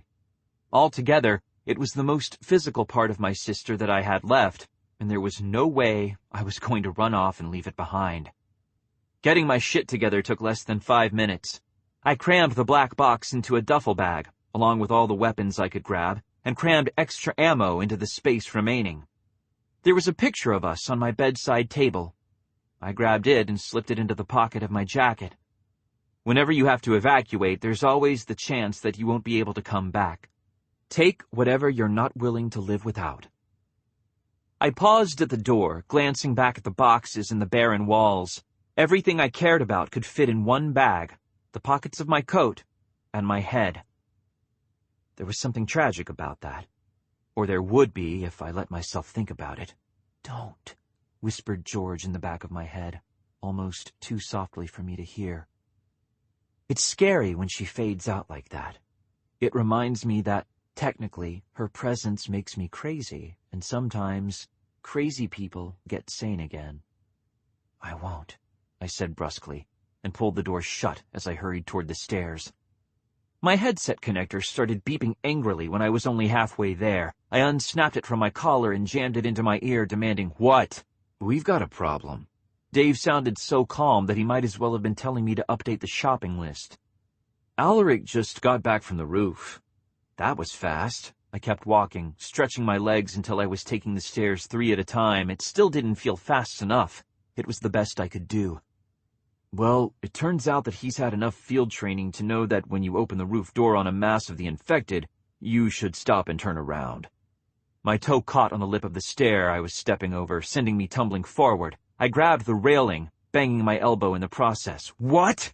I barked in almost perfect unison with George. "There's a mob up there. Kelly says 20, Alaric says 11. I'd say the real number is somewhere in the middle." Dave paused. "He got a positive ID on Mrs. Hagar before he slammed and barred the door. The rest didn't come from this building." "Meaning what?" I asked, picking myself up and resuming the trek toward the 3rd floor. "Meaning this outbreak is somebody's idea of cleaning house." "Somebody had to put them there," said Dave, unknowingly supporting George's statement. "There's no way our building is generating spontaneous zombies." Swearing steadily now, I took the last of the steps in 4 long strides, kicking open the door to the apartment. Kelly jumped, staggering back against Alaric. She was as white as a sheet. Alaric's complexion was too dark to let him pull the same trick. He was settling for turning a jaundiced yellow tan. Dave didn't even turn around. He just kept typing, hands moving across his conjoined keyboards like he was conducting the world's biggest orchestra. "Prep for evac," I snapped. "We're out of here as soon as Bex gets back." "Why don't we go meet her?" demanded Kelly, a thin edge of hysteria slicing through her voice. "Why do we have to wait up here? There's a live outbreak on the roof. Those people, they're infected." The hysterical undertones were getting louder, like she wasn't sure we understood that this was supposed to be a big deal. "Deep breaths," counseled George. "Count to 10 if you have to." I actually had to count to 13 before I felt calm enough to speak without shouting. "We're aware of outbreak protocol, Dr. Connolly," I said. My tone was cold enough to make Dave glance away from his screen and shake his head before going back to work. "Rebecca is currently confirming whether it's safe for us to proceed or whether we need to find an alternate route. The rooftop door is locked, and the front of the building is sealed. We're safer sitting here than we would be rushing blindly toward what we think might be an exit." "The building design makes that tunnel a perfect kill chute," added Dave. "If there's anything down there, Bex is probably clearing it out before she reports back. If not, she's confirming that we can get out of the garage without dying." "Actually, she's right behind you." We all turned toward the sound of Bex's voice. She was standing in the doorway, smelling of gunpowder with a grim set to her expression. I raised my eyebrows in silent question. Bex held up a bagged blood testing kit, lights flashing green, and tossed it to the floor next to the biohazard bin. That was an answer in and of itself. She wouldn't have ignored proper biological waste disposal protocols if she thought there was any chance we'd be staying. 3 guards and 2 civilians who had no good reason to be there, all infected. None of them made it within 10 feet of me. The rest of the garage is clear and our transport's prepped and ready. Excellent. I glanced around the apartment one last time, looking for things we might have missed.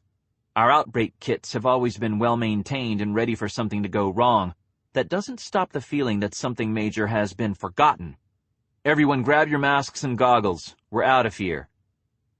Suiting up for a run through a tunnel that might or might not fill with bleach while we were inside it took only a few minutes. God bless panic, the best motivator mankind has ever discovered. Kelly looked oddly calmer once she had her goggles on and a gas mask bumping against her collarbone, waiting to be secured over her nose and mouth. Maybe it reminded her of being back at the CDC, where all the outbreaks were carefully staged and even more carefully controlled. She'd need to get over that eventually. Now wasn't the time.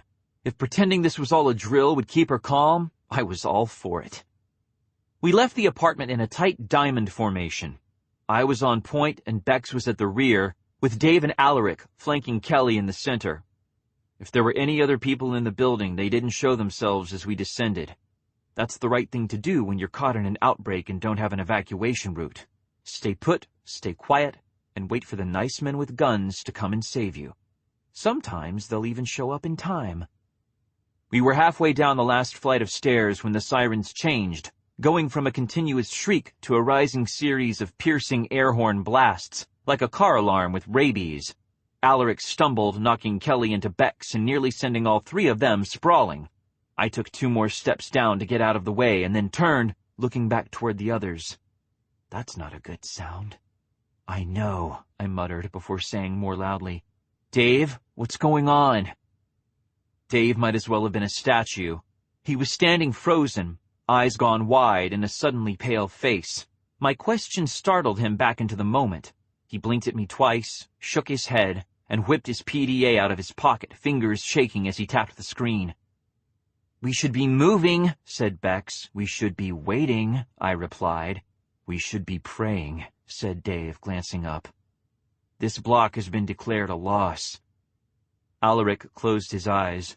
Bex started swearing steadily in a mixture of English, French, and what sounded like German. Even George got into the action, uttering some choice oaths at the back of my head. Only Kelly didn't seem to share the group's sudden distress. Sweet ignorance. Meaning what? She asked. Why are we stopping? Meaning they salt the ashes, said Bex before starting to swear again. Dave swallowed, squaring his shoulders as he looked at me. Boss? No. Yes. There's got to be another option. There isn't, said George quietly. You know that. You have to let him. I can delay the lockdown.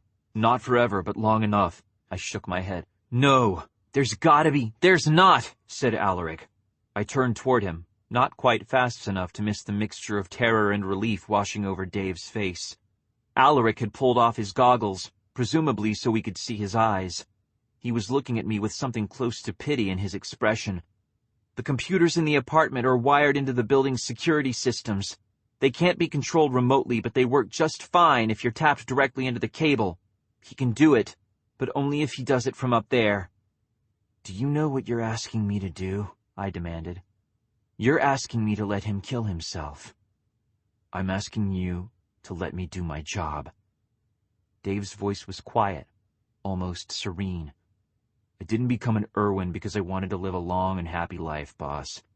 I sure as shit didn't stay with this site because I thought it was going to be a cushy job. The math's pretty simple. It's me or it's everybody. Pick one.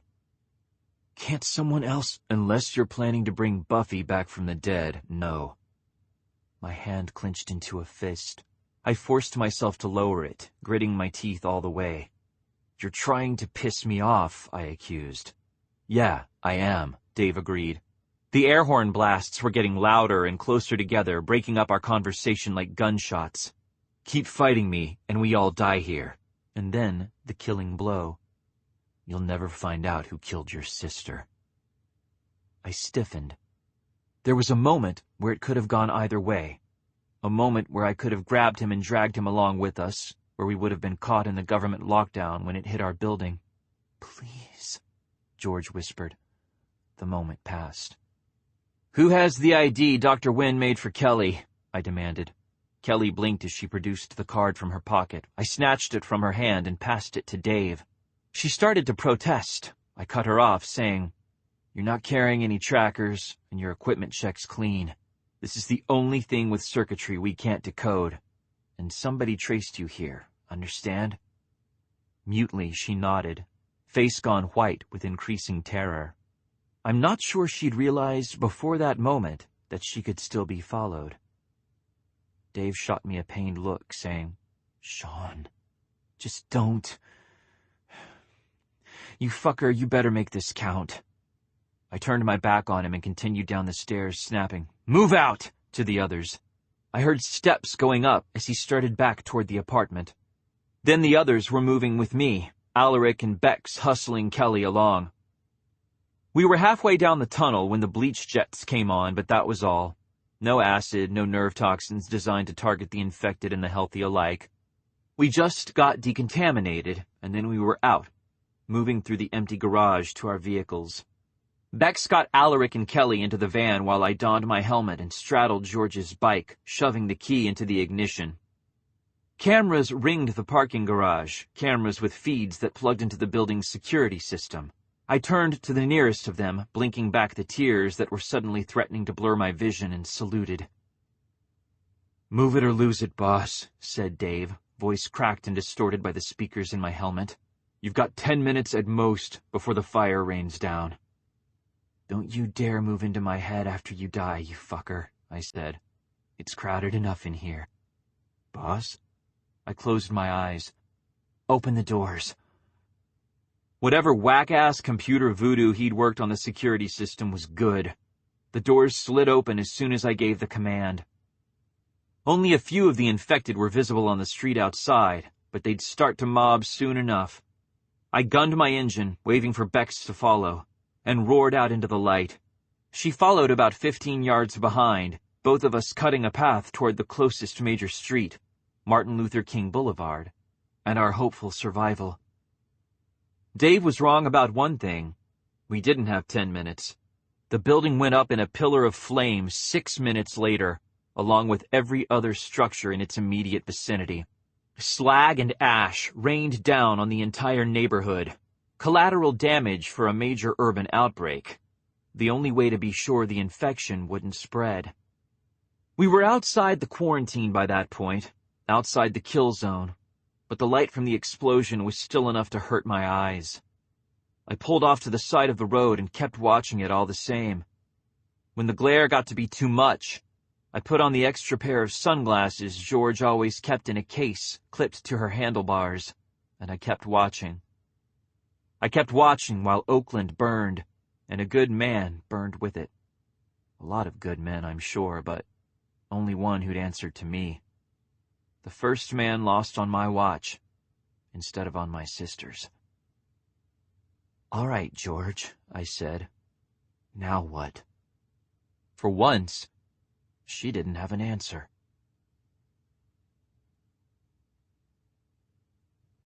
Book 2. Vectors and Victims. Life's more fun when you take the chance that it might end. I have no regrets. Dave Nowakowski. A martyr's just a casualty with really good PR. I'd rather be a living coward any day. Georgia Mason. From the Antibody Electric, the blog of Dave Nowakowski, April 12th, 2041. Unpublished. Transmitting? You fucking useless piece of crap. Don't you cut out on me Fixed it. I hope that means I fixed it. If this is getting out, this is Dave Nowakowski reporting live from the headquarters of the After the End Times. Well, this was Dave Nowakowski reporting live. By the time this report finishes bouncing to our servers and Mahir sees it and clears it by the boss, I'm going to be longed. Shit, the sirens just stopped. That means they're not letting evacuees out anymore. Too late. Ha ha, joke's on me. Couldn't get out if I wanted to. I take my hands off the controls, the building goes into lockdown. I stay here, I can let people out, or I could, if there were any people left. But I can't escape. Irony in action, ladies and... Delene? Even if this entry stays in-house, I know you'll see it somehow. God, Maggie, I'm sorry we screwed around so much. We should have just gone for it. That's what people ought to do. They should just go for it. I loved you a lot. I loved my job a lot. I guess that makes me one of the lucky ones. I guess. Can hear the bombs now. I can hear them coming. I can hear... 6. Maggie's place is located 6 miles outside a town called, I swear to God, Weed, California, one of the smallest urban areas intentionally reclaimed after the Rising. What made them so special? Choice of location. Weed offers convenient access to 3 of California's major rivers, and with red meat permanently off the menu, the fishing industry is one of the hottest things going. If you want river-fished trout to be one of your menu options, You need to reclaim your fishing towns. Weed was rescued from the oblivion that claimed most of the towns and cities built too close to the wild, and it was rescued because it was so close to the wild. Sometimes logic just doesn't work. Driving from Oakland to Weed takes about 4.5 hours if there aren't any quarantine barriers on I-5. According to the GPS, we were looking at clear sailing the whole way. I signaled for Bex to follow and pulled back onto the road, turning north. It was time for us to get the hell out of Dodge. Shaun, I'm not in the mood right now, George. The roar of the wind ripped my words away as soon as they were spoken, but that really didn't matter. She'd hear me. She always heard me, even when I didn't say a word. I lost him too. He died on my watch, George. My watch. That's not supposed to happen. Bitter amusement tinged her tone as she replied, So, what? They're only supposed to die on mine? I didn't have an answer for that, and so I didn't answer her at all. She took the hint, falling silent as the bike chewed away at the miles between us and our eventual destination. The van stayed visible in my mirrors, following at a close but careful distance. There were no other cars to be seen anywhere along the highway in either direction. A reflective yellow sign caught the light and threw it back at me as we went roaring past. Caution, deer habitat. Deer can grow to more than 40 pounds and meet the standards necessary for Kellis-Amberley amplification. We can't wipe them out wholesale. Ecological concerns aside, they're herbivores, which means their food supply hasn't been compromised. And they breed like the world's biggest rabbits. Periodically, somebody introduces legislation to firebomb the forests and take care of the deer problem once and for all, and promptly gets shouted down by everyone from the naturalists to the lumber industry. I don't have an opinion one way or the other. I just find it interesting that kids apparently used to cry when Bambi's mother died. George and I both held our breaths, and then cheered when she didn't reanimate and try to eat her son. A small orange light started blinking at the top right-hand corner of my visor, signaling that the van was trying to open a connection. Did I want to talk to any of the people who were in the van? No. No, I did not. Did that mean I could get away with ignoring the call? Unfortunately, no, it didn't. Smothering the urge to hit the gas and drive away from the trappings of responsibility as fast as I could, I said, "Answer call." Bex spoke in my ear a moment later, voice rendered irregular and crackly by the sound of the wind whipping by outside my helmet. "Shaun, you there?" "No, it's the Easter Bunny," I said. "Who do you expect is going to be answering my intercom? What do you want, Bex? We're a long way from Maggie's." "That's actually what I wanted. We didn't have time to prep the vehicles for another road trip before we left the—" She stopped, choking off the sentence with a small hiccup. Her voice was softer when she spoke again, making it even harder to hear above the roaring of the wind. "I mean, we're not all that good for gas over here. I don't know what your status is, but we've got about another 50 miles tops before we're going to have an emergency." "Fuck. What does the GPS say?" "There's a truck stop about 20 miles up the road that takes journalist credentials and has a good safety rating. Clean, reliable blood tests, no outbreaks in the past 9 years. With our luck, we'll fix that for them."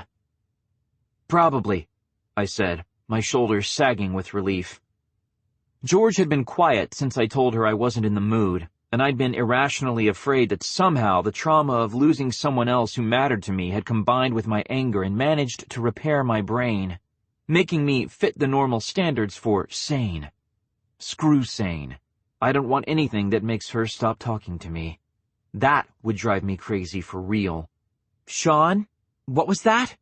"Nothing, Bex. The truck stop sounds fine. Why don't you call ahead and let them know we're coming?"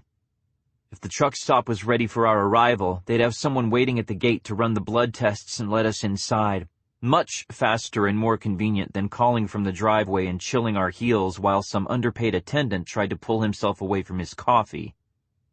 I was about to hang up when a thought struck me, making my stomach drop all the way to my toes. Fuck. What about the doc? She's legally dead and her only clean ID just went up with Oakland. "She's died twice in under a week," commented George. "Even I never managed that." "Hush," I muttered. Bex ignored my interjection as she replied, "We're way ahead of you. Alaric dug out one of Buffy's old clubbing IDs for her. It won't hold up to major scrutiny, but it'll do until we get to Maggie's and he can find something more stable." "Awesome. Get a hat or something on her. We don't want anybody getting a good look at her face. And she stays in the van. Somebody else can buy her drinks." "Got it," said Bex. "Terminate call." There was a click, and I was alone with the sound of the wind once more. The wind and the voice that lurked inside my head. "George?" "Yeah?" "Is it always like this? Losing somebody that counted on you?" "You say that like it happened all the time." "You did it first." "Yeah." A long pause, and the faintest sensation of a sigh at the back of my mind. "But what else is new?" George always did everything first. She talked before I did, read before I did. About the only thing I ever did first was figure out the game the Masons were playing with us, and that was as much luck as anything else. She was the one who decided to become a professional journalist, hauling me along in her excitement. I went along with it in the beginning to make her happy, and later because it turned out I was actually pretty good at poking things with sticks for the amusement of others. It was the first thing I'd ever found that I was really good at, that I really enjoyed doing, and I never would have found it if it weren't for her. She was the one who suggested we follow Senator Ryman's presidential campaign. She was the first one to recognize what it had the potential to do for our careers. She was the first one to die. I drove quietly, giving her time to collect herself. Finally, slowly, she said, "It's different every time. Losing Buffy it was basically the end of the world, but I held it together. I had to hold it together." "Why?" "Because," she said, like it was the most obvious thing in the world, "you needed me to." There was nothing I could say to that. I put my head down, gunned the throttle, and drove straight down the highway until the neon sign of a truck stop beckoned, promising food, fuel, and lots of burly rednecks with guns who were just aching for the chance to put down an outbreak. Everyone's got the places where they feel safe. My top 3 would probably be the middle of an Irwin meetup inside a CDC lockdown facility and any truck stop in North America. You want to talk scary survivalist mentality? Go find yourself a trucker and then get back to me. 3 guards in oil-stained denim met us at the gates with handheld blood testing units. 1 guard for me, 2 guards for the van. My attendant was an unsmiling, pimple-faced teenager whose name tag identified him, probably inaccurately, as Matt. I didn't bother trying to engage him in conversation. I just pulled off my glove and held out my hand to let him do his job. He grunted appreciatively at the professionalism, jamming the test unit over my hand without pausing to make sure my fingers were straightened properly.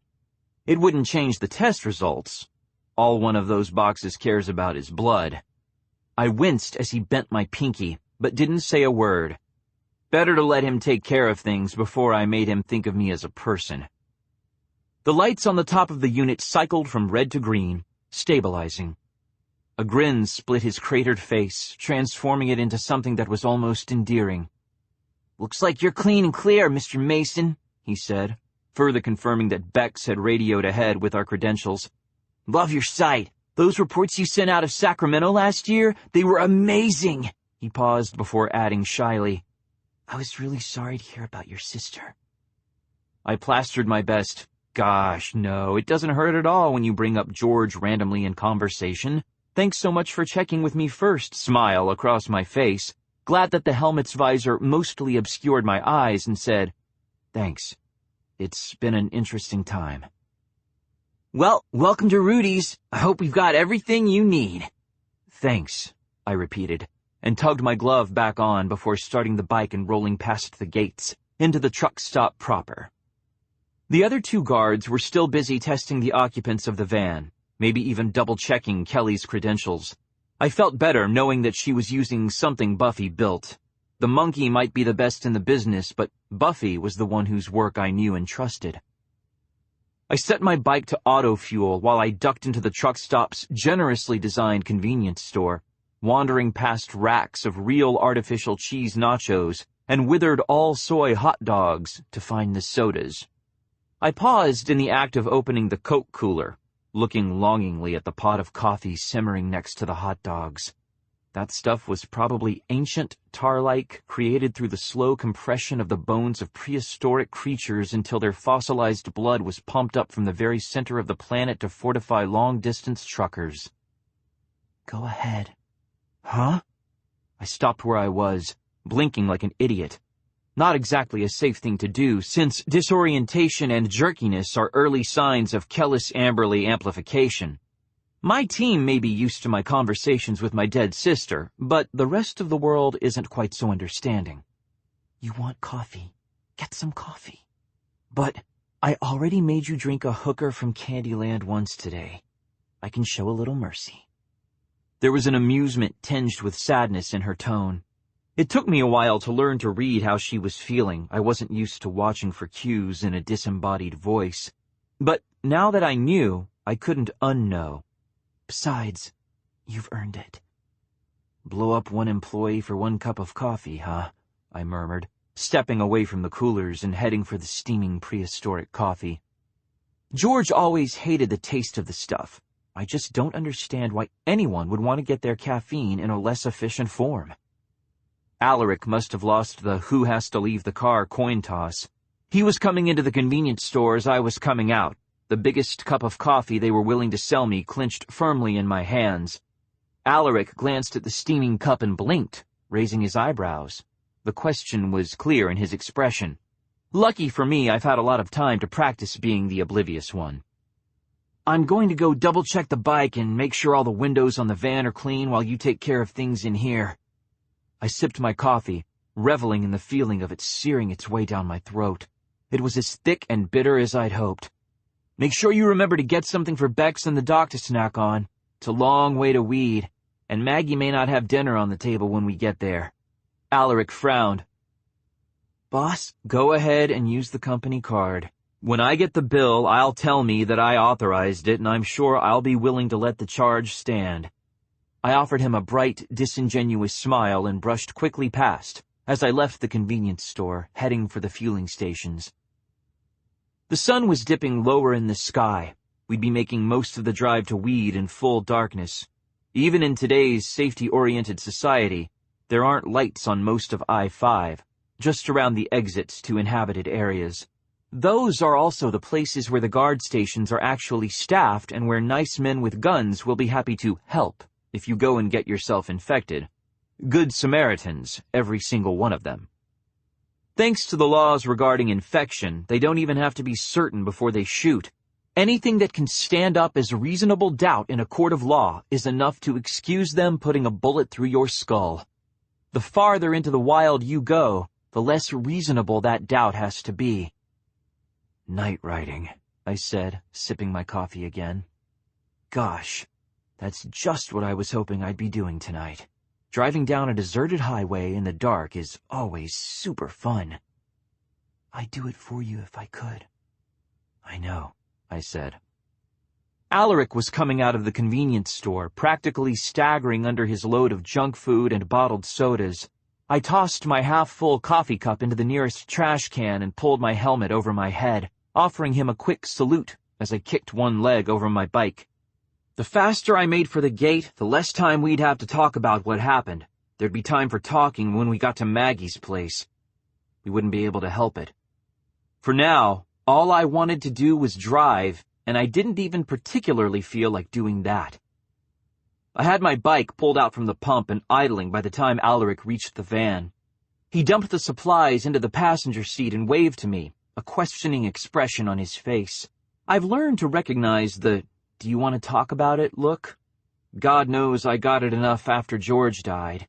I shook my head, jerking a thumb toward the gate. My team knows my signals as well as I know theirs. Alaric nodded, getting into the van. A moment later, Bex flashed me the thumbs-up signal out the driver's side window and started the engine. the van pulled away from the pump and stopped behind me, waiting for my sign. "Amateurs," I muttered and gunned the engine. The rest of the drive to Weed was the sort of uneventful that leaves every nerve on full alert, ready to freak out at the slightest provocation. Pre-Rising horror movies used to build suspense before a big scare by making the audience wait. They'd do something horrible, maybe kill off a few protagonists and then make people sit around waiting for the next terrible thing to come along. They called it setting up a jump scare. Well, the drive to Weed felt exactly like that. We blasted down the abandoned length of I-5, and with every mile that passed without something going wrong, the paranoia grew. It was almost 11 when we pulled off the freeway and onto the surface streets of Maggie's hometown. Floodlights lit a billboard located near the city center, large block letters proclaiming, "Congratulations, James, Weed Citizen of the Month." There's something in the mentality of small towns that I'll never understand. Shaking my head, I signaled for the others to follow as I turned onto the frontage road leading to Maggie's. Houses took on a distinctly utilitarian feel after the rising, as people suddenly figured out that maybe being able to withstand the zombie apocalypse was more important than having a showy picture window. I've always had a soft spot for pre-rising buildings. Sure, they're basically death traps, and most of them should be torn down before something goes horribly wrong, but they're death traps with style. Pre-rising houses are the Irwins of the architectural world. Maggie's place, well, it could easily win a Golden Steve-O just for existing. We turned off the lackadaisically maintained frontage road and onto the smooth pavement of Maggie's 2-mile driveway, which wound like a ribbon through the trees to make an almost perfect circle around the house. Less impractical than you might think. Every segment of the driveway was surrounded by automatic sensors and motion trackers, right up until you hit the wall, which looked like stone but was actually specially treated polymer over a steel core. The gates were set to slam shut in less than half a second, and they were guaranteed to shear straight through anything short of a tank.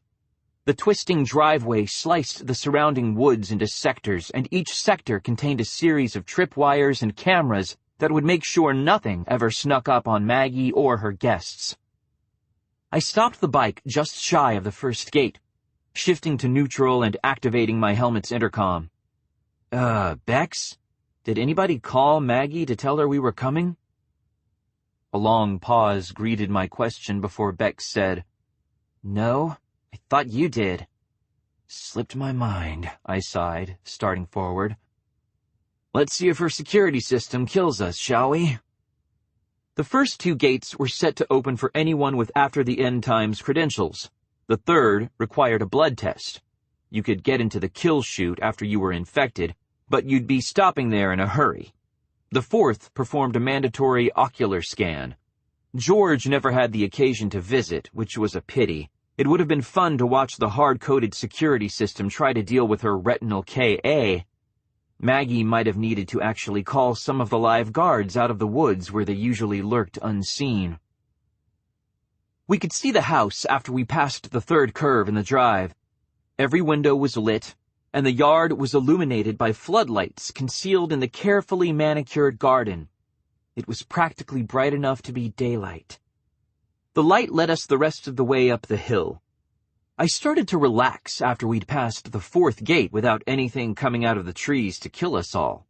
The 5th gate, the final gate, was standing open. I drove through to the yard, parking to the side in order to leave the van with plenty of space to pull in past the gate. The front door opened while I was taking off my helmet, and Bex was parking the van. A small flood of furry bodies poured out into the yard, Maggie walking at the center of the rollicking, barking pack. I had to smile. I couldn't help it. The barrier weight for Kellis Amberley amplification, that is, how heavy something has to be before it won't just die but will also come back from the dead and have a go at eating Grandma, is 40 pounds. That seems to be a reasonably hard cutoff point. Some things may not reanimate under 50 pounds, but nothing reanimates under 40. Logically, you'd think this would mean the dog fanciers of the world would go, Gosh, aren't teacup poodles nice? Logic has never been the human race's strong suit. Breeding programs sprang up the minute the risk of apocalypse was past, with people all over the world trying to miniaturize their favorite canine companions. George used to say it was disgusting and that people should get over themselves. Me, I've always found Maggie's miniature bulldogs endearing in a fucked-up, epileptic sort of a way. The miniature bulldog's tendency to develop epilepsy is actually the reason rescues like Maggie's exist, since a surprising number of families wanted a dog just like Grandpa's but didn't read the new breed specs. "Hey, Maggie," I said, shifting my attention from the sea of bulldogs to their owner. "Are we too late for dinner?" "Not if you like emu meatloaf," she said with a forced attempt at a smile. Her eyes were red and slightly swollen, like they'd been wiped too many times in the past few hours. "I assume you guys are planning to stay for a while." "If that's all right with you." She looked miserable, standing there in the midst of her little swarm of rescue dogs and trying to seem like nothing was wrong. I wanted to comfort her, only I didn't have any idea how. I was better with that sort of shit when George was alive because I had something to protect. She didn't like touching people, so I touched them for her. She didn't like emotional displays, so I took up the slack. Only without her around to give me an excuse, it was like I didn't even know where I was supposed to start. We always figured she was the one whose emotional growth got stunted by the way we were raised. It was sort of weird to realize that the damage extended to cover both of us. Alaric saved me from needing to figure out what I was supposed to do. He was out of the van almost before Bex had the engine off, running toward Maggie with total disregard for the dogs surrounding her. Luckily, miniature bulldogs are smart enough to get out of the way when they're about to be stepped on, and he made it to her without incident. Putting his arms around her shoulders, he pressed his face into her shoulder. She did the same to him, and they simply held each other. That was all. That seemed to be enough. "Breathe," George said. "I'm trying," I murmured. Watching Maggie and Alaric embrace felt weirdly like spying. I turned away. "Hey," said Bex, stepping up beside me. Kelly was close behind her, clutching one of the spare blankets we kept in the back of the van around herself for warmth. They both looked exhausted, but of the pair, it was Bex who looked like she was going to be okay. The circles under Kelly's eyes were deep enough to be alarming, and her face was pale. "Hey," I replied. Nodding toward Kelly, I asked, "Doc get through the drive okay?" "I slept some," said Kelly in a distant tone. "No," said Bex half a second later. "Didn't think so." I glanced over to where Alaric and Magdalene were still clinging to each other and said, "Maggie made emu meatloaf. It's inside. Maybe we should join it." "That sounds like an excellent idea to me," Bex said. "I'll get my bag." Now Kelly began to look alarmed. "Wait, this is where we're staying? Here?" "Yup," I answered, turning to unhook the bike's saddlebags and sling them over my shoulder. "Welcome to Maggie's home for wayward reporters and legally dead CDC employees." "But this isn't... It's not..." She waved her hands, encompassing the wide green lawn, the patches of tangled, seemingly untended greenery, and the trees outside the wall. "This isn't safe." Bex and I exchanged a look. Then, almost in unison, we started to laugh. It had the ragged, almost hysterical edge that always seems to come with laughter that's halfway born from exhaustion, but still it felt damn good to laugh about something. Just about anything would have been okay by that point. Kelly looked between us, eyes widening with alarm that turned quickly into irritation. "What?" she demanded. "What are you laughing at?" That made us laugh harder, until I was bent almost double, and Bex was covering her face with her hands. Even George was laughing, an eerie, asynchronous echo inside my head. Alaric and Magdalene ignored us, lost in the private world of their grief. Bex was the first to get control of herself. Wiping her eyes, she said, "Oh, Shaun, I don't think anybody ever bothered to tell the doc here exactly where it was that we were going."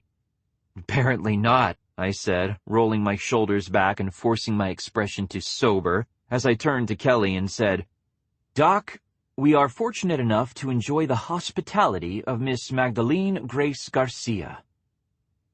Please don't steal the silver, added Bex. Kelly's mouth dropped open. If Kelly's family was responsible for many of the medical advancements of the past 25 years, it was Maggie's family who made sure they had the equipment they needed to keep moving forward. Her parents were heavily into software before the Rising. Their company had already made millions when the dead began to walk. They were savvy people, and they saw the writing on the wall. Either everybody was about to die, in which case money had just become an outdated concept, or we were going to beat back the infected and folks were going to get real concerned about their health. They managed to shift most of their financial capital into medical technology before the markets froze. They didn't make millions, they made billions, and that was after taxes. They weren't only heavily into software, they were also heavily into philanthropy, and their contributions were a large part of what made saving weed possible. Of course, that left them owning a controlling share in 2 of the town's 4 major fisheries as well as most of the hospital. We're talking about the kind of people for whom $1,000 is a perfectly reasonable price for a bottle of wine. When Maggie turned 21, they asked her what she wanted, said that the sky was the limit, nothing was too good for their precious little girl. She asked for the farmhouse that belonged to her grandparents, a military-grade security system, a private T1 line, and permanent access to the interest generated by her trust fund. Nothing else.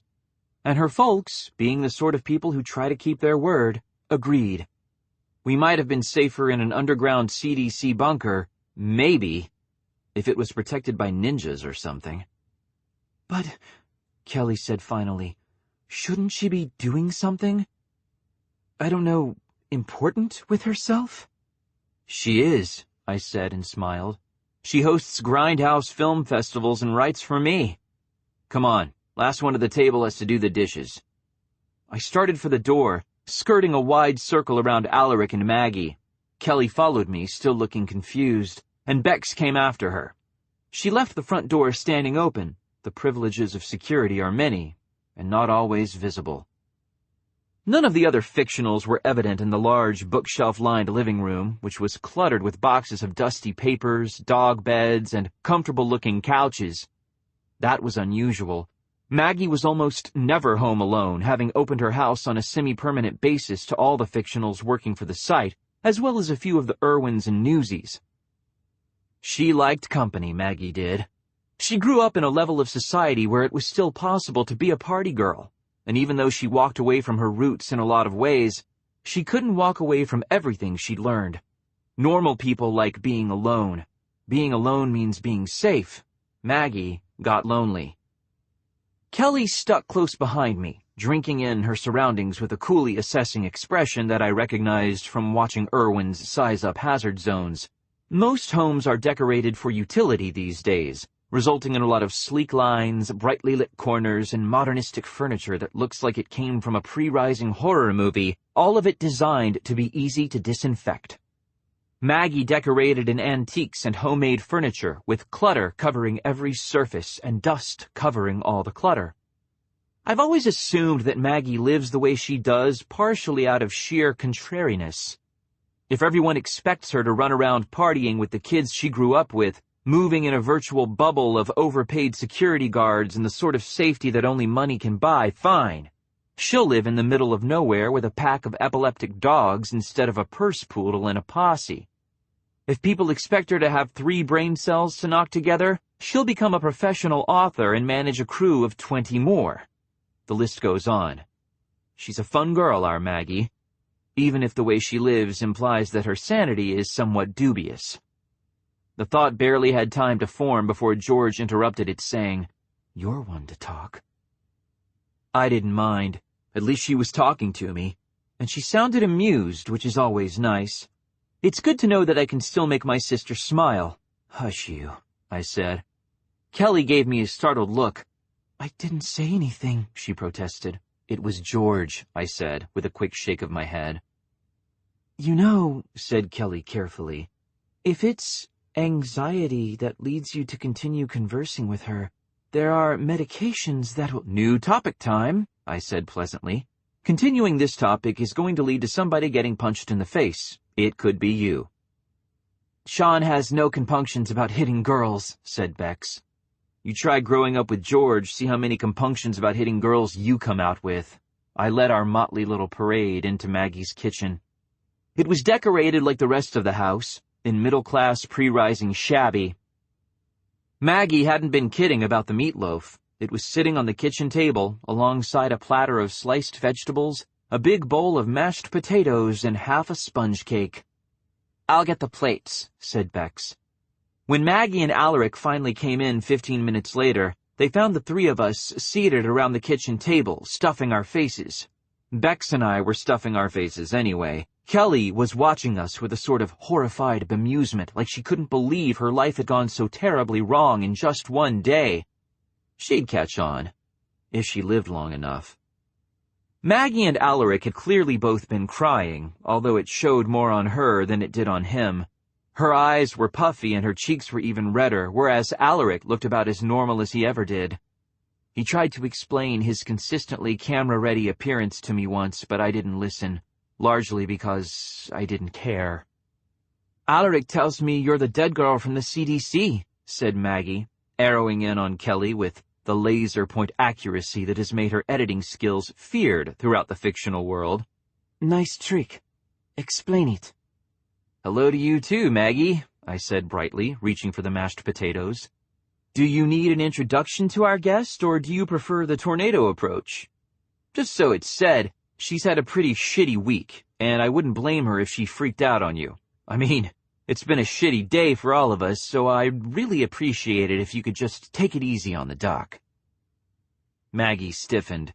I looked at her calmly, waiting to see which way the dam was going to break.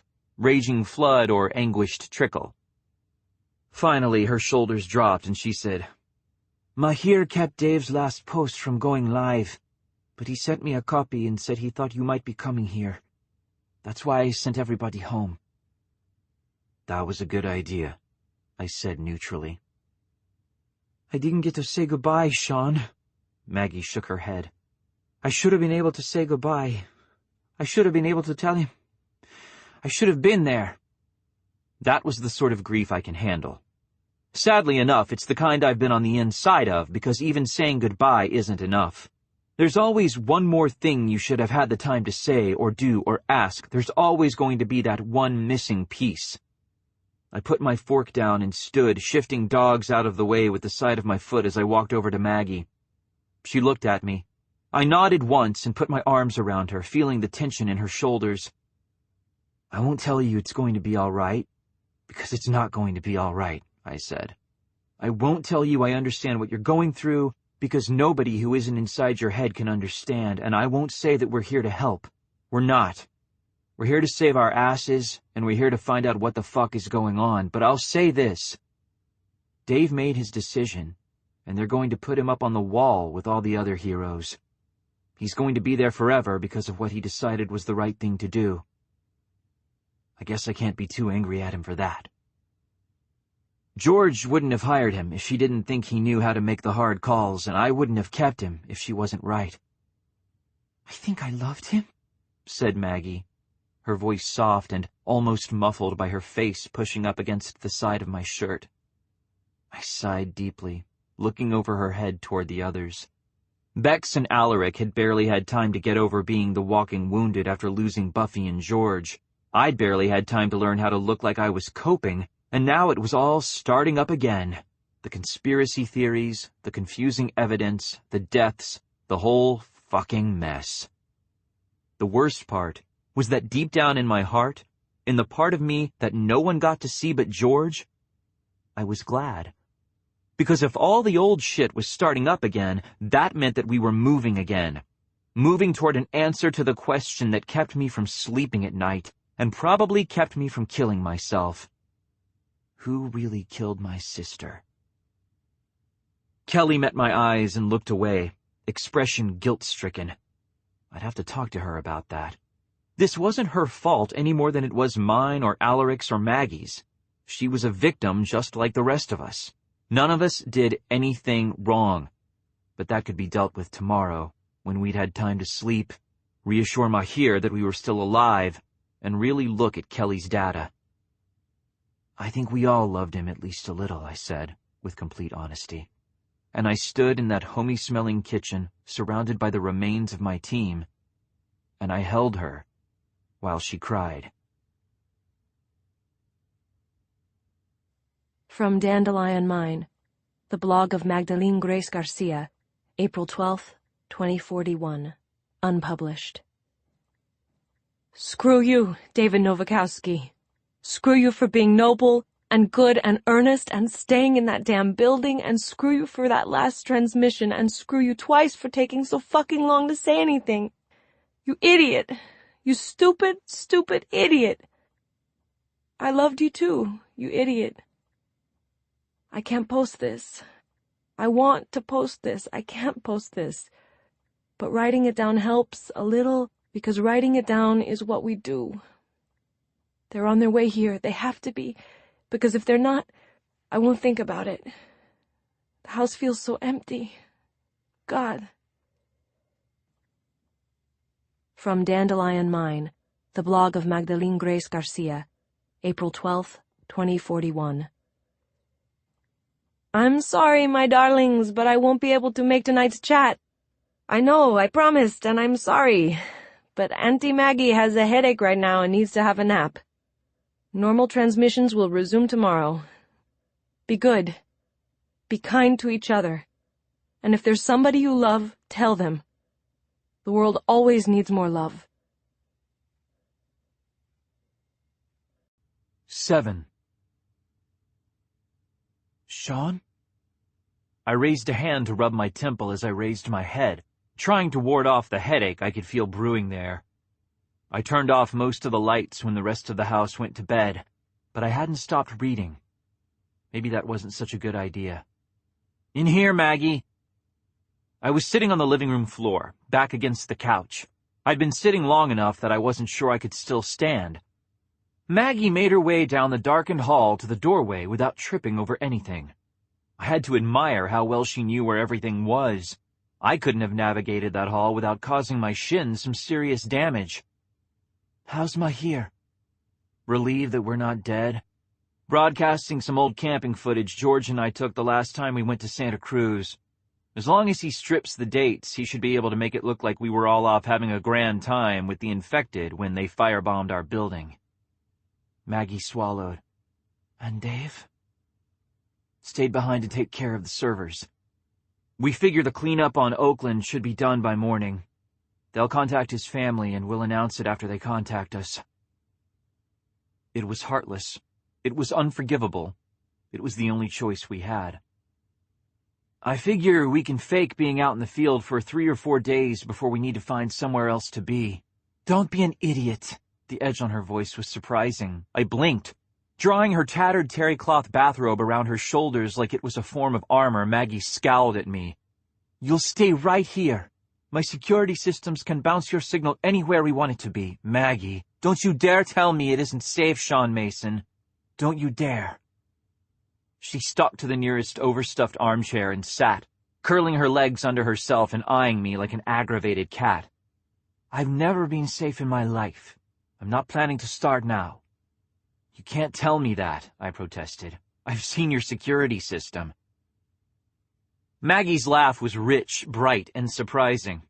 I'm going to inherit enough money to buy a small country someday. My parents don't have anyone else to leave it to. There's a reason I live in the middle of nowhere and surround myself with reporters. Do you have any idea how good the security on this place really is? If I scream, someone comes. They can't fake an outbreak on us here that won't be immediately obvious as a setup. So unless the dead decide to rise en masse again, which is thankfully not very likely, exactly, you won't be safe when you leave here. I looked at her measuringly. Nice cage you've got here. Thanks, she smiled thinly. The food's pretty good, but man, does the company suck. We do our best, I sighed. I'm really sorry about all this. Don't be. Just get some sleep.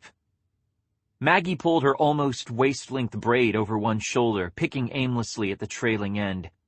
You've had a long day. Yeah, well, objects in the rearview mirror don't get smaller just because they're getting farther away. I held up one of the folders from Kelly's briefcase. I'm trying to make sense out of all this crap while nothing's catching on fire. I figure that won't last for long. It never does, Maggie agreed. How bad is it? On a scale of 1 to, oh fuck, we're all gonna die?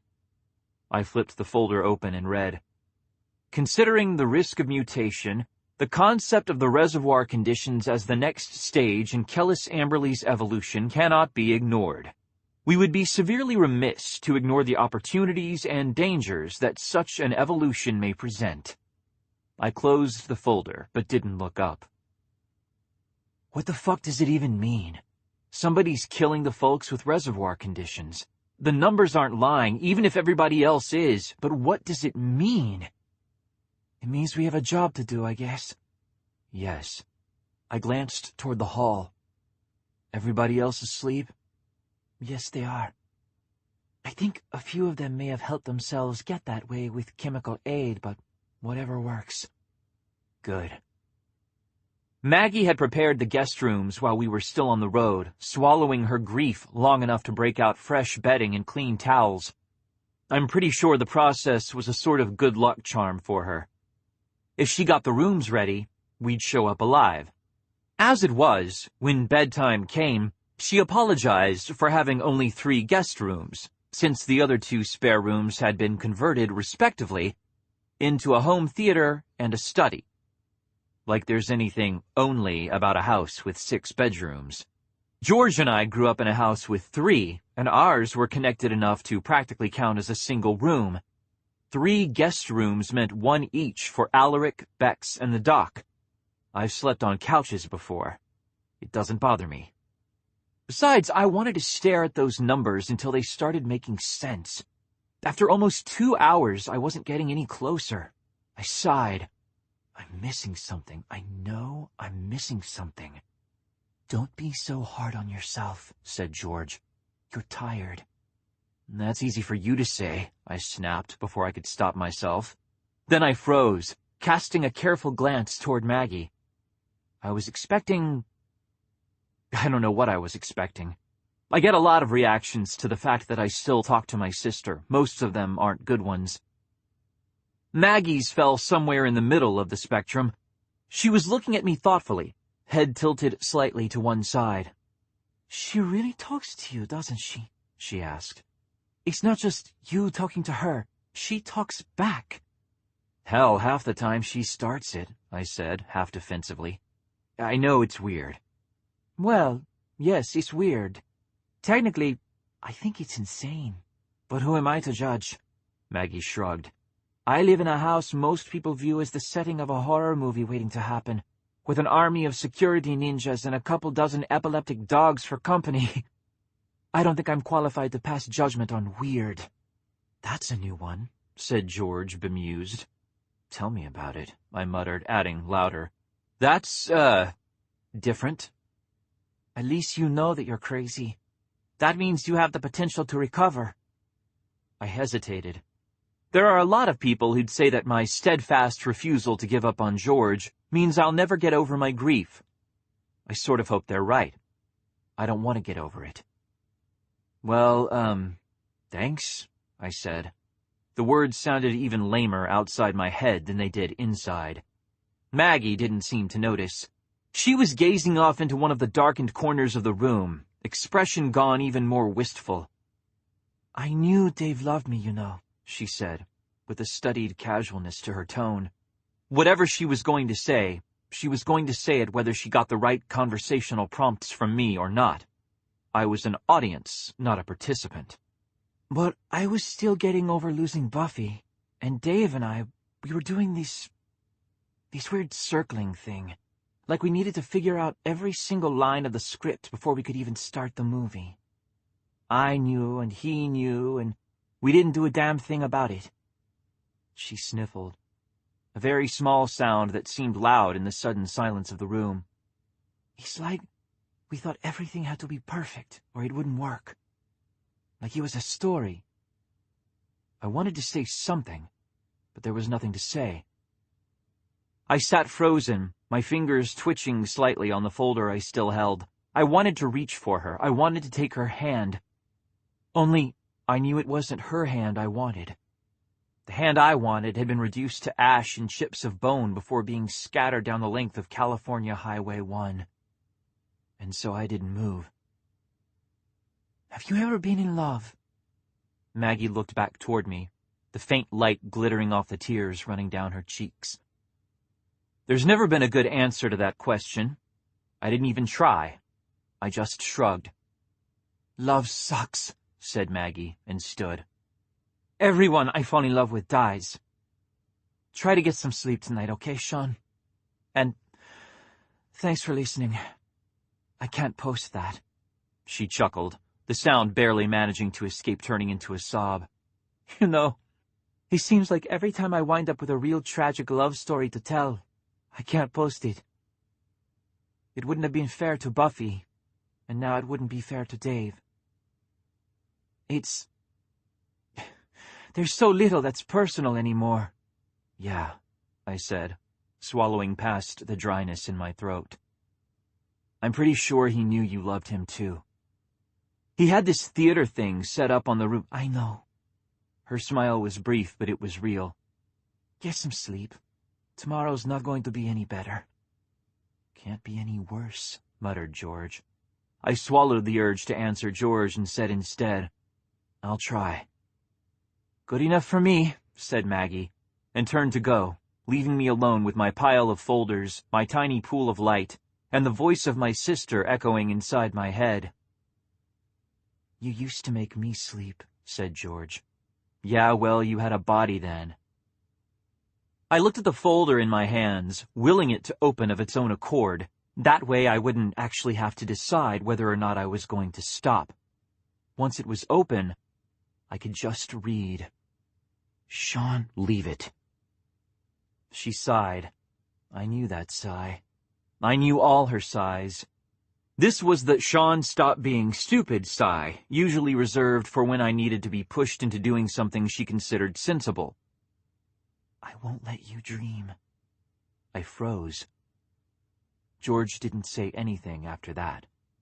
I could feel her waiting at the edges of my mind, eternally patient, at least where my well-being was concerned. I swallowed again before I leaned back in the chair, closing my eyes. You can still surprise me, I said. Good.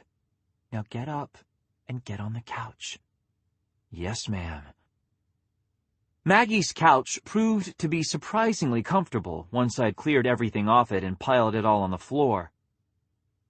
I turned off the light before taking off my shirt and shoes, leaving my jeans on just in case we needed to make an early morning getaway. I was asleep almost before my head hit the pillow. George was true to her word. If I dreamed that night, I don't remember it. I woke to the sound of voices in the next room, pitched at that harsh, semi-stage whisper level that everyone seems to think is unobtrusive despite being impossible to ignore.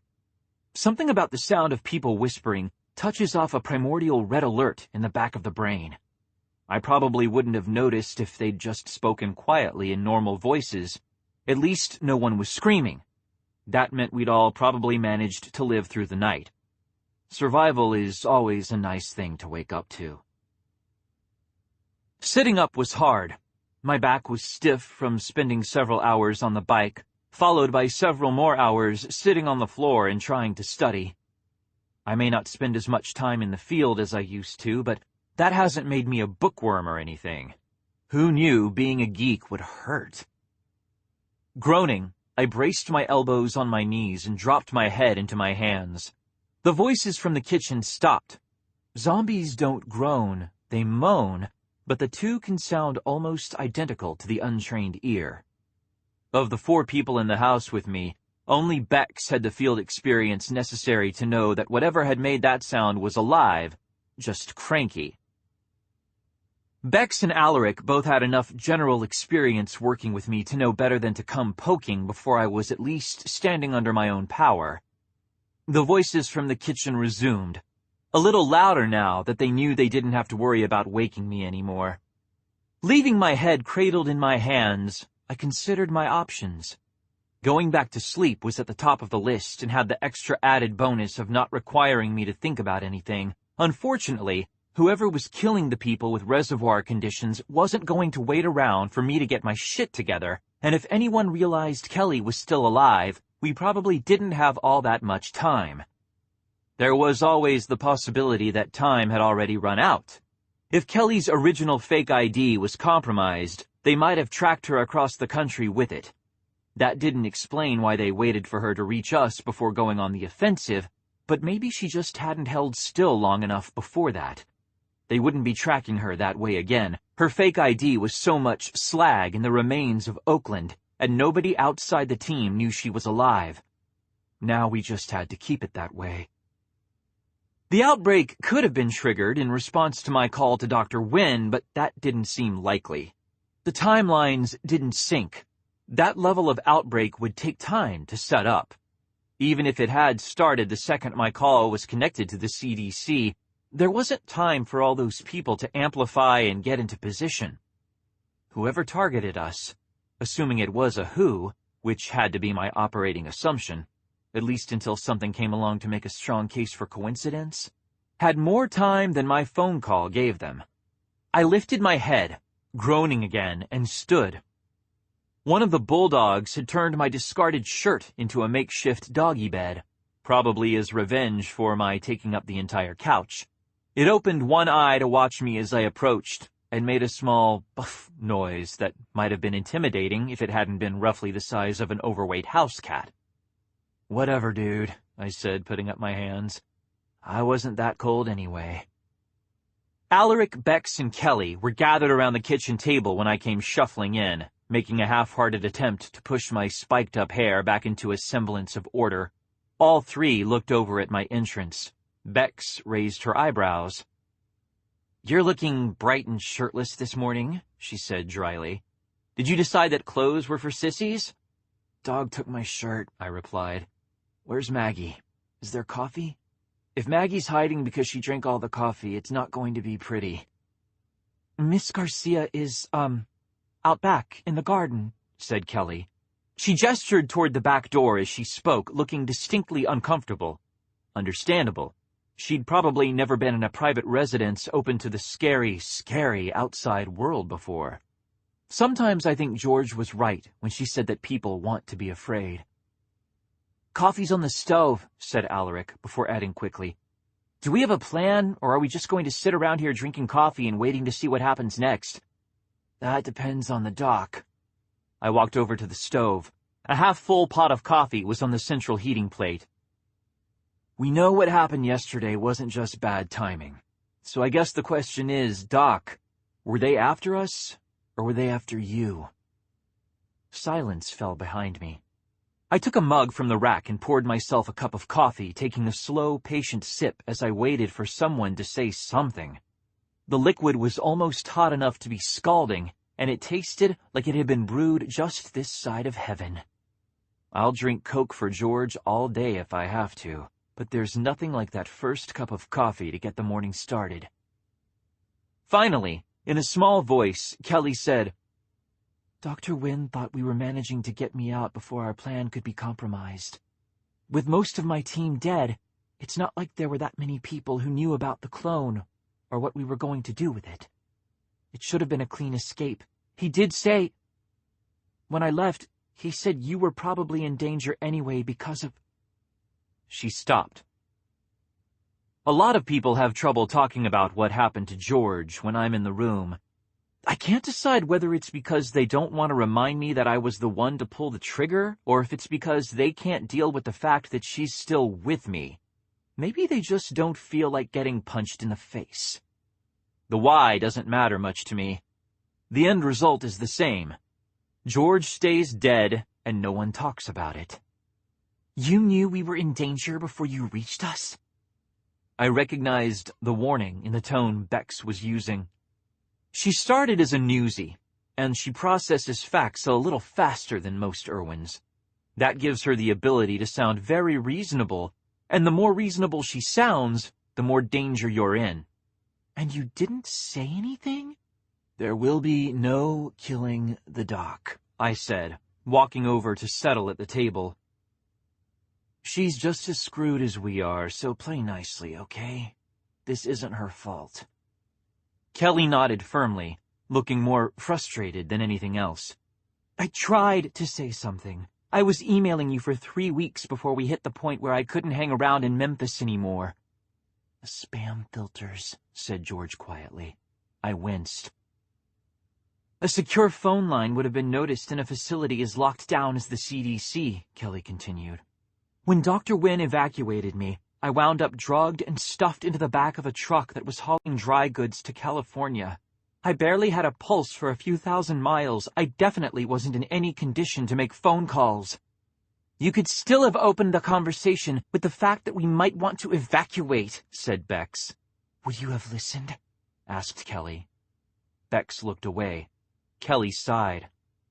I thought not. Look, I had no way of knowing things would get that bad that fast. The world doesn't work like that in a lab. Things go slower there. She took a shaky breath, calming herself. Our research team was down to 3 when we realized none of us were safe. We had to get someone out alive if we wanted to preserve our results. Dr. O'Shea wasn't willing to take the risk, and Dr. Lee had a family. It had to be me. So I went to Dr. Wynn. And he had you cloned, I deadpanned.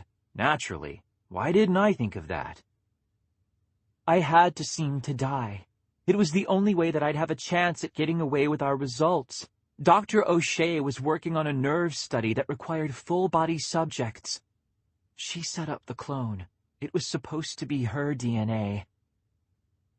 Swap-off happened at the techie level? Asked Alaric, suddenly paying attention. He always paid attention when something started smelling like a story. Yes, said Kelly. One intern handed the sample to another intern, who handed it to a lab tech when Dr. Wynn asked him to run an errand instead, and by that point, it was easy enough to get the sample from the incubator and swap in one of my own samples instead. Ask her why the source DNA matters, prompted George. Right, I muttered, before saying anything, in a more conversational tone. Why does the source DNA matter? I thought the CDC was exempt from the prohibition against cloning. Clones are illegal for moral reasons.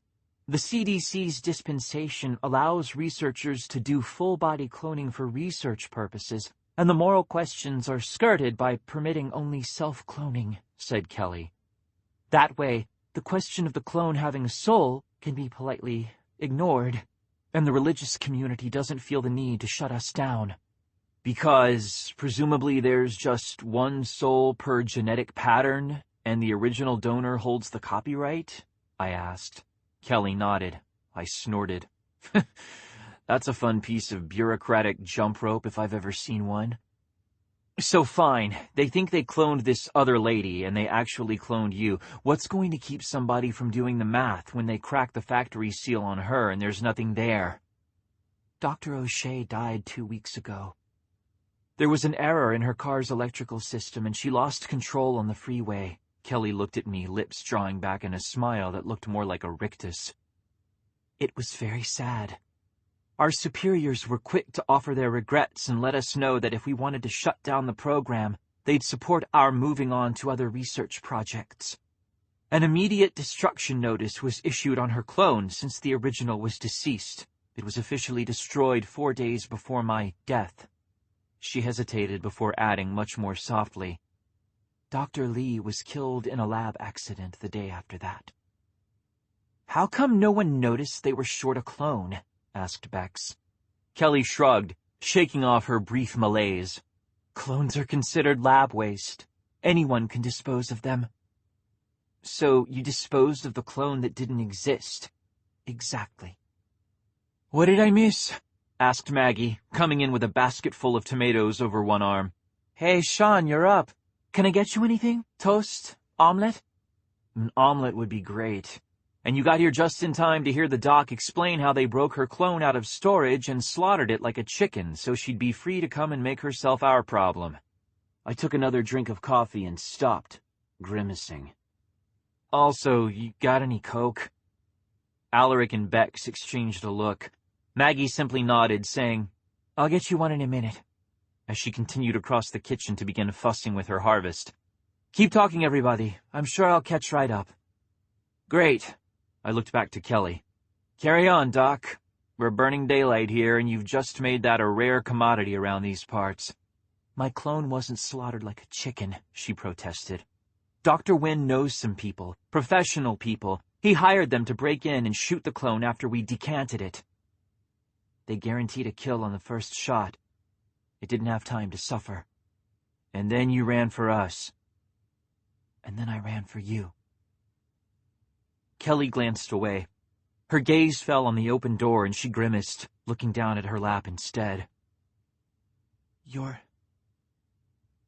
There were a lot of records detailing the progression of Georgia Mason's retinal callus amberly. The particular nature of your mutual upbringing provided an invaluable source of data.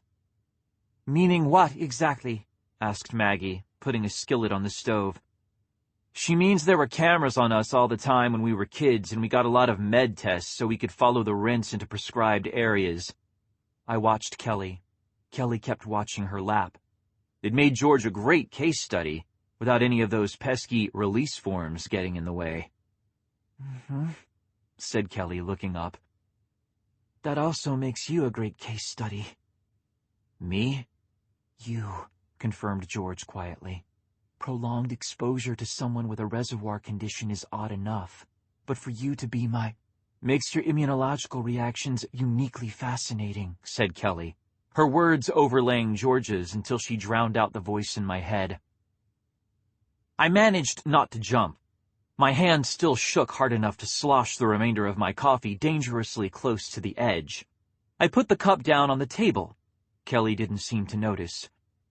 "We would have been asking you to come in for some tests later this year if our study had been allowed to develop normally, just to see if there were any deep abnormalities that might explain why she developed retinal callus amberly and you didn't. Of course, with Georgia dead, there's always the possibility whoever's killing the people with reservoir conditions could come after you instead. We don't know what the motive is there." "So, combine Shaun's possibly fucked up immune system with all the footage we've got, and our known connections to the research team, and we're a target. Is that it?" asked Bex. "Note for the future, this is the sort of shit you should maybe lead off with. Hi, nice to see you. Just faked my own death, and P.S., the people who want me dead are probably after you too." "Yes," said Maggie pleasantly, as she started cracking eggs into the pan. "It might have saved Dave's life." "That's not fair," interjected Kelly. Maggie ignored her. "2 eggs or 3, Shaun?" "3, please. I doubt we're going to be stopping for a big lunch." "Good. Will you need to bury her body in the forest behind my house tonight? Or will you be keeping her around a little longer for informational purposes?" This question was asked just as pleasantly as the last. Maggie's tone didn't hold anything to indicate that killing Kelly was of any more or less importance than my omelet. Maggie can be like that sometimes. She's grown beyond her upbringing for the most part, but sometimes she's still a spoiled little rich girl whose response to things she doesn't like begins and ends with getting rid of them. It's better not to argue with her when she gets that way. "Informational purposes, but I promise to let you know when that changes," I said. Kelly paled. "I decided that the polite thing would be to ignore it. Any news out of Oakland?" "The announcement of Dave's death went up about an hour ago," said Alaric quietly. "Okay." I looked at my coffee and sighed. "What do our site stats look like?" "Up 5% globally. Dave's reports are up 35%, and we have 3 syndication requests from his Alaska material from last year." Alaric sounded a lot more confident in this answer. That wasn't surprising. Next to Mahir, there's nobody who tracks our standings as carefully as Alaric does. "Did Maggie fill you in on the cover story?" Everyone nodded. "Good. Has anyone posted?" Everyone shook their heads. "Not so good. I need you all online. We were camping in Santa Cruz, our apartment got blown up, we're shaken, we're going to stay in the field for a few days while we recover. Maggie, I want you to make it clear that you're here alone. Tack on a poem I don't understand with lots of creepy-ass death imagery, the usual. And then if you can double security, that would probably be a bonus. Nobody say anything about the doc. She's not here. I'll get right on that, Maggie said, walking over and slapping a can of Coke into my hand before putting the plate with my omelet next to my discarded coffee cup. Good. Bex, come up with some believable outdoor footage. She stood, picking up her plate. I'll set up out in the van. Good. Alaric, ground-level analysis of the Oakland tragedy, short memorial piece on Dave. He rose as he spoke, expression already far away. I should be able to cobble something together fast enough to let me hit the forums and do some damage control after. That's excellent. Now, what are we going to do about the doc? I thought you'd ask that, said Alaric, looking briefly smug. He likes being efficient. I checked Buffy's stock of pre-coded IDs. Kelly looks enough like Buffy did that she can use most of them. Any of them come with medical credentials? No strict medical, but 3 scientific. I have an ichthyologist, a fish scientist, Alaric added, seeing my look of blank incomprehension. Also a theoretical physicist and a psychologist. I minored in psychology, said Kelly, sounding relieved to have something to contribute to the discussion. I've never practiced, but I can fake it if I have to. Great. Alaric, get the ID up and running, make sure it passes any surface checks people are likely to run, and go from there. You're still a doc. We're going to hire you to replace Dave as soon as we come back to civilization. Kelly looked faintly alarmed. I grinned. Don't worry. Mahir will ghostwrite your articles and we'll just publish them under... What byline are we publishing these under, Alaric? Barbara Tenney. Great. We'll publish them under the Barbara Tenney byline. It reinforces the impression that you're legit, and we can just call you Doc in public. You're crazy, pronounced Bex. And you're carrying 8 guns, I replied. Now that we've covered what everybody knows, can we move on? When I post, I'll say a few words about Dave and how honored we all are to have worked with him, bullshit, blah, blah, blah. I waved my free hand vaguely before cracking open the Coke and taking a deep drink. The acidic sweetness hit the back of my throat like a slap. I choked a little, getting my breath back, and finished. I'll hit the staff boards, give everybody the edited version of the situation, be done with your reports and ready to roll by 10. Where are we going? Asked Kelly, looking like she couldn't tell whether she would be relieved to be getting away from Maggie or worried about what was coming next. And why are we going now? Asked Alaric. I couldn't blame him for the question. He wasn't there when we lost Buffy or when we lost George. I took a deep breath, held it long enough to be sure I'd stay calm while I answered him, and said, "If we sit here until we feel ready to move, we're never going to move again. We're going to get comfortable, and we're going to stay here until we die. We don't want to run off half-cocked either, but there's a line between the two, and if we don't find it, we're fucked. As for where we're going..." I turned a predatory smile on Kelly. "That's what the doc here is going to tell me." "Me?" she asked, sounding surprised. "You. Come on. We're using the living room terminal, and you're going to explain what I'm not getting out of all those lovely notes you brought for us." Picking up my omelet, I added, "You have your assignments, everybody. 2 hours. Be ready." Kelly followed me to the living room and sat next to me at the desk. "Perk up. It's not like you went out of the frying pan and into the fire. It's more like out of the frying pan and into the industrial-strength toaster." "I don't understand." She shook her head, looking perplexed. "This is our chance to go to ground. Why aren't we doing it?"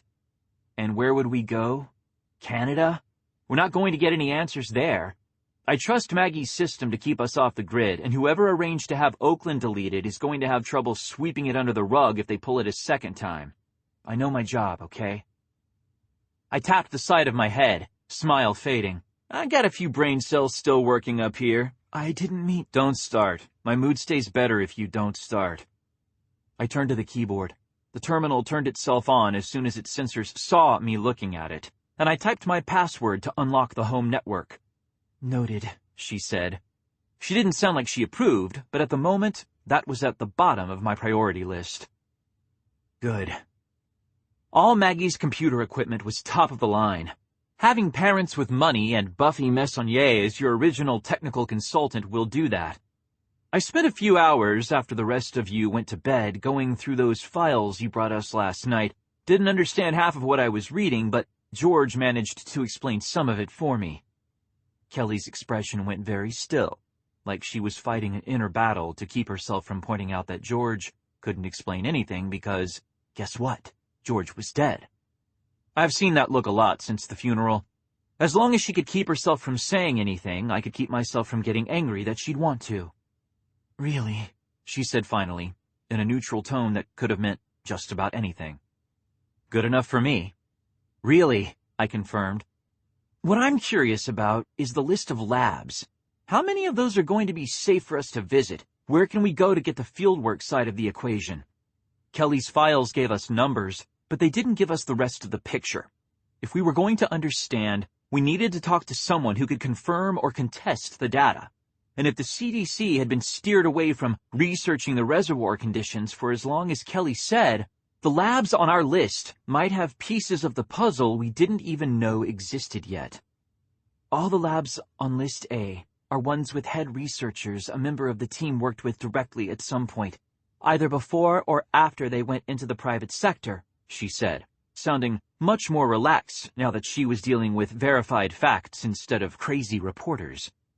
List B contains the labs where someone had personal experience with the supporting researchers, but not the head of the lab.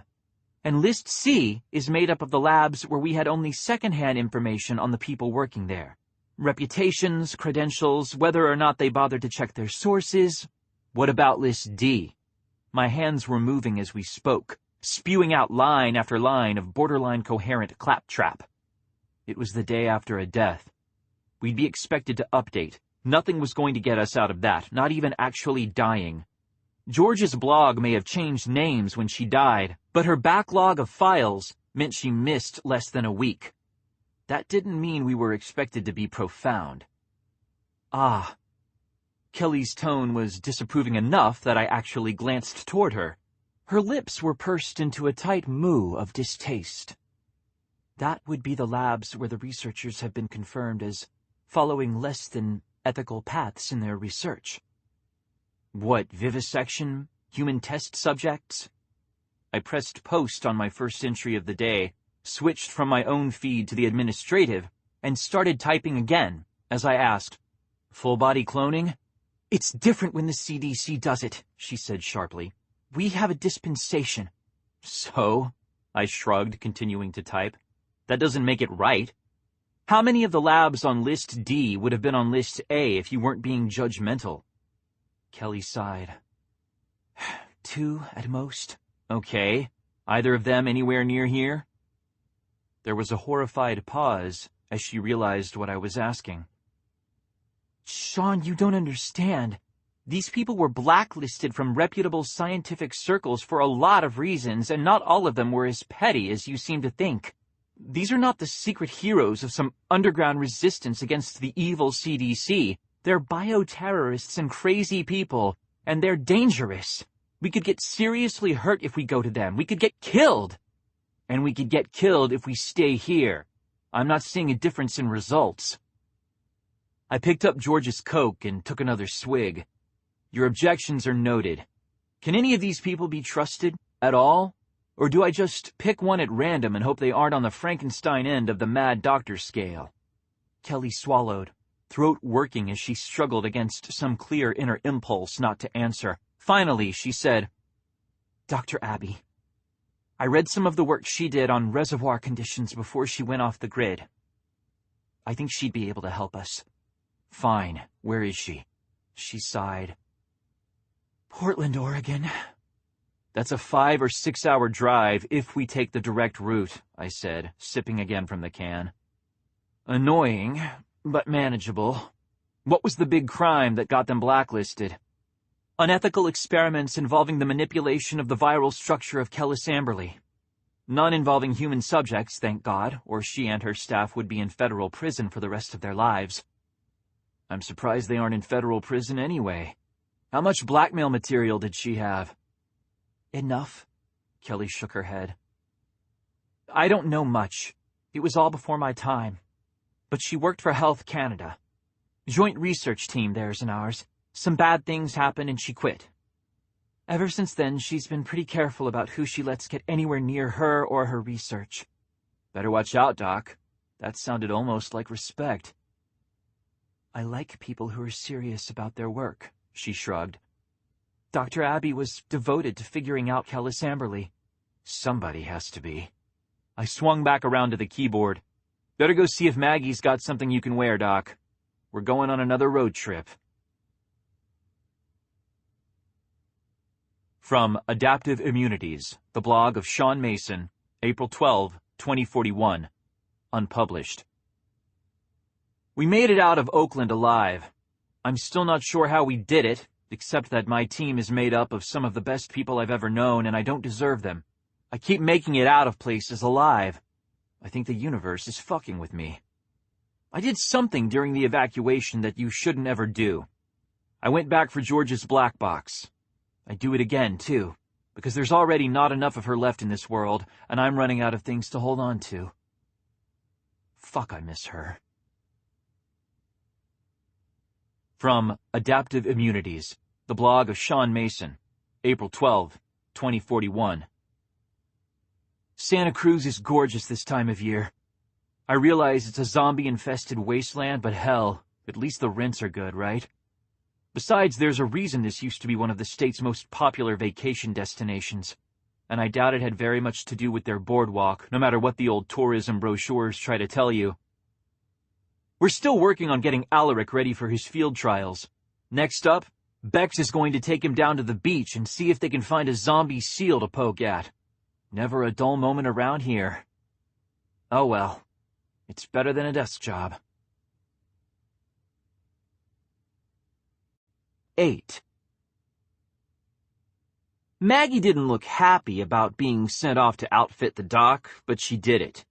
That was really all I could ask of her. I stayed in the living room, getting a few posts up on the site and making it clear that we'd been nowhere near Oakland when the bombs came down. While I was at it, I surfed over to the medical blogs to see what they had to say about the death of Dr. Kelly Connolly. With the way they were going on about her, lost scion of one of the CDC's proudest heritage families, rising young star of the virology world. You'd think she'd been on the verge of curing Kellis Amberley, not just slaving in the CDC salt mines with the rest of the peons. That's the power of good press, said George dryly. I chuckled and got back to work. Alaric came into the room with a half-eaten piece of toast in one hand as I was firing off an email to authorize the continuing sale of Dave's merchandise line. "Did you see the crime scene photos on the gossip sites?" he asked. I nodded. He continued. "This is like Invasion of the Body Snatchers levels of scary. I always knew cloning technology was better than we saw here on the fringes, but the CDC employs the best doctors in the world, and even they couldn't tell it was a clone. Could be worse. How? I have no idea, but it can always be worse." I glanced toward the kitchen door. "Where's Bex?" "She's helping Maggie with Dr. Connolly." He took a bite of toast, sitting down at the monitor next to mine. "I don't think she wanted to leave them alone together. I always knew she was smart." Alaric grunted as he logged on and started working the message boards. I leaned over to supervise, which really meant look over his shoulder, drinking a Coke and pretending to pay attention. He ignored me. I took his tendency to shut me out while he worked personally at first, until George assured me that he'd always done the same thing to her. He was just one of those people who really liked to focus on his work. "I love how you ignore the inherent impossibility of me telling you something you didn't already know," George said. "Don't start with me," I said, and took another drink of Coke. That's normally enough to shut her up for a little while. When that doesn't work, I zone out in front of the news feeds. Comforting for her, educational for me. Everybody wins. It's true. It's a shitty thing to say, and you know it. Alaric ignored my conversation with the air. He learned the hard way that sometimes it was best to turn a blind eye. During our first few months in the office, he asked who I was talking to every time I forgot and answered George aloud, and he pointed out that she was dead more than once. He stopped after I finally lost my temper and introduced my fist to his face, resulting in skinned knuckles on my part and a broken nose on his. He still flinches if I move too fast. Guess I can't blame him. If my boss were a potentially crazy man with a mean right hook, I'd probably be a little jumpy too. The title of one of the threads caught my eye. I leaned forward, tapping Alaric's screen. There, can you expand that thread? Sure. He clicked the header line. CDC safety precautions insufficient? I don't see what it has to do with just scroll. Right, he said, and started scrolling. The thread started as a discussion of the break-in at the Memphis CDC and devolved into a discussion of CDC security precautions over the course of half a dozen posts. As I'd hoped, the posters quickly started naming names, citing every CDC doctor, intern, affiliate, and publicity person to have died during the last 18 months. Alaric, can you grab the names of the deceased and start calling up obituaries and circumstance of death reports? If anyone looks at you funny, you can say you're basing a report off this thread. Sure, he said, warming to the idea as he saw where I was going with it. I can do you one better. I still have a few of Buffy's old worms live and functional. I'll set one of them digging for connections between the deceased employees, Kelly Connolly, Joseph Wynn, and any other unusual or unexplained deaths in their circle of friends. Just don't get caught or traced, and you can do whatever you want. Awesome. Alaric bent forward, starting to type. He had the same focus I've seen from George, Rick, and every other newsie I've ever met. I could probably have danced naked on his desk without getting him to do more than grunt and shove me out of the way of his screen. Content that I'd done something useful, I got up and walked to the kitchen. A fresh Coke would keep me from thinking too hard about the tools he was using to do the job. There are people who say that Kellis Amberly and its undead side effects are going to bring about the end of the human race. I tend to disagree with this perspective. I'm pretty sure that if the zombies were going to destroy humanity, they would have done it back in 2014 when they first showed up. I think that if anything destroys the human race at this point, it's going to be the human race itself. With my posts done, Alaric working, and Bex and Maggie sequestered with Kelly, I didn't know what to do with myself. I settled for sitting at the kitchen table with my fresh can of Coke, waiting for something to happen. My patience was rewarded about 15 minutes later when something happened. Footsteps descended the stairs, and Bex appeared in the kitchen doorway, hands raised in a warning gesture. Not the best sign. Okay, Shaun, before you freak out, this was the best way to do it. I raised an eyebrow. That's a really shitty elevator pitch, and I would never buy your project based on that, just so you know. I'm just saying, don't freak out. She finished stepping into the kitchen, looking back over her shoulder. Come on, Kelly. I feel like an idiot, said Kelly. She moved into view, Maggie half a step behind her. I stared. Buffy left a lot of her shit to me and George when she died. Her parents gave us even more. We were her best friends, and they couldn't think of anything else to do with her collection of gaudy jewelry and hippie skirts. The fact that I'm not a cross-dresser and George wouldn't have been caught dead in that sort of thing didn't matter. They were grieving parents, we were Buffy's friends, and we got it all. Only we didn't have much room in the apartment, and the idea of getting rid of her things left me feeling sick, so we stored them at Maggie's. Bex was looking at me with rare anxiety, clearly waiting for me to say something. I swallowed the lump that was blocking my throat and said the first thing that came to mind. Wow, that's different. Kelly was wearing a multicolored broomstick skirt, a white peasant blouse, and a patchwork vest with little mirrors sewn all over it. They twinkled when she moved, not quite as gaudily as the dozen or so bangle bracelets crusted with LED jewels. There were matching jewels on the straps of her sandals, which looked entirely impractical. I knew better.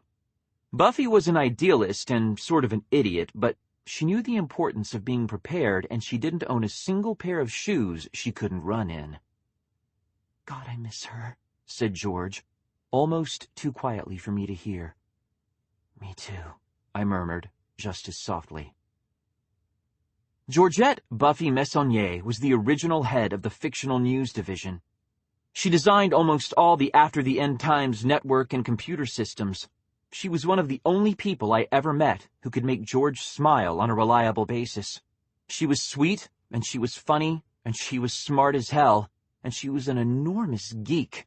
And every time her name comes up, I have to remind myself that she didn't do any of the things she did on purpose.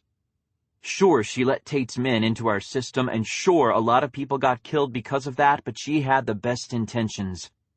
Buffy died because of what she did. On the days when I'm really getting my crazy on, that seems like sufficient payment. Of course, those are the days when I can convince myself that George isn't dead, just, I don't know, mysteriously intangible and pissed off about it. Most of the time, well, I'm just a little bit bitter. Either Maggie or Bex, I was betting on Maggie, had hacked off most of Kelly's hair, leaving her with a spiky mess that stuck up in all directions.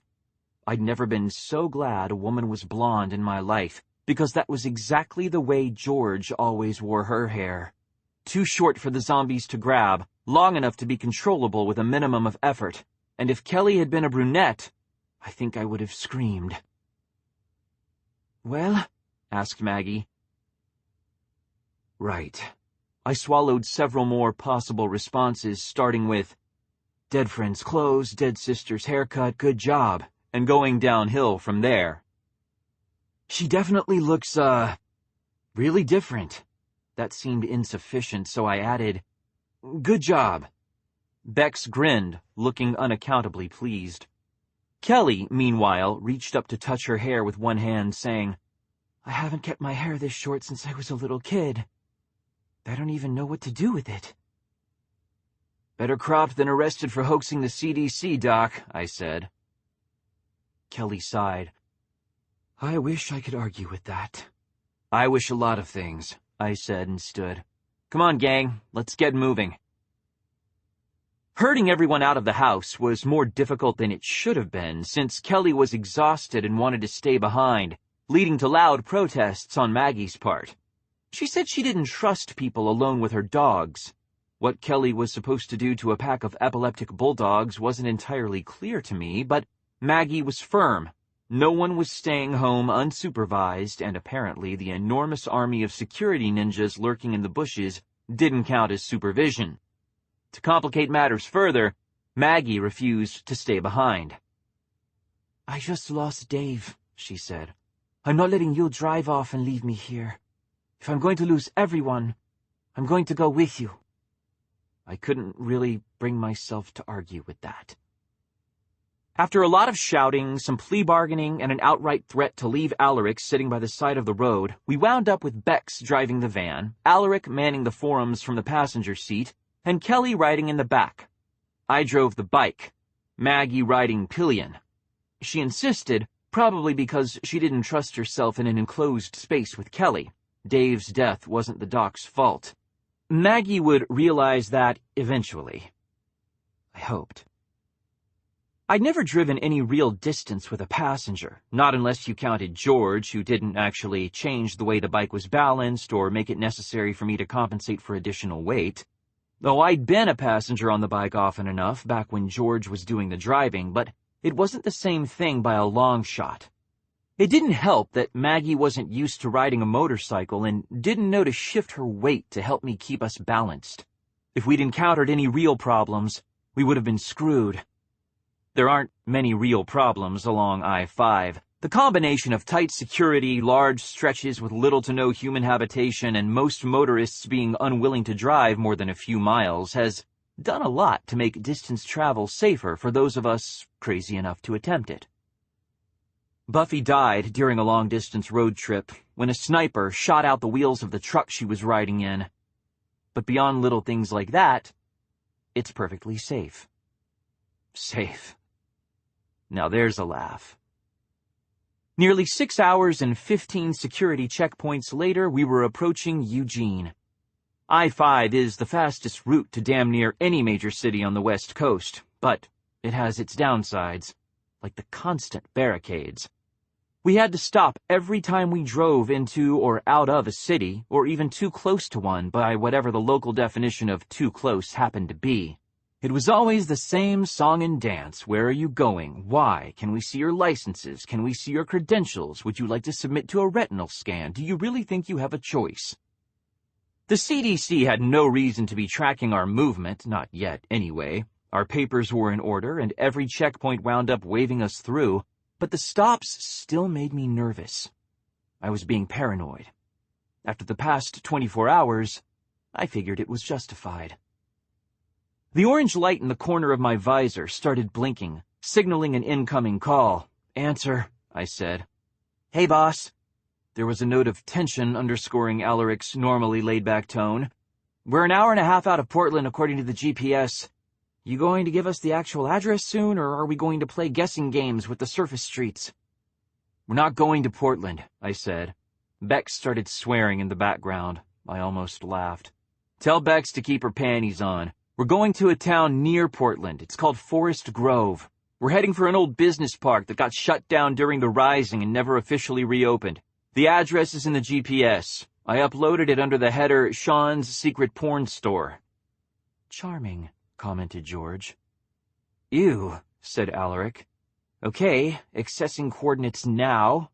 Is there anything else we need to know?" "You know what I do, and you can pump the doc for information if you need to." I swerved to avoid a pothole, feeling Maggie's arms tighten around my waist. She was staying amazingly calm for a woman who almost never left her house. I was starting to wonder exactly what was in that herbal tea she drank right before we left. "We're heading for an illegal biotech lab to talk to somebody the CDC is too afraid of to fuck with.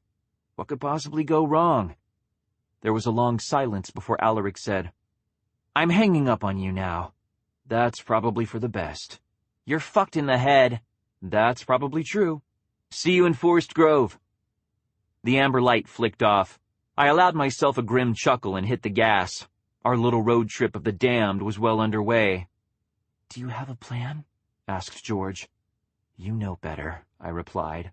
I wasn't worried about Maggie hearing me talk to myself. The roar of the wind would keep my voice from reaching her. Weird as it might seem, George and I actually had a measure of privacy, despite having another human being with her arms wrapped around my waist. If Maggie had been driving, I might have actually been able to fool myself into thinking everything was the way it was supposed to be, even if the illusion would only last until the bike stopped. George laughed. I smiled, relaxing, and kept on driving. Next stop, Forest Grove. The Caspel Business Park was located at the edge of town, in what was probably considered an area ripe for expansion before the dead decided to get up and walk around. It was built on a model popular before the Rising, all open spaces and broad pathways between the buildings. I'd be willing to bet that more than half those buildings had automatic doors at one point, totally unsecured against the shambling infected. It was no wonder the local authorities hadn't bothered trying to reclaim the place. If there was anything remarkable about it, it was that it hadn't been burned to the ground. According to the doc's instructions, the place we were looking for was in the old IT complex, where the buildings had been constructed according to much more sensible schematics. Airtight, watertight, no windows, no real danger of contamination if you remembered to lock the damn doors. Georgia and I went to preschool in a pre-Rising IT complex, and we were just as secure as we could possibly be. Locating the lab in that sort of structure made a lot of sense, especially with the rest of the business park providing excellent, if hazardous, cover. Not even the bravest Irwin was going to stumble on the place by mistake, and the ones who were dumb enough to think it was a good idea would all be eaten before they arrived. The parking garage had developed a worrying leftward tilt. I eyed it, shook my head, and kept driving. The last thing we needed was to get a parking garage dropped on our heads, or worse, dropped on our vehicles while we were inside the building. On the other hand, we'd be dead if the garage fell on us, and we wouldn't have to worry about this shit anymore. "You're in a fabulous state of mind today," said George. "Enjoy it while it lasts," I said, and continued to blaze a trail through the deserted business park. Maggie clung a little tighter every time we hit a bump, but she didn't jerk around enough to make me lose my balance. That was a good thing. The broken pavement was littered with rusted metal, broken glass, and other debris. If we went sprawling, we'd be lucky to get away with just a tetanus shot. The loading dock behind the IT complex was clear and showed signs of semi-recent upkeep. That was promising. I pulled up and killed the engine, waiting for Maggie to dismount before deploying the kickstand and sliding to the relatively unbroken pavement. My thighs ached from too many hours on the road, but my head was clearer than it had been in weeks.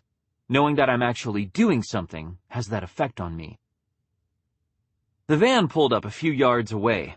The side door was open before the wheels had fully stopped turning, and Alaric jumped down, fumbling his field pack on as he trotted toward us. I pulled off my helmet and smirked at him. "Did you have a nice drive?" "I hate you," he said flatly. "That's nice," said Maggie. Alaric shot her a look and she smiled, removing her helmet. Her pupils were slightly enlarged, not in the exaggerated manner that would indicate a live infection, but in a softer, more relaxed manner that I recognized from dealing with high-strung reporters at press conferences. Her herbal tea definitely contained a few extra ingredients. I considered pulling her aside for a talk about taking psychoactive substances before going into the field and decided to let it pass. It wasn't likely she was a combatant. She and Kelly were so much dead weight if we got attacked. She might as well be pre-anesthetized dead weight in case things went poorly. As it was, she was only legal to be with us because the town zoning regulations made this place technically safe. Very technically. Bex was the next out of the van, her own field pack already in place. Her scowl looked like it had been permanently affixed to her face. "You owe me," she said, coming to a stop next to Alaric.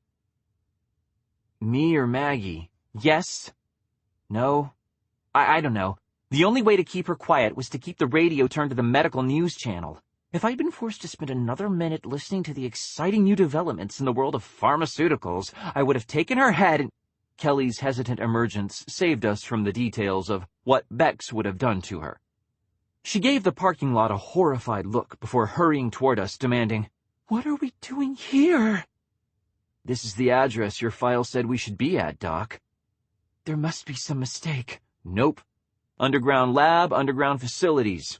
I tucked my helmet under my arm, looking at the low-slung buildings spread out around us.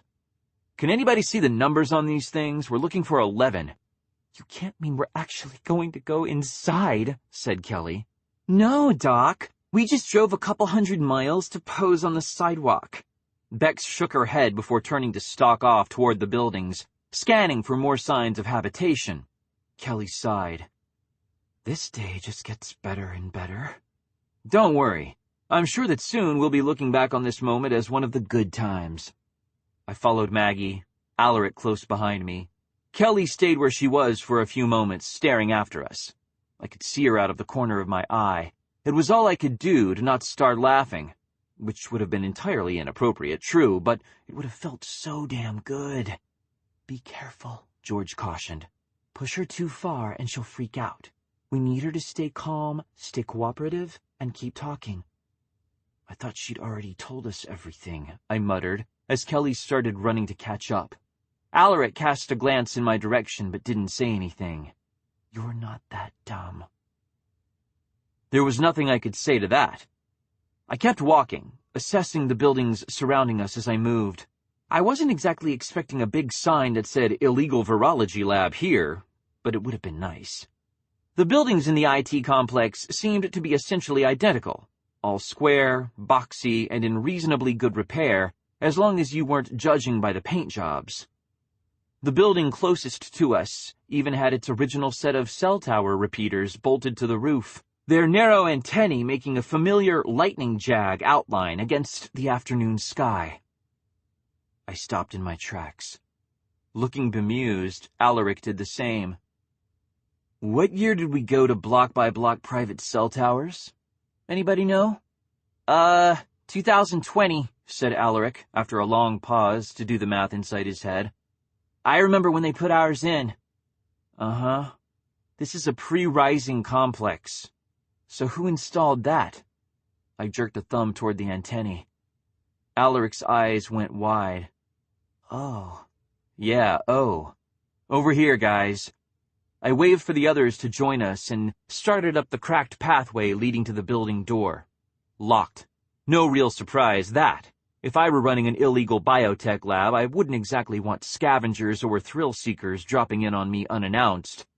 I rapped my knuckles against the metal of the door itself, hearing the echoes they sent ringing dully into the space beyond. No one answered. That really wasn't a surprise either.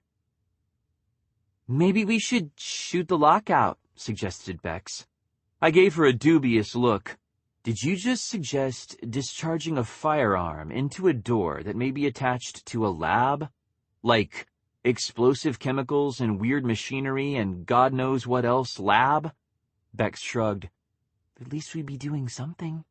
"We are doing something. We're getting inside." I knocked again. After a several-second pause, I cleared my throat and shouted, "This is Shaun Mason from After the End Times. We're here to speak to Dr. Abby. Is she available? It's about the reservoir conditions." The echoes of my knock were still ringing when the doors swung open, revealing a short, cheerfully curvy woman with spiky brown hair streaked with bleach-white lines that looked more accidental than anything else. She was wearing an electric orange t-shirt that read, "Do not taunt the octopus," jeans, and a lab coat, and was pointing a hunting rifle at the middle of my chest. "Got any ID?" she asked. Her voice was light, even charming, with an accent I couldn't quite identify. She followed the question with a pleasant smile that didn't warm her eyes. This was a woman who wouldn't hesitate to pull the trigger if she thought we were giving her reason. "Not the friendliest greeting ever, and yet not the least friendly either," said George. Kelly gasped, either in shock or indignation, I wasn't sure which, and I really didn't care. It gave me something to respond to that wouldn't convince the woman with the large gun that I was insane right off the bat. That could come later, when she no longer had a weapon aimed at us. "Hush," I said, making sure to slant my eyes toward Kelly, to at least give the impression that I was talking to her. Looking back to the woman in the doorway, I asked, "May I reach into my jacket for my press pass? I promise to do it slowly." "Fine by me," she said, still smiling. "Joe, come over here, boy." The largest dog I'd ever seen came ambling up behind her, its flapping jowls oozing strings of gooey white saliva. Its head looked like it was bigger than my chest. That may have been shock speaking, but there was no way I was going to volunteer to do the measurements. It didn't help that the damn thing was solid charcoal black, making it look unnervingly like the classic hellhound. Kelly drew her breath in again. This time, I didn't blame her. Even Bex gasped, and I heard Maggie mutter something that sounded suspiciously like, "Holy shit." "Joe, guard," said the woman with the rifle. The massive canine obediently padded out onto the walkway, standing between her and the rest of us. It wasn't growling, glaring, or doing anything else actively hostile. It was simply standing there, being enormous. That was more than enough. Reaching slowly into my jacket, I asked the most sensible question I could come up with under the circumstances. "Lady, what the fuck is that?" That's right. Antagonize the woman who accessorizes with Cujo. I was tired of being the only dead one in this relationship. I ignored her, choosing instead to focus on the woman who had the capacity to kill me. Call me single-minded. I tend to pay more attention to the immediate threats to life and limb and leave the sarcastic dead people for later. "That's Joe," said the woman, keeping the rifle aimed solidly at my chest. "He's shown me his ID. He's in no danger of getting himself shot." "He's an English Mastiff," breathed Maggie, almost reverently. She started to step forward, one hand outstretched in a gesture I'd seen her use on her video blog whenever she was adding a new rescue to her miniature pack. She froze mid-gesture, eyes darting toward the woman with the rifle. "Is he friendly?" "He will be, once I've seen your ID." Still, Shotgun Lady's smile took on a slightly more honest edge. "Joe's a good boy. He only eats the people I tell him to eat." "How encouraging," I muttered, and held out my journalist's license. "Here, all my credentials are on file, just run the code." "And your people?" She jerked her chin toward the others, not bothering to take the license from my hand. "Rebecca Atherton, head of the Irwins. Magdalene Garcia, Head of the fictionals, Alaric Kwong. He's with the Newsy division. The actual division head lives in London and isn't with us today, and this is... For a sickening moment, I couldn't remember Kelly's alias. Barbara Tenney, prompted Georgia. Barbara Tenney, I echoed. She's a social scientist on loan to the site for a few months, getting some field experience. From the look on the woman's face, she wasn't buying it. Uh-huh. What are you folks doing here? Take a wrong turn on the way to a real story? I had two choices. I could try to come up with a plausible lie, or I could tell her the truth. Once, I would have gone straight for the lie. The more interesting, the better. I'm not really comfortable with that sort of thing anymore. We came to see Dr. Abby, I said, still holding out my license. I have some files from the CDC that I need to have explained to me, and I thought she might be the person who could do it. Her brows lifted slightly. She was interested. I decided to press my luck. I don't know if you follow the news, but my sister, Georgia Mason... Retinal Kellis Amberley, wasn't it? I remember her. That was a real tragedy. I was very sorry to hear about it. The rifle wavered slightly. I need a better reason for you to be here and not at a real lab somewhere. Tell her. Georgia's mental voice held a venom I rarely heard from her, even when she was alive. Then again, I couldn't blame her. The CDC's secret-keeping might be the reason she was just a voice in my head. In for a penny, in for a pound. Barbara Tenney is a cover ID for Dr. Kelly Connolly of the CDC, the researcher who was killed in a break-in recently. That was a full-body clone. The real Dr. Connolly wasn't killed, and this is her. This time, Kelly's horrified expression was more than a bit betrayed. I did my best to ignore it. She's how we got the files, and those same files identified this lab as being disreputable enough that no one would suspect we'd go to you, while still having staff who know how to find their asses with both hands. It didn't mention the giant dog, or we might have gone somewhere else. Now, are you Dr. Abby, or can you tell us where to find her? I'm getting a little uncomfortable standing out here in the middle of nowhere. Well, why didn't you just say so? The spiky-haired woman lowered her gun, suddenly smiling with genuine sincerity. I'm Dr. Abby. You can call me Shannon, and it's a pleasure to have guests, especially guests with such interesting connections. Her smile dimmed as her gaze fell on Kelly, who was too busy staring at me to notice. How about you all come inside, and we'll sort this out? Alaric managed to find his voice, swallowing hard before he asked, Will the dog be coming? Of course he will. Joe's my lab manager, aren't you, Joe? The enormous canine responded with a bark loud enough to make my ears hurt, tail beating against the ground. Maggie looked like she was physically restraining herself from running over and throwing her arms around his neck. Catching the look, Dr. Abby laughed. He doesn't bite. Joe, guest passes for all these folks. Got it? The dog stood, tail still wagging. Does that mean I can pet him? Asked Maggie eagerly. Can you pet the moving legal violation after we get inside? I asked. Come on. Dr. Abby stepped aside, waving a hand at the open door. Ladies first. That means us, Princess. Bex looped her arm through Kelly's, tugging the reluctant doctor along with her as she went striding through the door to the lab. Maggie followed, still casting longing looks at the dog. Alaric gave me an uneasy glance and went after her, presumably unwilling to leave her alone in the company of a bona fide mad scientist. Dr. Abby crooked an eyebrow, studying me. Will you be joining us? Yeah, thanks. I did my best to swagger as I walked toward the door, even going so far as to give her enormous pet a pat on the head as I passed him. Good doggy.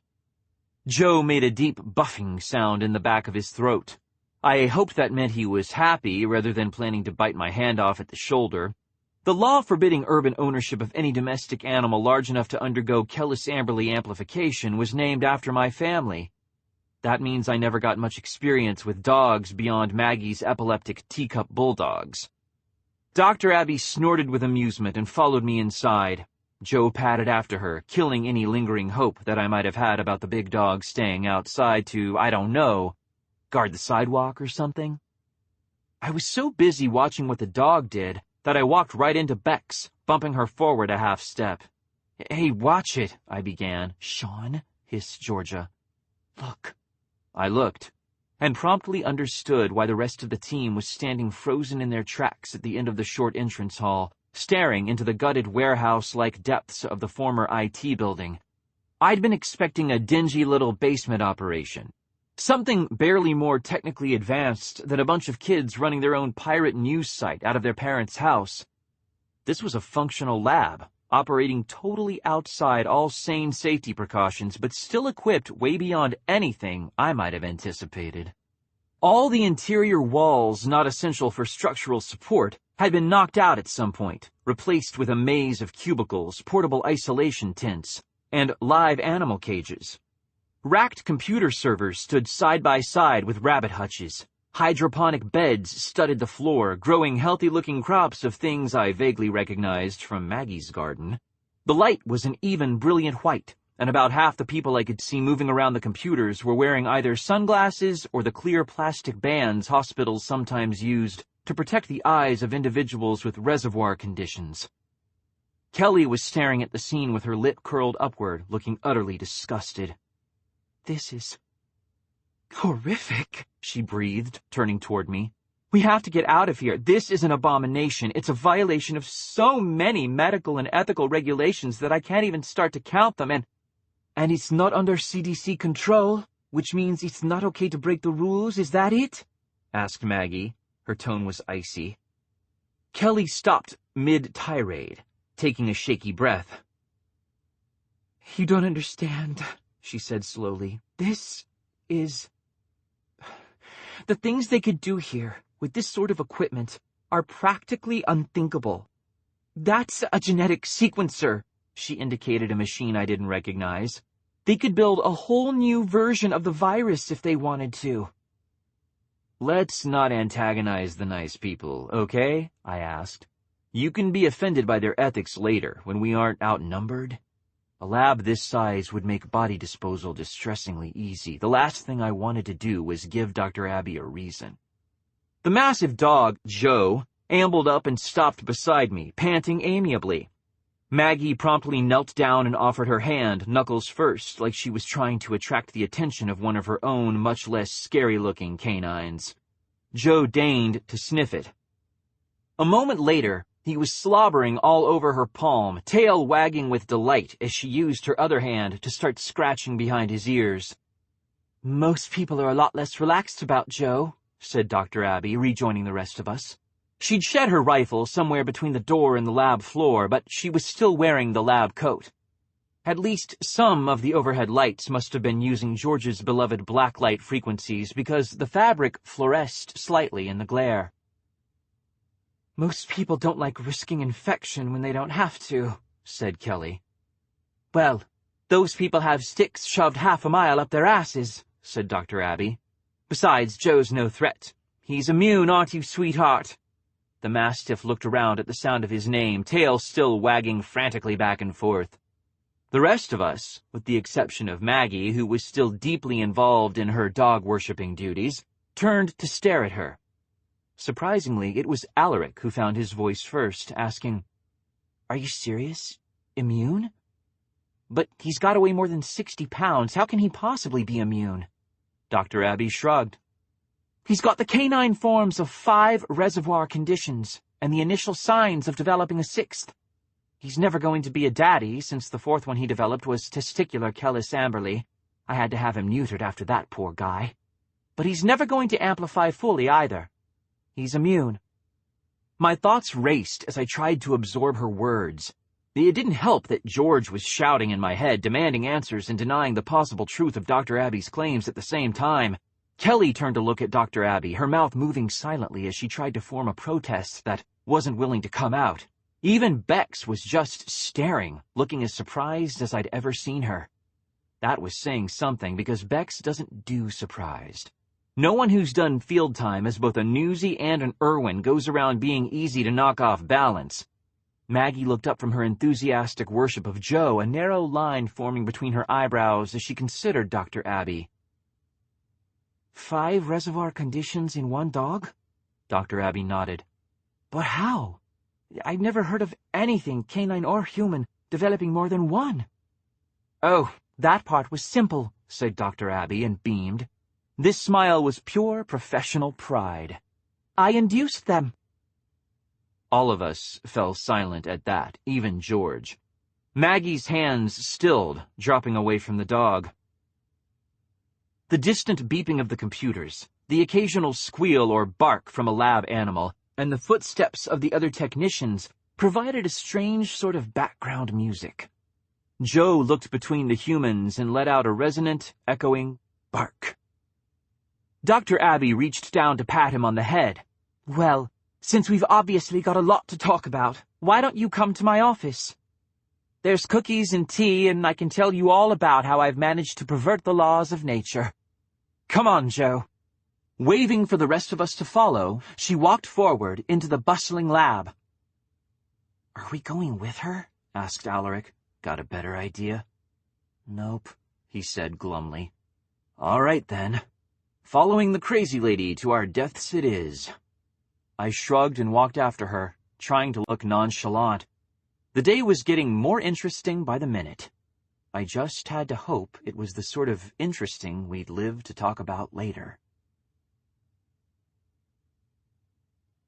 From Epidemiology of the Wall, authored by Mahir Gowda, January 11, 2041. The nature of the so-called reservoir conditions has never been fully explained, although a great many theories have been proposed, some reasonable, some not. Why does the Ka virus manifest its live state in certain parts of the body? Why does that live virus then fail to spread the infection according to the laws that govern all of its other manifestations? Why is retinal Ka most common in females, while cerebrospinal is most common in males? Nobody really seems to have a clue. We do know that reservoir conditions are becoming more common, with reported cases of retinal, cerebrospinal, ovarian, testicular, and pituitary Ka in both human and animal hosts up by more than 18% over the last 11 years. There are rumors of new reservoir conditions manifesting themselves, conditions with scary names like cardiac and pulmonary. Yet still no one knows why. Taken all together, it's enough to make one question whether we truly dodged the end of the human race, or merely delayed it by a decade or two. 9. Dr. Abby's office was a euphemistically named cubicle, only slightly larger than the ones around it. It didn't help that it was jammed with file boxes, outmoded computer equipment, and, best of all, clear plastic tanks full of assorted insects and arachnids. I don't have a problem with spiders. Spiders can't carry Kellis Amberley. Ditto giant hissing cockroaches and squiggly things with way too many legs. Bex didn't share my disregard. Every time the squiggly thing moved, she sank farther back into her chair. It's called a millipede, said George. It's called comedy, I muttered, and turned my attention back to Dr. Abby. She had shrugged out of her lab coat before pulling a bag of Oreos out of a filing cabinet and dumping them onto a paper plate. Now she was rummaging through the mini-fridge shoved under her desk, crouching in a way that I recognized as designed to put a minimum of stress on her knees. Joe the Mastiff was stretched out between her and us, enormous head resting between his forelegs. His pose was relaxed, but his eyes were alert, focusing on whoever had moved most recently. That meant his focus was mostly on Bex, who couldn't stop flinching. So there's apple juice, water, beer, and something unlabeled that's either a protein shake or algae. Dr. Abby looked up. Who wants what? I want to know how you managed to induce a reservoir condition, volunteered Kelly, the need for knowledge apparently overwhelming her reluctance to work with unsanctioned researchers. Dr. Abby fixed her with a flat stare. That's not a beverage. I want to know how you managed to justify violating a couple dozen international laws when you used a clone for personal benefit. Don't they train you out of that at the CDC? I thought that was their job. That and restricting research to party line channels while people were dying. I'll take an apple juice, I said. Nothing for me, thanks, said Alaric. He was looking at Dr. Abby with the same sort of intent focus that Joe was turning on the rest of us, eyes slightly narrowed. Water? Said Maggie. Bex said nothing. She was too busy watching the millipede. Got it. Dr. Abby straightened, passing a bottle of water to Maggie and a bottle of apple juice to me before sitting in the chair next to her dog. So, you're finally here about the reservoir conditions. Damn. I've had a bet going with Dr. Shoji in Oahu for years now. He's been swearing you'd come someday. I thought you'd just keep treading water until we were all completely fucked. Shoji? Asked Alaric, eyes narrowing further. Would that refer to Joseph Shoji, the director of the Kauai Institute of Virology? Why are you asking me questions you know the answers to already? Nobody here needs the exposition. Dr. Abby picked up her own drink, sipping calmly before she said, If you think you can sell me to your government, think again. They already know who I'm in contact with, how often, how we communicate, basically everything but how often I change my underwear. If they wanted to take me, they'd take me. They just don't want to risk it. Actually, I sort of need the exposition, since I have no clue what you people are talking about, I said. Why doesn't the government want to risk it? I mean, no offense, but it's not like you're sitting on a nuke here or anything. Oh, but I am. Dr. Abby's gaze went to Kelly and stayed there, guileless and steady as she continued. See, the CDC knows damn well and good that something's wrong. I don't know how many of the people working there know what it is, but you can't have half a brain, work in the medical field, and not realize that something's not right. That's not fair, protested Kelly. The research, Dr. Abby cut her off. That's an excuse. You're talking about the reservoir conditions, said Bex. It was a relief to have her join the conversation. Her training was a lot more analytical than mine. I didn't know what questions to ask. She and Alaric did, and that could save our asses. Exactly. Dr. Abby kept looking at Kelly. What do you know? I don't know who Dr. Shoji is, I volunteered, but I know that people with reservoir conditions are dying faster than they should be, and I know that my sister was one of those statistics, so we're here because we need you to tell us what the CDC doesn't want to say. Kelly shot me a look. Control of sensitive information is a key duty of all government organizations, she said. Given your own need for information security, I would have thought, drop the party line, Doc, I said pleasantly. I still don't have a problem with hitting girls. Her mouth snapped shut with an audible click. Dr. Abby studied me for a moment before looking toward Alaric, nodding in my direction and asking, Is he for real? He's for real, said Alaric. Infuriating, impossible, and probably insane, but for real. Huh. Dr. Abby took another sip of her drink. Joe has 5 fully developed reservoir conditions: retinal, cerebrospinal, cardiac, testicular, and my personal favorite, thyroid. He's the first documented case of a canine thyroid reservoir condition, aren't you, Joe? Joe turned his massive head toward her, tongue lolling as he drooled agreement with her words. You said you induced them? Said Bex. That's impossible, said Kelly. The virus doesn't behave that way. It's not impossible. It's just hard, said Dr. Abby. I started injecting him with the live state virus when he was 6 weeks old. That gave his body time to learn to deal with it before he got big enough to amplify. The first 2 conditions developed on their own, as a consequence of the inoculations.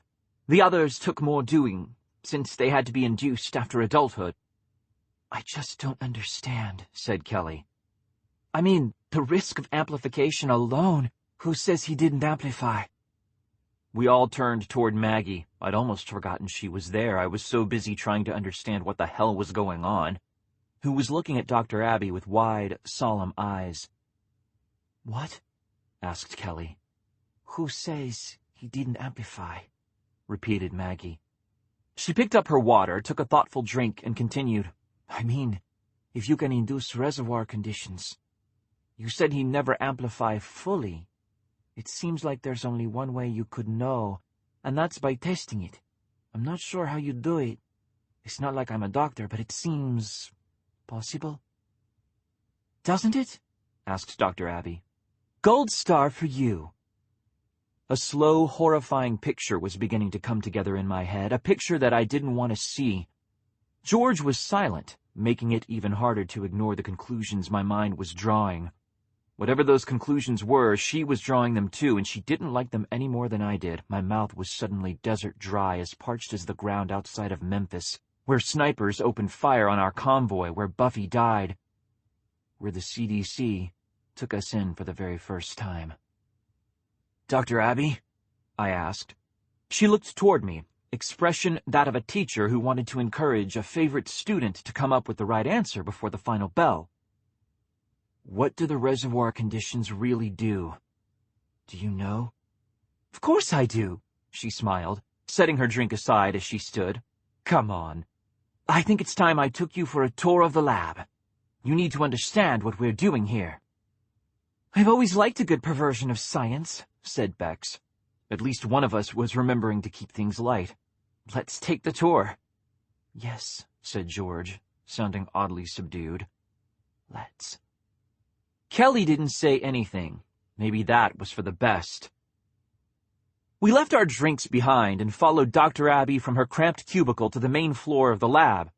Joe padded along at the rear of the group, claws making an unnerving clacking sound against the bare linoleum.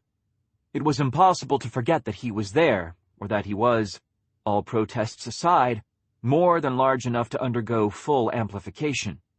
He could kill us all before anyone had a chance to reach for a weapon. "But he won't," said George, picking up on the thought. "I don't think Dr. Abby's quite that crazy." "Says the one with the least to lose," I muttered. Dr. Abby looked back at me, brows raised. "What was that?" I offered her a sunny smile. "Just talking to my dead sister. She lives inside my head now. She says you're not crazy enough to let your dog go zombie and eat us all." "She's right," Dr. Abby agreed, seemingly unperturbed by the fact that I was talking about carrying on conversations with a dead person. It was weirdly jarring. Even if Joe could amplify, which he can't, after all the work we've done, I wouldn't let him do it outside a sealed room. There's too much here that he could damage. "Like these?" Alaric stopped, frowning at a tank that contained about a dozen things that looked like guinea pigs with too many legs. Bex followed his gaze and let out a shriek, jumping backward. "Goliath tarantulas," said Dr. Abby. "Average weight of the specimens in that tank is between 4 and 6 ounces. It's taken generations to breed them up that large." "Why would you want to?" demanded Bex. "They're horrible." "They're infected," said Dr. Abby. We all turned to stare at her. She continued blithely. "The biggest female has amplified twice so far. Once she got sick enough that she started displaying stalking behavior and infected 3 other spiders before she could be contained. One of them didn't recover. Pity. He was from a very encouraging line. Come on, there's a lot to see." She resumed walking, obviously trusting us to follow her. "Spiders can't amplify," said Kelly, sounding uncertain. "Keep telling yourself that," said Dr. Abby, and kept walking. The rest of us hurried to catch up, with Joe once again lingering long enough to bring up the rear. I found myself wondering what would happen if one of us tried to split the party, the way they always seemed to do in the horror movies Maggie and Dave liked so much. Given the size of Joe's head and the number of teeth it contained, I wasn't in any real hurry to find out.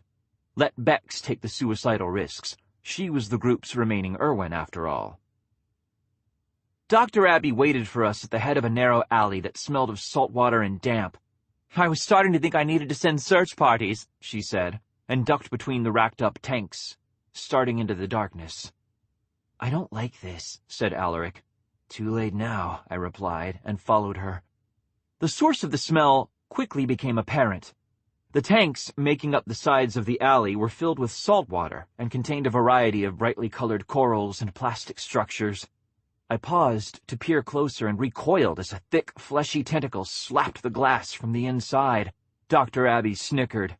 "Careful," she said. "They get bored sometimes. They like to mess around with people's heads when they're bored." "They who?" I asked, pressing a hand against my chest as I waited for my heart to stop thudding quite so hard against my ribs. There was a distinct heaviness in my bladder, telling me that I needed to find a bathroom before I lined myself up for too many more exciting surprises. What the fuck is that thing? Pacific octopus. Dr. Abby tapped the offending tank. The tentacle responded by slapping the glass again before it was joined by two more near-identical appendages, and a large octopus slithered out from a crack between two pieces of coral. We do a lot of work with cephalopods. They're good subjects as long as you can keep them from getting bored enough to slither out of their tanks and go around wreaking havoc. I glanced to Bex. Isn't this the part where you should run screaming? Nah, she said. I've got no problem with octopuses. It's bugs and spiders that I don't like. Octopuses are cute in their own nature did a lot of drugs sort of way. Girls are fucking weird, I said. You should know, George replied. I smirked and leaned in for a closer look at the octopus. It settled against the glass, watching us with its round, alien eyes. That is a freaky-looking thing, I said. What's it for? Barney here is for testing some of the new Ka strains we've been developing, said Dr. Abby, removing the cover from the tank. The octopus promptly switched its focus to the surface of the water. She stuck in a hand and it reached up with two tentacles, twining them firmly around her wrist. We haven't been able to infect him yet, although he's shown some fascinating antibody responses. If we can just figure out what's blocking infection in the cephalopod family, we'll be able to learn a lot more about the structure of the virus. Wait, you mean you're actually trying to develop new strains of the virus? Kelly looked at her with wide, baffled eyes, like this was the last thing she could imagine anyone wanting to do. Dr. Abby took her attention away from the octopus, which was now trying to pull her arm all the way into the tank, as she frowned at Kelly. What did you think we were doing here?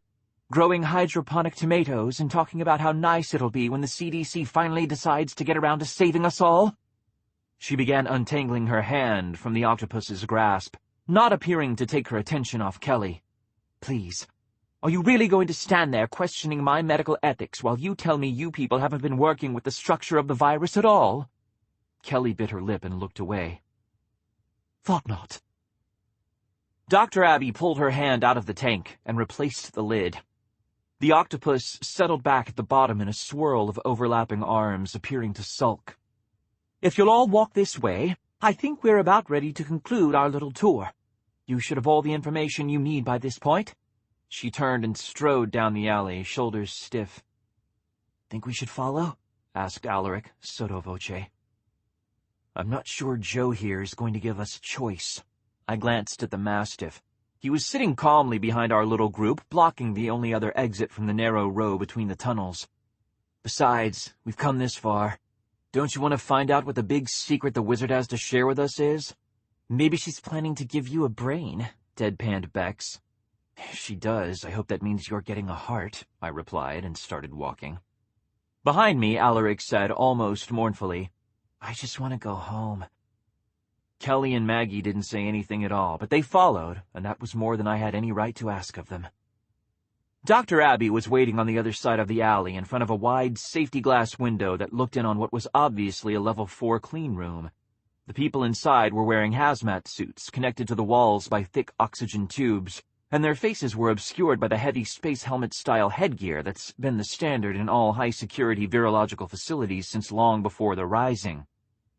Dr. Abby was looking through the glass, hands tucked into the pockets of her lab coat. She didn't turn as we approached. Joe trotted up, and she pulled one hand free, placing it atop his head. I started this lab 6.5 years ago, she said. I've been waiting for you, or someone like you, ever since. What took you so long? Why didn't you show up years ago?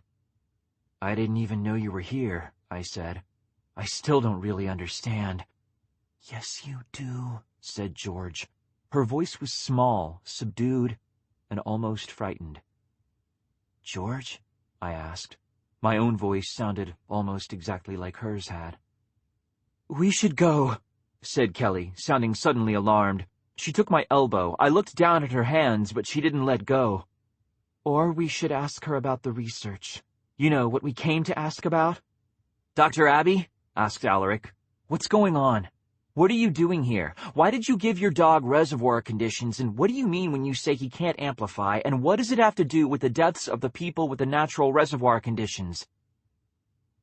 The Kellis-Amberley virus was an accident, said Dr. Abby, still looking at the pane of safety glass. Her hand moved slowly over her dog's head, stroking his ears. It was never supposed to happen. The Kellis flu and Marburg-Amberley were both good ideas. They just didn't get the laboratory testing they needed. If there'd been more time to understand them before they got out, before they combined the way that they did. But there wasn't time. And the genie got out of the bottle before most people even realized the bottle was there. Could have been worse. That's what nobody wants to admit. So the dead get up and walk around, so what? We don't get sick like our ancestors did. We don't die of cancer even though we keep pumping pollutants into the atmosphere as fast as we can come up with them. We live charmed lives, except for the damn zombies. And even those don't have to be the kind of problem that we make them out to be. They could just be an inconvenience. Instead, we let them define everything. They're zombies, said Bex. It's sort of hard to ignore them. Is it really? Dr. Abby's hand continued caressing Joe's ears. There's always been something nasty waiting around the corner to kill us.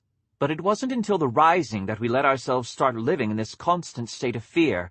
This constant stay inside and let yourself be protected mentality has gotten more people killed than all the accidental exposures in the world. It's like we're all addicted to being afraid. Ask her about the reservoir conditions, prompted George. I want to know. What do the reservoir conditions have to do with any of this? My voice sounded unfamiliar to my own ears, like someone else was asking the question.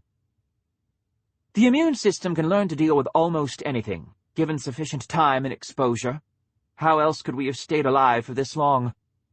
Dr. Abby turned to look at me, eyes dark and very tired, beneath the erratically bleached fringe of her hair.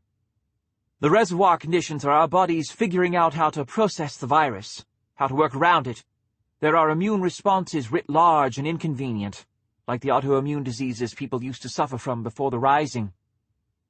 Just about everyone with an autoimmune syndrome either died during the Rising or found their suffering greatly alleviated, as the body's immune responses got something much better to waste their time on than attacking their own cells. The sudden, burgeoning Kellis-Amberley infection doing its best to wipe out everything in its path. Autoimmune disorders still crop up, but they're nothing compared to their numbers before the Rising turned the medical world on its ear.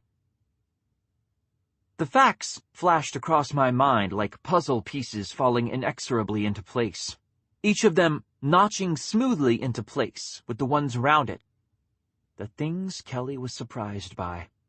The illegally massive dog with the induced reservoir conditions and the casual way Dr. Abby said he wouldn't amplify, like she knew absolutely what she was talking about.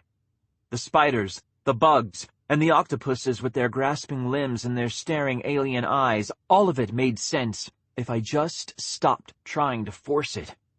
I turned toward Kelly before I realized that I was intending to move. Her eyes widened and she took a step back, almost pressing herself against Maggie. Maggie gave her a puzzled look as she stepped out of the way. I don't know what he's so pissed about, but I'm not going to get in his way, she said, in a tone that bordered on the sympathetic. Better you than me. Alaric and Bex were watching me with confusion. Dr. Abby turned to watch me advancing on Kelly, and there was no confusion in her expression, just calm satisfaction, the teacher's face once more watching her student finally understand the lesson. The reservoir conditions are an immune response, I said. It wasn't a question. It didn't need to be. I could see the confirmation in Kelly's widening eyes. They're the way the body copes with the Kellis-Amberley infection, aren't they? She didn't answer me. Aren't they? I shouted and slammed my hand into the safety glass.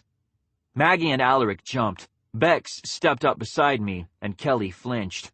Yes, she said. They are. They just happen. We think it has something to do with exposure in infancy, but the research has never been... It's never... All my sympathy for her was gone, like it had never existed at all. I wasn't seeing a person anymore. I was seeing the CDC and the virus that took George away. I'm going to ask you one question, Doc, and I want you to think really hard about your answer, because you're legally dead, and if we want to hand you to this nice lady, I gestured toward Dr. Abby, for her experiments, well, there's really not much you can do about it. Don't lie to me. Understand? Kelly nodded mutely. Good. I'm glad to see that we have an agreement. Now tell me, the reservoir conditions. What do they do? What do they really do? They teach the immune system how to handle an ongoing live Kellis-Amberley infection, said Kelly, meeting my eyes at last. She sounded oddly relieved, like she'd known we were going to wind up here and just hadn't known how to force the issue on her own. They teach the body what to do about it. Meaning what? Alaric spoke abruptly, his own voice glacially cold. That's the wrong question, Shaun. All right, you're the newsie. What's the right question? What should I be asking her? Ask her what would have happened if you hadn't pulled the trigger. Alaric looked at Kelly for a long moment and then looked away, like he couldn't bear the sight of her. Ask her what would have happened to Georgia if you just left her alone in the van and hadn't pulled the trigger. Kelly's answer was a hushed whisper, so soft that for a moment I couldn't believe what I was hearing. The words seemed to get louder and louder as they echoed inside my head, repeating over and over again until I couldn't bear the sound of them. I slammed my fist into the safety glass as hard as I could, so hard I could feel my knuckles threaten to give way. Then I turned on my heel and stalked away, back down the dank-smelling alley where the octopuses watched with their alien eyes, back past the tanks of massive spiders, past the working lab technicians who barely even looked up as I passed them. I was running by that point, running as I tried to outpace the words still echoing in my ears, those horrible, condemning, world-destroying words. It didn't do any good. No matter how fast I ran, no matter how hard I hit the world, nothing could take those words back again. Those 5 simple words that changed everything. She would have gotten better. From Postcards from the Wall, the unpublished files of Georgia Mason, originally posted May 13th, 2034. Shaun and I had one of those awkward talks today, the ones that hurt the most because they're the ones you don't want to have ever, but have to have eventually. This one was about our birth parents, who they were, why they gave us up, whether they survived the rising, all those things they say adopted kids are supposed to ask. Whether they wanted us. That's a big one for Shaun. He's always been more forgiving of the Masons than I am, but for some reason it's really important to him that we were wanted before we wound up here. I know what triggered it. I got the same email he did from a service promising to reunite the orphans of the rising with their families. According to the email, these people would, for a modest fee, of course, run blood and tissue samples through every public and military database in the country looking for a genetic match. Satisfaction guaranteed. They were clear on that point. We find your family or your money back. That sort of scam fascinates me, but I don't want the answers that they're offering. I've had my genes tested for every nasty, recessive, and surprise health hazard we can test for, and that's most of them. Anything they don't have a chromosome type for is so damn rare that at least it would be interesting to write about as it killed me. I have no pressing need to find the family that created me. The one thing I have in this world, the one thing I'm not willing to risk losing, is Shaun. And if I went out and found another family, I'd run the risk of losing him. Whether the Masons rescued us from certain death, like the press releases say, or stole us or hell bought us on the black market, I don't care. The girl I would have been if I'd grown up with a mother with my nose and a father with my funny-looking toes never got the opportunity to exist. I did. I was the one who got to grow up. And I grew up with Shaun, and that's all I give a damn about. We got lucky. If he doesn't see it, well, I guess there's no way to make him. But I still know. From The Kwong Way of Things, the blog of Alaric Kwong, April 12, 2041. The good thing about Kellis-Amberley as a virus is that it only goes after mammals. I mean, think about it. Can you imagine an infected giant squid? It would be like the SeaWorld incident of 2015 all over again, only this time with bonus tentacles. Not my idea of a good scene. If that doesn't disturb you, consider this. The average crocodile is well over the amplification threshold. Yeah, that was my thought too. The bad thing about Kellis amberley as a virus is that it goes after all mammals, from the smallest field mouse to the largest blue whale. Assuming there are any blue whales left down there. If it's a mammal, it's a carrier. That means that any cure we devise will also have to work for all mammals, because otherwise there's always the chance that Kellis amberley can mutate and come back for another try. Viruses are tricky that way. At least we're used to dealing with this form of the disease. I'm not sure how quickly we'd adjust if it somehow changed the rules. 10. The outside air slapped me hard across the face as the door to Dr. Abby's lab clanged shut behind me. I stumbled to a stop, realizing two things at the same time. First, that I was alone in the middle of a mostly abandoned industrial park, and second, that while I had my standard field arms, I wasn't wearing any armor beyond my basic motorcycle gear. It was like a recipe for suicide, and while it might have been acceptable when I was too out of it to realize what I was doing, that moment had passed. I let my gaze flick wildly around my surroundings, looking for signs of movement. I didn't find any. What I did find was the van, sitting like an island of serenity among the ruins. I took another step forward, barely aware that I was going to do it until it was already done. The van. That's where I was going when I ran away. To the van, where George and I saved each other's lives 1,000 times, where I pulled the trigger and killed the woman who was my sister, my best friend, and my only real family, all with a single bullet. "She would have gotten better," whispered Kelly's voice, in the black space behind my eyes where only George was supposed to speak. The world blanked out again. The sound of the van door slamming forced me back into my surroundings for the second time. My index finger was slightly numb, with the deep subcutaneous ache that meant I'd taken, and passed, a blood test to open the doors. No amplification for me. Not yet, anyway. I looked dully around the van's interior, eyes flicking toward the ceiling in an automatic check for the Rorschach test that was formed by George's blood immediately after I pulled the trigger. For a moment, I could see it, streaks of red trending into a dozen shades of brown as it dried. Then I blinked, and the blood was gone, replaced by pristine white paneling. "Breathe, Shaun," said George. Her voice came from behind me, rather than from inside my head. It was calm, soothing, even slightly amused. She was just talking me down from a panic attack.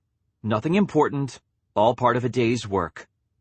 I've never been terribly prone to that kind of episode, but when you spend your days playing with dead things, one or two flip-outs are bound to come with the territory. "You're going to give yourself an aneurysm." "Didn't you hear her?" I demanded, clenching my hands into fists. The urge to look toward the sound of her voice was nigh irresistible. I kept looking at the ceiling instead, waiting for the blood to repeat its flickering appearance. "You would have gotten better, says her," George said. The amusement vanished, replaced by the barely chained irritation that was practically her trademark. "The test results were locked in. The CDC knew I was dead. If you'd walked away, something would have happened and you know it. Worst case scenario? You would have been treated to the delightful sight of men in hazmat suits dragging me into the open while I screamed for them to take another test. My last post might not have gone out. The truth might not have gone out." She paused before delivering what I was sure was meant to be the killing blow. "Tate might have walked away clean." "You don't know," I said. "We could have claimed there was something wrong with the test. It's happened before. How often?" I didn't answer her. George sighed. 3 times, Shaun. With a top-of-the-line test, 3 times. In all 3 cases, there was proof of mechanical failure. And in 2 of the cases, the people were killed anyway. Their families won their suits on the basis of secondary testing units. We both know what a secondary test would have shown in my case. There's no point in pretending that we don't. That was too much. The blood flickered back into visibility a second before I spun around, feeling my fingernails cutting into my palms as I shouted, "For fuck's sake, Georgia, there was a chance!" The empty chair would fix it. I'd see the empty chair and she'd go back to being a voice in my head, just a voice in my head, because she was dead. I killed her. I just had to see the empty chair. Instead, I saw George. She was sitting in her customary place at the counter, her chair turned to face me. The computer monitor behind her framed her head like a technological halo, and the position, the lighting, all of it was so familiar that I didn't know whether I wanted to laugh, scream, or thank God that I'd finally gone all the way insane.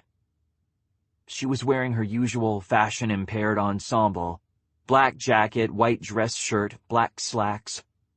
Only her face was wrong. No, not even her entire face, just her eyes. Her sunglasses were missing, and her eyes were the clear, undistorted coppery brown that I remembered from the years before the progression of her retinal callus amberly turned her irises into outlines. I stared at her. She ignored it, the way she always did when she wasn't willing to wait for me to catch up. "Was," George agreed. "Not is. There was a chance. But we're past that now, aren't we? We're way, way past that." My mouth went dry, and the room, already unsteady, started to spin. "George, glad to see you haven't suffered any major head injuries lately," she said wistfully and smiled. I kept staring until she sighed and said, "It's not like we have all day, you know. They're going to come looking for you sooner or later, probably sooner, and you really don't want them to find you like this." "They're used to me talking to myself," I said quietly. "To yourself, yes. To me, no." George shook her head. "Don't get me wrong, we both know that I'm not really here. There's no such thing as ghosts. But if you're actually looking at me, they're going to have a harder time taking you seriously, and you have a lot of work to do." "We have a lot of work to do." I decided against asking how we could do anything if we both knew that she wasn't really here. If I did that, she might decide to stop talking to me altogether, and then I really would go crazy. Kind of crazy that puts you in a rubber room rather than chasing conspiracies and running a news site. I forced a smile of my own, wondering how believable it would be, and said, "It's good to see you." "I'd say it's good to be seen, but it's not," said George, looking at me steadily. "Just how crazy are you?" "On a scale of 1 to 10, I bit back a laugh. "Crazy enough that we're having this conversation. How's that for a starter?" "Can you function?" She leaned forward, bracing her elbows against her knees. It was such a familiar gesture that my chest tightened, making it hard to breathe. "The way I see it, this is either where you man up and stop letting yourself freak out, or where you admit that you're too cracked to do the job and hand things over to somebody else. It's your call. You're the one who isn't actually dead." I winced a little at the word dead. Can I not what? Call myself dead? It's true, you dumbass. You're talking to me because I represent the part of you that still has a fucking clue how bad things are going to get. You've been fucking around since Tate decided to play martyr, and I'm tired of it. The team needs you. I need you. You can either step up or you can step down, but you can't keep treading water like this." "She would have gotten better," whispered Kelly. "Be quiet," I muttered. "You're only saying that because you know I'm right," said George implacably. Apparently the voices in my head couldn't hear each other. That was just another slice of crazy pie. God, you could never take an honest critique. You would never have made it as a newsie. Then it's a good thing I never tried to. My knees were shaking. I sagged back against the counter on my side of the van, resting my weight on my hands. It was as much to keep myself from trying to grab hold of my hallucination as it was to keep from falling over. How do you expect me to step up for something like this? This wasn't the plan. No, the plan was to make me do it. She looked at me solemnly, alien eyes wide and grave in that familiar face. We always knew one of us was going to be finishing things alone. Maybe we didn't know why exactly, but we always knew this would happen somehow. Her solemnity broke, replaced by the half-smile that meant she didn't want to be as amused as she was. I have to admit, even when I was being self-important, I never thought they'd put assassinated to conceal a massive political conspiracy on my wall entry. I always figured it'd be something less, I don't know, something less your department. Yeah, well, it was hard to swallow past the lump in my throat. It was the damn smile that did it. I knew she was a hallucination. I just didn't care. You zigged when you should have zagged. What's done is done. So were you up for this? I didn't say anything. More sharply, Shaun, are you even listening to me? I miss you so much. I looked down at my feet. I couldn't keep looking at her, not if I wanted to hold on to what little was left of my sanity. I mean, you know that, and I know I've been talking to you this whole time, but I also know it's because I'm really not all here without you. So I'm talking to myself in order to pretend I can ever be all the way here again, and this isn't even really a sentence anymore, so I'm going to stop now. But God, George, I miss you so much. I stopped and hesitated before adding very softly, I don't think I know how to do this without you. You have to. I heard her stand, heard her footsteps as she crossed the van to stop in front of me. Her knees were on a level with my field of vision. If there's a rating system for quality of hallucination, I can say I was definitely scoring pretty high. I could see the wrinkles in her slacks where they fell over her knees, and a bit of carpet lint sticking to the sole of one sensible shoe. Shaun, look at me.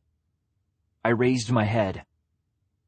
This close, her eyes were even more alien, but they were still her eyes. It was still her behind them. Step up or step down, she said very quietly. Those are the choices. I swallowed. Do I get anything more than that? Step up or step down? This isn't a news story, Shaun. The only reward you get for making it to the end is making it to the end. You get to know the truth, and that's it. I don't come back.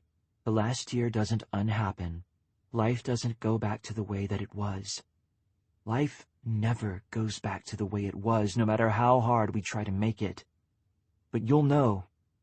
You'll have the truth. You'll have the pieces that we're still missing.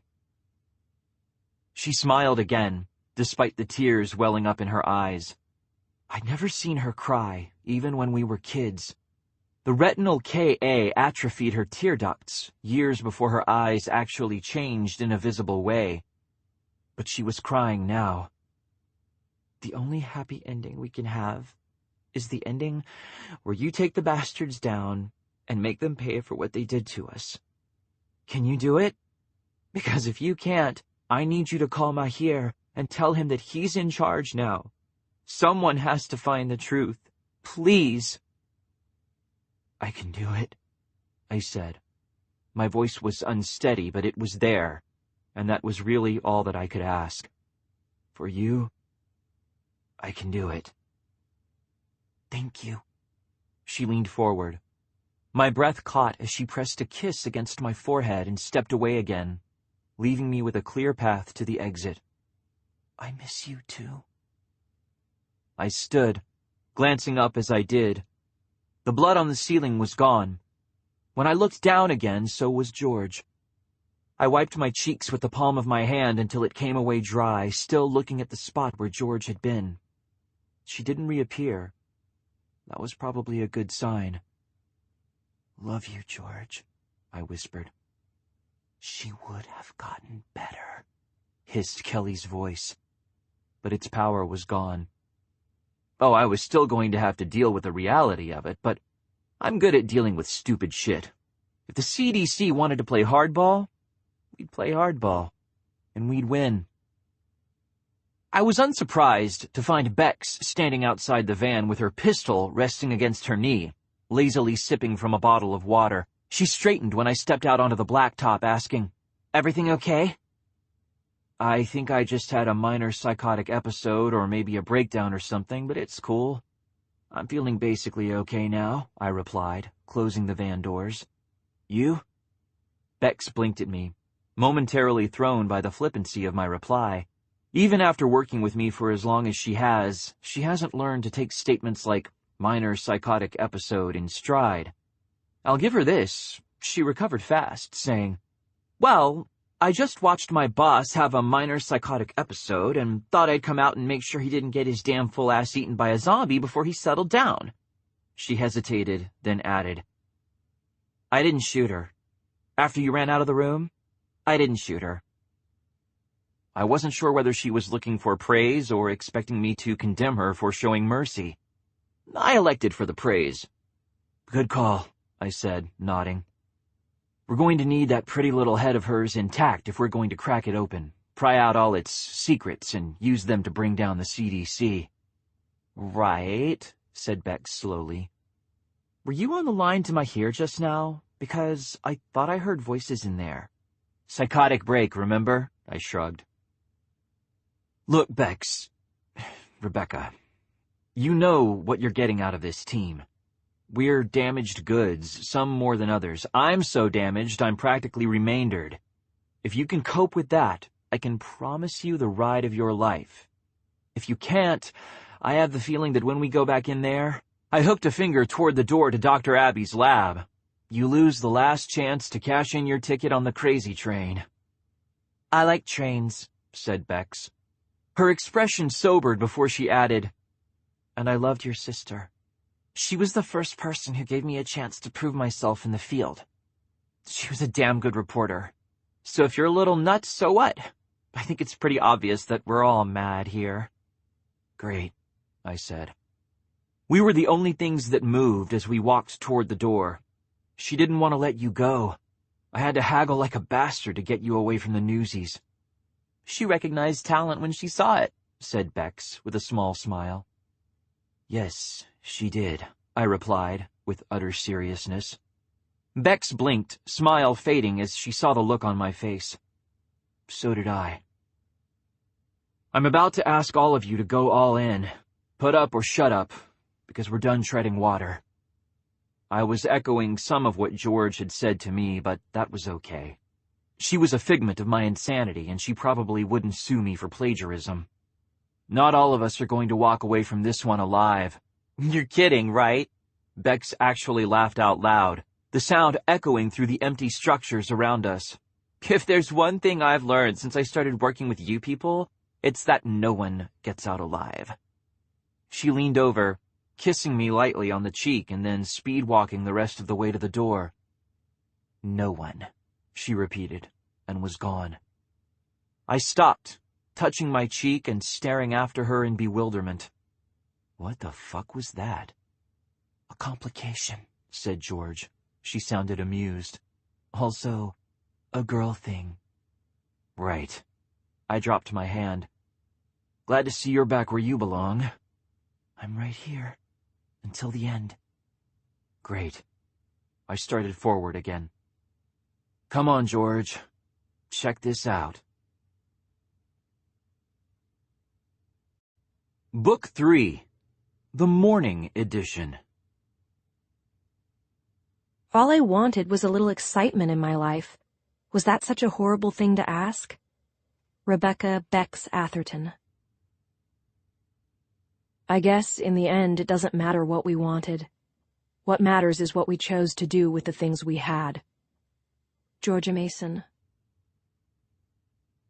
Here's how it used to work. George told you the unvarnished facts, no matter how nasty they were or how lousy they made you feel. Then I came in to dance like a monkey and make you feel better about this shitty world we're living in. I was the carrot, and she was the stick. Well, guess what, folks? The stick got broken, and that's not how things are going to work anymore.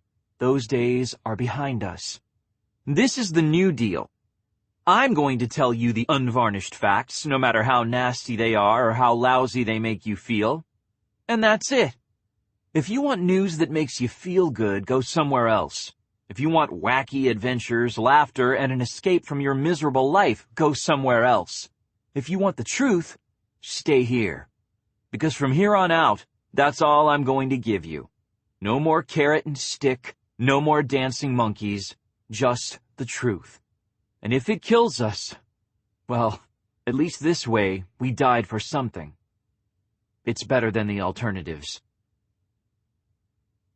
From Adaptive Immunities, the blog of Shaun Mason, April 15, 2041.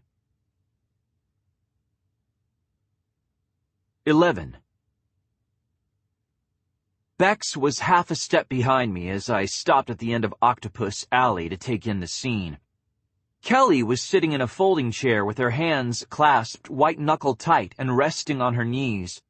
Alaric sat across from her, watching her like he thought she'd start making sense to him if he waited long enough. Best of luck with that, buddy.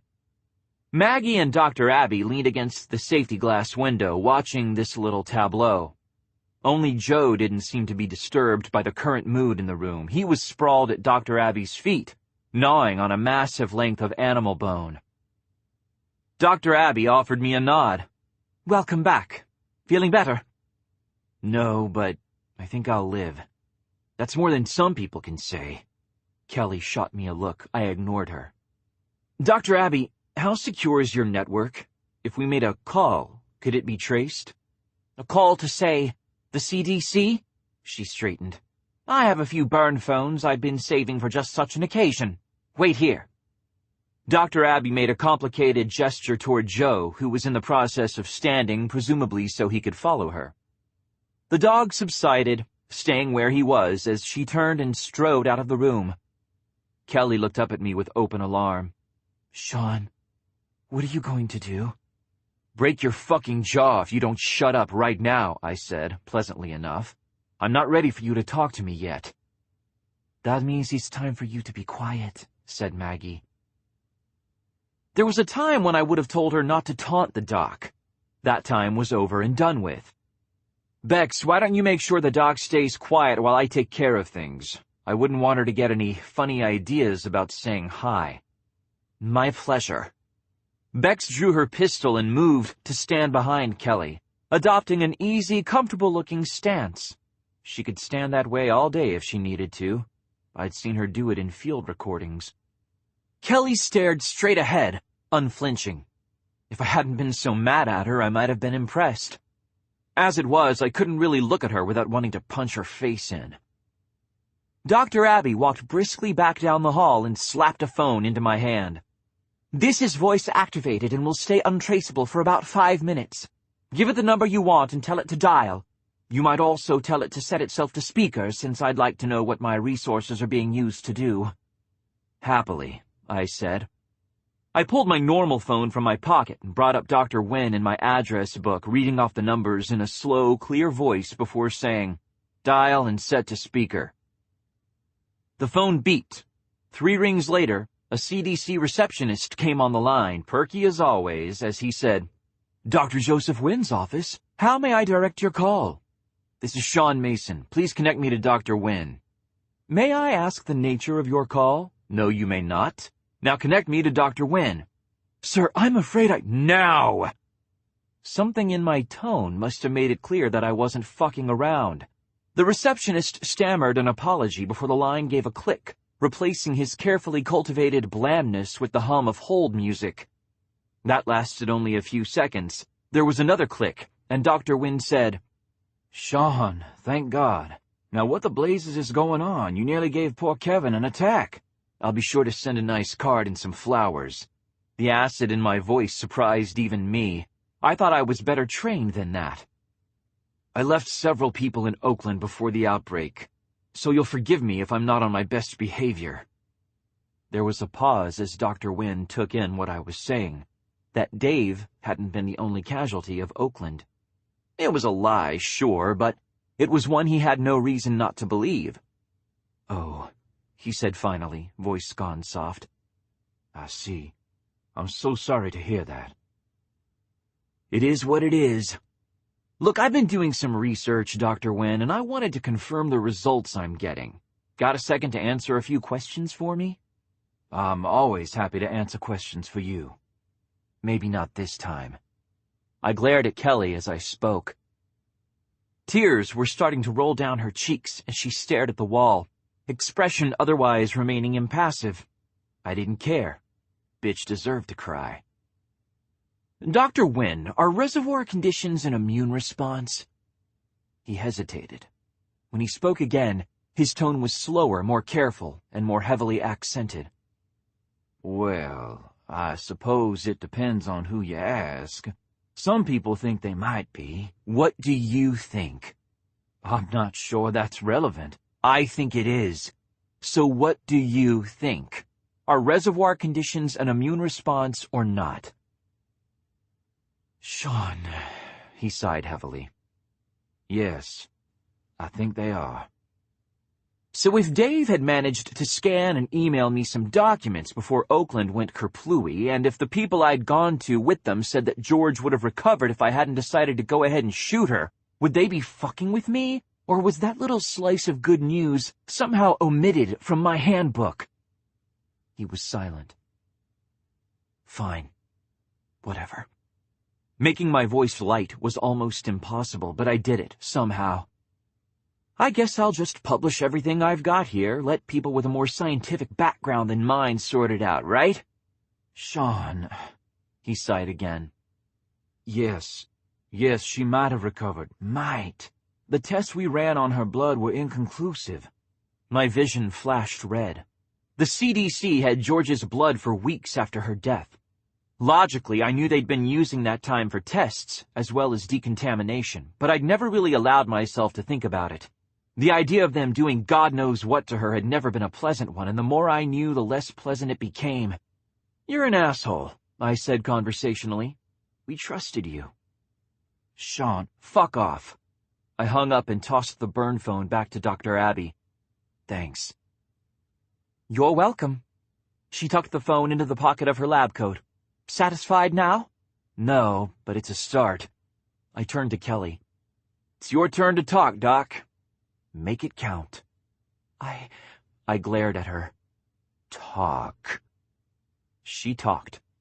She kept her eyes on the floor the whole time, her voice tight and bordering on monotone. It was like she was trying to convince herself that she was giving a lecture, rather than being interrogated at gunpoint. The few times she did glance up, her eyes were filled with guilt, darting between us almost too rapidly to be followed. Then she'd look down again, her monotonous monologue never stopping. The expression on Dr. Abby's face, calculating and predatory, probably didn't help. Then again, the fact that Bex was holding a gun pointed at the doc's head probably helped even less. The first reservoir conditions were identified in 2018. 4 years isn't long in human terms, but it's centuries in virus generations. The Kellis-Amberley virus had been replicating the whole time, spreading, changing. I mean, the first infected didn't demonstrate mob behavior, but they started by the early 20s. That wasn't an adaptation on the part of the infected. It was an adaptation in the behavior of the viral substrains driving them.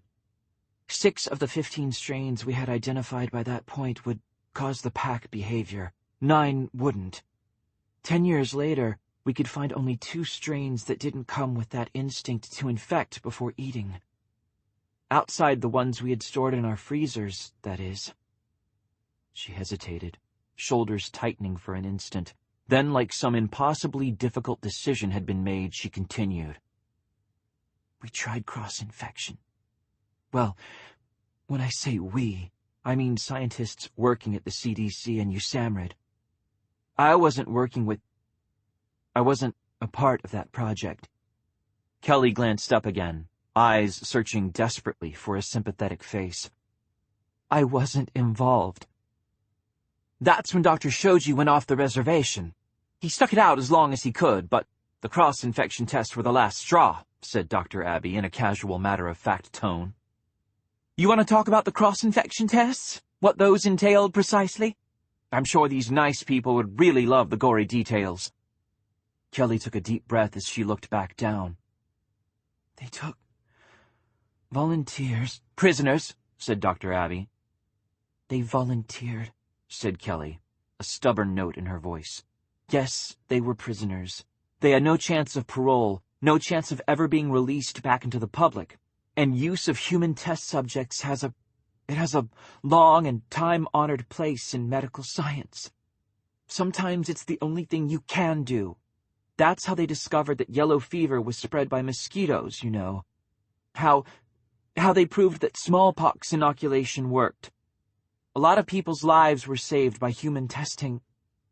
When there wasn't any other choice. When there wasn't any other way. "How many lives did this save?" asked Dr. Abbey. "What did you do?" asked Alaric. His was the question Kelly chose to answer. Darting a glance toward him, she said, "The choice was offered to certain inmates whose viral profile matched the criteria. Let us inject them with a potential vaccine, and if they recovered, we'd enter them in the witness protection program, whole new identities, whole new lives. They could start over. If they lived," said Alaric softly. Kelly winced. "Come on, Princess," said Bex. "Story hour isn't over yet. I want to know what happens next." The volunteers were injected with a serum containing deactivated viral particles from the opposing strain. The theory was that maybe one strain would destroy the other. Best case scenario, they'd both destroy the other and we'd finally have a treatment. Worst case scenario... Her voice tapered off. Dr. Abbey took up the thread when it became clear that Kelly wasn't going to, saying, "Worst case scenario is what they got. Not only did every single one of their volunteers go into spontaneous amplification when the two strains met, but they bred a new strain, one that increased mob behavior and exposed infected. They fucked up gloriously, and then they swept it all under the rug, with the rest of their failures." "What did you want us to do?" Kelly's head snapped up, eyes narrowing as she glared at Dr. Abbey. "Did you want us to just sit back and watch the virus do its thing? Not even try to find the answer? Yes, people died. Yes, mistakes were made, and mistakes will be made, and someday, maybe, because of those mistakes, we'll have a cure. Wouldn't you like that? A cure? An end to all the fear? Because that seems like a really good thing to me. And if I have to work with the CDC to make it happen, that's what I'm going to do." I love that idea, if I thought it was anything but a pipe dream. We all turned toward Maggie. She'd moved to sit on the floor next to Joe, one arm slung lazily across the dog's back. She looked completely at peace, despite the fact that she was leaning against an animal that could take off her face with a single bite. "People laugh at me because I watch a lot of horror movies. But horror movies are educational, if you know how to pay attention to them. They tell you about societal trends, about the things that people are afraid of. In the ones before the Rising, they were afraid of actual things. The new ones, they're just afraid of not being afraid." Kelly snorted. "No one makes horror movies anymore." "Yes, they do," said Maggie. "These days, everything's a horror movie." "To get back to the original point, before we went on this fascinating and informative tangent, you said the virus was adapting," said Alaric. He leaned forward, eyes fixed on Kelly. The newsie in him sensed blood in the water. I could see it in his face. "No mob behavior, then mob behavior. What are the reservoir conditions supposed to do?" "No one really knows." Kelly stole a glance in my direction, testing my reaction, before focusing on Alaric. She sounded less like she was lecturing and more like she was trying to make herself understood, like it suddenly mattered that we understand. "We think they stem from exposure to the live virus that somehow fails to cause full amplification. You see it mostly in people who risked exposure when they were under the threshold weight, although there have been exceptions. We're still trying to figure out what causes the exceptions. Why it happens in some adults and not in others. We don't really know yet, and it's not the sort of thing you can easily test." "So wait," said Bex. "Are you saying that people who got exposed when they were really little, they get reservoir conditions instead of getting the whole zombie combo pack?" Kelly nodded. "Exactly. My eyes were normal until I was almost at the amplification threshold," said George thoughtfully. The retinal distortion didn't kick in until then. I know, I mumbled, keeping my voice low, so as to hopefully avoid reminding my team that I was crazy. Louder, I asked, "What does that mean exactly?" "It means their bodies were exposed to live Kellis Amberley when they were still incapable of suffering the full effects of the virus," said Dr. Abby. There was a lunatic good cheer in her voice, like being allowed to make that statement was a great and glorious gift. "Ever hear of chickenpox?" "Well, yeah," said Bex. "It's part of the standard set of field vaccines." "For a long time, they didn't have a vaccine for chickenpox. It was a childhood disease and almost everybody caught it. Only that was a good thing back then because most kids get over the chickenpox pretty easy. They itch for a week and then they're fine. Better than fine. Having the virus once makes them resistant to catching it again, and for adults, chickenpox is no laughing matter. It can cause permanent nerve damage, severe scarring, all sorts of nasty side effects." Dr. Abby looked placidly at Kelly. "People used to have chickenpox parties, where they deliberately expose their young children to somebody who was already sick. That's disgusting," said Bex. "Now that we have a vaccine, sure. Back then it was a way to save your children from suffering a lot more. It wasn't safe. Kids died of chickenpox. But it was a damn sight better than the alternative." "I don't understand," I said. "I do," said George very quietly. "I do," echoed Alaric. I turned to look at him, and he said, "When infants are exposed to live Kellis Amberley, they can't amplify, but they still get sick. Only they can get better, can't they? They can actually recover from the virus." "Bingo!" Dr. Abby, touching her nose with her left index finger while she pointed at Alaric with her right. "Princess CDC, tell the nice man what he's won." Kelly was silent. I swallowed away the dryness in my throat and said quietly, "Please." My voice seemed very loud in the enclosed space of the lab. Kelly turned to face me and said, "Yes, sometimes early exposure can lead to individuals successfully fighting off a live Kellis Amberley infection. It's impossible to run a standard blood test on an infant because they can't amplify, so we can't find the usual amplification markers. But they'll get sick. It's been seen. And then after a little while, they aren't sick anymore." Kelly stopped, choosing her next words with care. "Most of the individuals who undergo a potential infectious episode as infants develop one of the reservoir conditions when they get older because their immune systems are preconditioned to respond. Their bodies remember that the virus is bad, and they set up their own little kennels filled with their own little packs of domesticated viral bodies," clarified Dr. Abby, leaning down to thump Joe on the side. He looked up at her adoringly, tongue lolling. "That's what humanity does when faced with wolves. We take them in, tame them, and teach them how to keep us safe." "Yes," agreed Kelly. "The reservoir conditions are a marker that the immune system has learned it needs to fight back when Kellis Amberley starts taking over." "That's why you said she would have gotten better, isn't it?" Kelly didn't answer. I slammed my fist into the safety glass window hard enough to make everyone jump. Everyone but Dr. Abby, who looked like she'd plugged herself into some inner reservoir of contentment. "Answer the damn question, Doc." "Yes." Kelly looked up at me, expression drawn. "Dr. Wynne and I reviewed her test results. Her immune system was already starting to respond to the new infection when the test was taken. The chances that she would have been able to fight off the infection were very good. Better than 80%. "Spontaneous remission," said Alaric, sounding odd.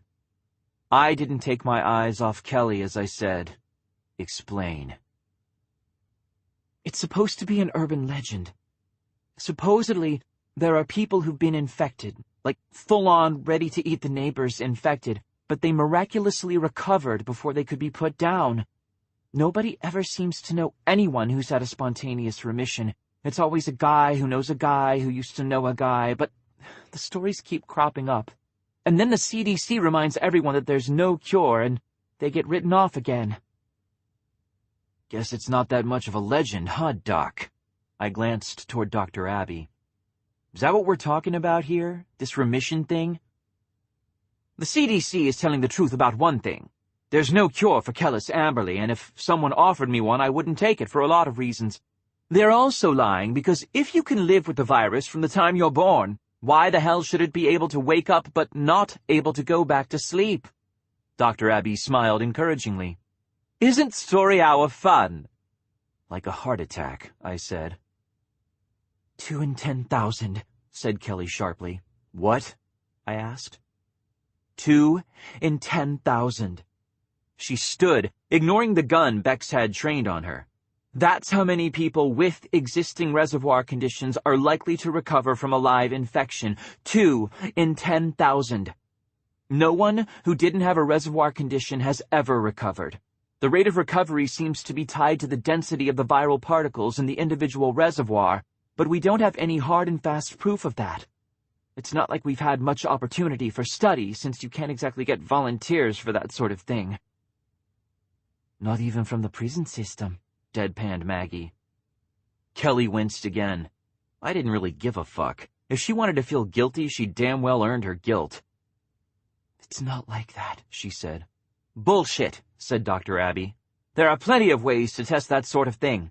Take Joe. I exposed him as a puppy. He got sick, he got better, he developed his first reservoir condition.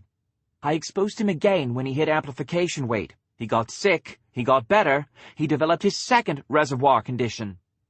At this point, I could bathe him in the damn virus and he wouldn't amplify. He might get a little dehydrated and have some chest pains, but they'd pass quickly. Test passed. How many puppies did you start with? Countered Kelly. Dr. Abbey looked uncomfortable for the first time. Joe wasn't the first subject, true, but he's been the most successful. So, wait a second, said Bex. Are you people saying what I think you're saying? That depends. Rebecca, do you think they're saying that a person with a pronounced enough reservoir condition can come back from zombiedom, and that we could intentionally give babies reservoir conditions by exposing them before they're big enough to go zombie? Because that's what I think they're saying. But I'm the big dumb Irwin, remember? I punched the window again. George was the smart one. Too bad she's the one who died. 2 in 10,000, repeated Kelly, like it was some sort of magic charm. Could you have pulled the trigger if you had that figure? Could you have put the gun to her head and let her go to keep anybody else from getting hurt if you knew there was a chance, even a tiny, tiny little chance, that she'd get better? No, said George. Yes, I said, but there was no strength behind the word. I think everyone knew that I was lying. I don't think any of them had the right to blame me. Kelly shook her head. Society would collapse. Everyone would start to think they were special. They would be the ones whose mothers or fathers or children would get better. They'd start hesitating before they fired. Shoot first, ask questions later, said Bex very quietly. I hate to say this, Shaun, but she's right. If people stopped shooting, it'd be a bloodbath. Nobody would be willing to risk killing somebody who might recover. And while they're sick, they're really sick. The virus isn't any kinder to their bodies than it would be to yours or to mine, said Kelly. They can hurt people, and they can infect people before their fevers start to go down. Can you imagine getting bit and then coming out of it and learning that you'd killed and eaten your entire family? And what happens if your family isn't actually dead, just sick? As soon as you stop registering as part of the mob, they'll rip you apart. We won during the Rising because we learned that once someone gets bitten, you shoot. Take that away, and we're all going to die. Nice speech, but there's something you forgot, Doc, I said as mildly as I could. What's that? She, I hooked a thumb toward Dr. Abbey, managed to give a dog a reservoir condition. So why the fuck aren't we starting a program to do that for people? Why are we just sitting back and not trying to change things? Ask her how many of the puppies didn't have to get bitten before they amplified, Kelly countered. Ah, hell, said Alaric. Rick's kid. What? Asked Bex. He had a son. He also had a wife with ovarian KA. He did a piece for the site about it before he went off to become vice president. Their son amplified as soon as he hit the threshold weight. He was born with the live virus in his blood, and he never managed to fight it off. Alaric looked to Kelly. That's what you're talking about, right? It is. She lifted her chin a little, trying to look confident. She was only succeeding in looking scared. We can't start a vaccination program unless you want to start turning every baby into a little time bomb. Maybe they'll fight it off and just have messed up eyesight or weird headaches, or maybe they'll stay sick and then one day they'll turn around and try to rip your throat out. We don't have enough control over the virus to do it. And we can't tell people because it changes things too much. She shot a pleading look in my direction. Your sister was passionate about the truth, Shaun, but there are truths the world isn't ready to hear. There are truths that are just too big. Who made you the judge of that? I asked quietly. Nobody. She shook her head. There was nobody we could ask. Boo-hoo, said Dr. Abby. Let me know when you people want to grow a pair and join the scientific community. We're looking for answers. We'd love access to your lab equipment. You mean join the mad scientists? Spat Kelly, guilt turning into anger in an instant. You say potato, I say pass the jumper cables, said Dr. Abby. Alaric looked at her thoughtfully. You said Dr. Shoji left the mainstream medical community after the cross-infection trials. What made you do it? Why aren't you working with the CDC, trying to take them over from the inside out? Simon Fraser University, said Dr. Abby. Kelly stiffened before sinking back into her seat and covering her face with her hands. Alaric's reaction was nowhere near as dramatic. His eyes widened slightly, and then he nodded, sympathetic comprehension filling his expression. Who did you lose? Dr. Abby looked down at Joe the Mastiff. Maggie was stroking his ears, and he looked utterly blissful. My husband, she said calmly. Joseph Abby. He was a software engineer. I was still working for the provincial CDC back then, looking for solutions through safe channels. I followed protocol, I maintained my lab at their professional standards, and I was stupid enough to think that meant something. The name of the school was familiar, but it wasn't connecting to anything, and for once, George wasn't helping. Somebody fill me in, I said. Joe used to give lectures to software engineering classes. They said it was good for the students to deal with someone who had real-world experience. I always thought it was partially to remind them that there was a world off campus. Dr. Abby glanced my way. Simon Fraser was a closed school. No student or faculty in and out during the semester. You came in clean, you stayed clean, you left clean. Pretty much the only risk of infection came from the outside speakers and the maintenance staff, and they were tested in every way possible. Joe used to say he couldn't sit down for a week after he did one of his lectures. She fell abruptly silent. There was an outbreak, said Alaric, taking up the thread where Dr. Abby left off. The security footage was mostly destroyed, but what we have indicates that it must have started in the gym. Maybe someone pushed themselves a little bit too far and had a coronary. We'll never know. Oh, fuck, I said. My thoughts exactly, said Dr. Abby. An outbreak is never good, but an outbreak on a sealed campus is close to a worst-case scenario. The healthy would be locked in with the infected until someone could come and let them out.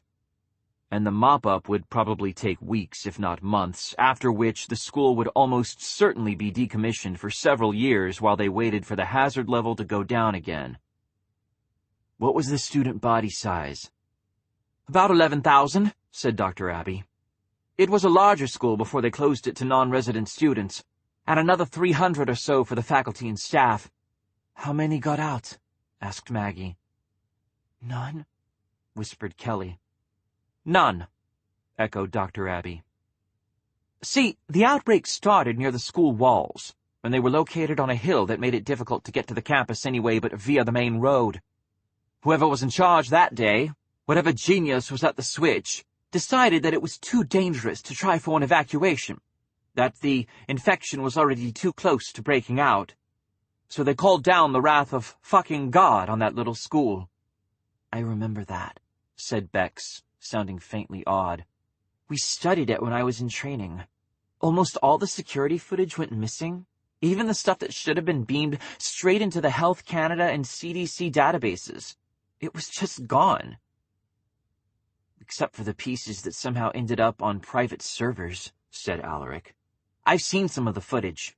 It's clearly an outbreak, but it doesn't look that bad," said Dr. Abby. She seemed to have regained a bit of her composure. She looked challengingly around at our little group before she continued. "Looks like the sort of thing you handle with an insertion team in a general quarantine, not by ordering a firebombing on Canadian soil. My husband was in that school. He called me 15 minutes before they hit the news, and he was laughing. He said there was a little ruckus near the track, and that he'd be home in time for dinner. Told me to get an ice pack ready for the bruises left by all those blood tests they insisted on running. Everything was fine, and that was after the outbreak started, but they treated it like the end of the goddamn world." "So you went rogue?" I asked. "Is that what they're calling it these days?" Dr. Abby shook her head. "I tendered my resignation immediately. They refused it 3 times, said that I was a valuable researcher, and that they'd be happy to give me the time I needed to get my affairs in order before I returned to work. So I got my affairs in order. I packed my things, I emptied out my lab, and I left while they were still congratulating themselves on being so understanding in my time of need." "You quit," said Kelly. "You never started," countered Dr. Abby. "Don't you look at me like that, you little Barbie girl with your big moral ideals that go out the window as soon as you think you know best. My husband died because a bomb was cheaper than a cleanup squad. That's the simple truth of things. Joe died because somebody didn't want to pay the bill. His sister," she jabbed her finger at me, "died because you people won't do the research into the reservoir conditions that needs to happen if we're going to survive this damn virus, as a species and as a society. You may think you're doing the right thing, and hell, you may even be right, but when you don't let anyone watch over your shoulder, how the fuck are the rest of us supposed to know?"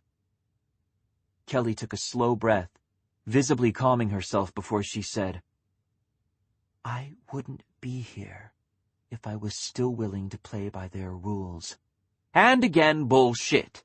Dr. Abby slid off the desk, taking a quick step forward. "You don't make them, but you're sure as shit defending them. And it's time to stop. Because if you're far enough off the reservation to be sitting here, they're not going to let you come back. It's cheaper to drop the bomb than it is to offer medical assistance, remember?" She leaned in until her face was almost up against Kelly's and said, voice suddenly soft, "I was you once upon a time. Remember that. I was you, and the organization you still believe in made me who I am now. They'll do the same to you if you don't get smart in a hurry." Kelly gaped at her. Before any of us could formulate a response, Dr. Abby was turning and striding off down the hall. Joe lumbered to his feet and went trotting after her, nearly knocking Maggie over in the process. The rest of us joined Kelly in gaping. We were still staring when she shouted back, not turning, "I want you people out of my lab in 10 minutes!" Then she was gone. I glanced at Alaric. "I think I like her." "I think I do too," said George. Bex eyed the rest of us with poorly restrained impatience. "Well?" she asked. "Now what the fuck are we supposed to do?" "That part's easy," I smiled, slowly. "We have a conspiracy. Let's go bust this fucker open and see what comes tumbling out." From Dandelion Mine, the blog of Magdalene Grace Garcia, April 16th, 2041. But when the springtime turns to dust, 1,000 shades of blood and rust, and everything is ash and stone, contagion writ in blood and bone, then what exists to have or hold? What story then has not been told? Let this be my sacred vow. O Mother Mary, hear me now. I will not fail, I will not fall, though heaven, hell, and chaos call. We are the children of the risen. This world our home, this prayer our prison. From Charming Not Sincere, the blog of Rebecca Atherton, April 16th, 2041. I am officially tired of camping. I am tired of eating fish. I am tired of watching the boys wander around scratching themselves and pretending that we're roughing it while living out of a van that's better appointed than many mobile homes. I am tired of shooting zombie deer that wander past our safety zone. Well, okay, I'm not really tired of that part. That part is pretty cool. Suck it, Bambi. So I'm going to do something else today. No, I'm not going to tell you what. You're going to have to tune in and find out for yourself. But I promise you, you're going to have a blast. 12. Most major cities have their own CDC offices, although 3 out of 4 are just satellites, built mostly to keep people calm. The big offices are rarer, and they're the ones with the real resources. They're the ones where things get done. The nearest big office was smack in the middle of Portland, which conveniently put it less than an hour's drive from Dr. Abby's lab. Less conveniently, we couldn't exactly pull up stakes and go running straight to the CDC to start shaking them down for answers. They're a government agency, said Bex. It's their job to make things confusing. Besides, if we just go charging in there, we're all going to die, added Alaric. I hate trying to argue with you when you use logic on me, I said. The sun had dipped substantially lower in the sky while we were getting our Virology 101 from Dr. Abby, and the shadows were long enough to have become menacing. Sunsets were considered beautiful before the rising. Now they just mean night is coming, and staying out after dark is a good way to get yourself killed. We need to get in there. We need to go plant some bugs and see if we can knock the CDC off balance enough to tell us anything. This isn't a good idea, said Kelly. There was no room for disagreement in her tone. The CDC has the right to shoot first and ask questions later. All they need to do is formulate a reasonable case for you having been a threat. Then I guess we'd better not be threats, huh? I looked at her and shook my head. We're going in there, Doc. We need to. Seeing that Kelly still wasn't following me, Alaric said, It's like putting together an academic defense. Sometimes you need to look for negative results as well as positive ones. If we don't learn anything from the CDC, we get footage of them outright denying what everybody will eventually know is true. If we do learn something, we've made progress. And I need to know how much of the CDC is involved. Kelly looked between us, frowning slightly. You're all insane, she said. Yeah, I unlocked the van doors. But look at it this way. At least you don't have to come. Kelly snorted and got in. Sadly, I meant what I said. No matter how pissed I was at Kelly, she was the one who spoke their language, and having her with us would have made things infinitely easier, but with Dr. Wynn assuming she died in Oakland, and everyone else believing she died in Memphis, we couldn't exactly march her into the office and expect to get actual answers. Shot at, yes, but answers, no. Alaric was the one to come up with the obvious solution. It's too late for us to do anything serious tonight. Why don't we get a couple of hotel rooms and then you can leave me and Maggie to babysit Dr. Connolly while you and Bex go off to wreak havoc? I'm not normally in favor of splitting the party, but I have to say that Alaric's plan is a good one. It also keeps those of us, namely me, who don't have much field experience from standing in the line of fire, added Maggie. I'd rather not have the CDC call my parents to report that I've come storming their castle. I nodded. All right, let's get out of here. Of course, if there's anyone who'd like to skip their all-expenses-paid ticket on the crazy train, you're welcome to stay here. At that point, your options are going back to the lab and trusting Dr. Abby not to turn you into her private Frankenstein, or staying out here and praying that whatever comes to find you is in a killing mood rather than an infecting one. Actually, Frankenstein was the doctor, not the monster, said Maggie. Common misconception. Way to ruin the moment, Maggie. I walked over to the bike, picking up my helmet. Everyone cool? I still say this is a very poorly conceived idea, said Kelly. I mean, maybe you'll get lucky. Maybe the CDC will let you walk out alive. But I wouldn't place bets on it. Maybe you'll get lucky and they'll let us leave, I corrected gently. Bex here may be the one voted most likely to point a gun at somebody's head just for kicks, but Maggie? They'll never find the body, said Maggie.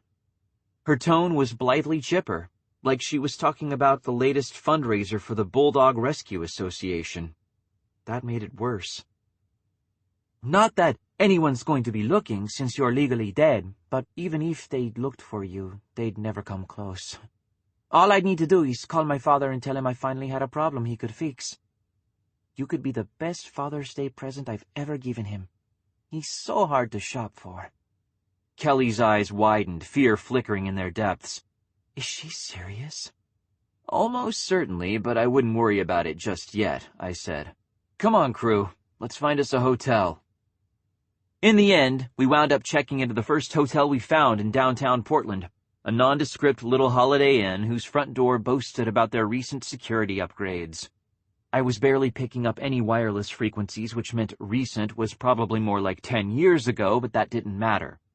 Their clearances were up to date, and the local review sites said that the rooms were generally clean.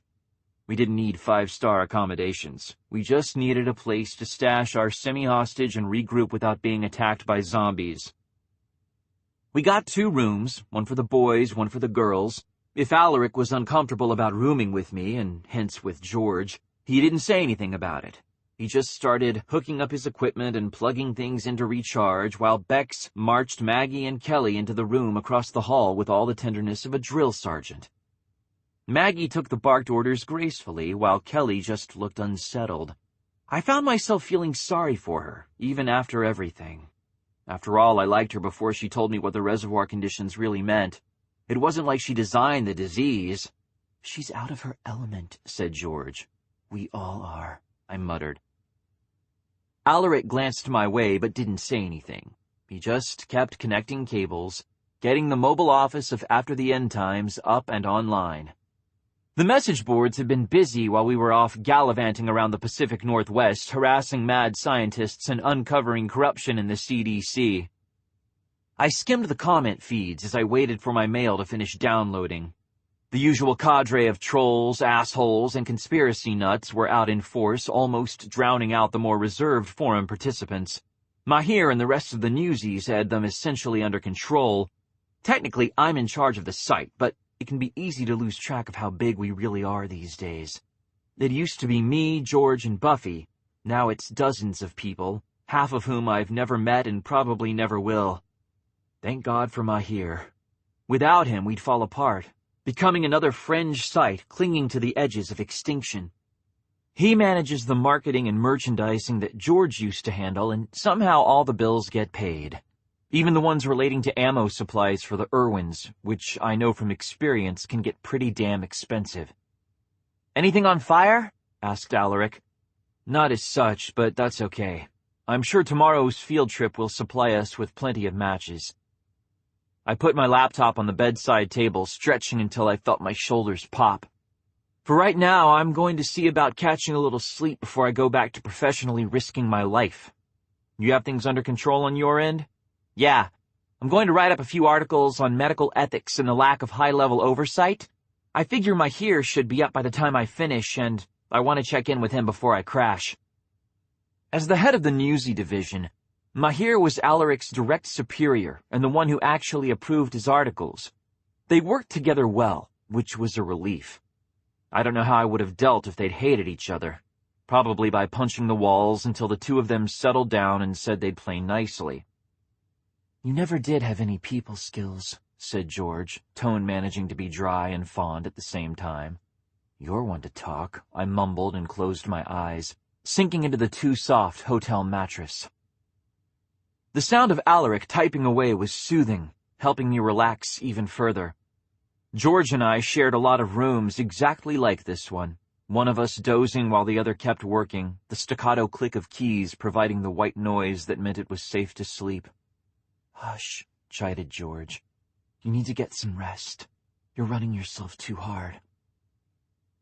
"I learned from the best," I sighed, letting out my breath in a deep, slow exhalation. Somewhere in the middle of breathing out, the world slipped away, and I slipped into sleep. In my dreams that night, George had coppery eyes that she didn't need to hide behind her sunglasses, and we walked in the sunlight and we didn't have to be afraid. Everything was perfect. Those are the worst dreams of all, because in the end, I can't stay asleep forever. I woke to the sharp, sweetly metallic tang of gun oil. It had managed to perfume the entire room, overwhelming the less intrusive smells of toast and greasy hotel turkey bacon. I scrubbed my eyes with the back of a hand, clearing the gunk away before sitting up and squinting at the figure perching on the end of the bed. "I was starting to think you'd sleep until we got attacked again," commented a female voice. For a single heart-stopping moment, it sounded like George. But the moment passed. Bex raised her eyebrows at my expression, asking, "You see something green, Mason? Or are you just pissed that I messed up your beauty sleep?"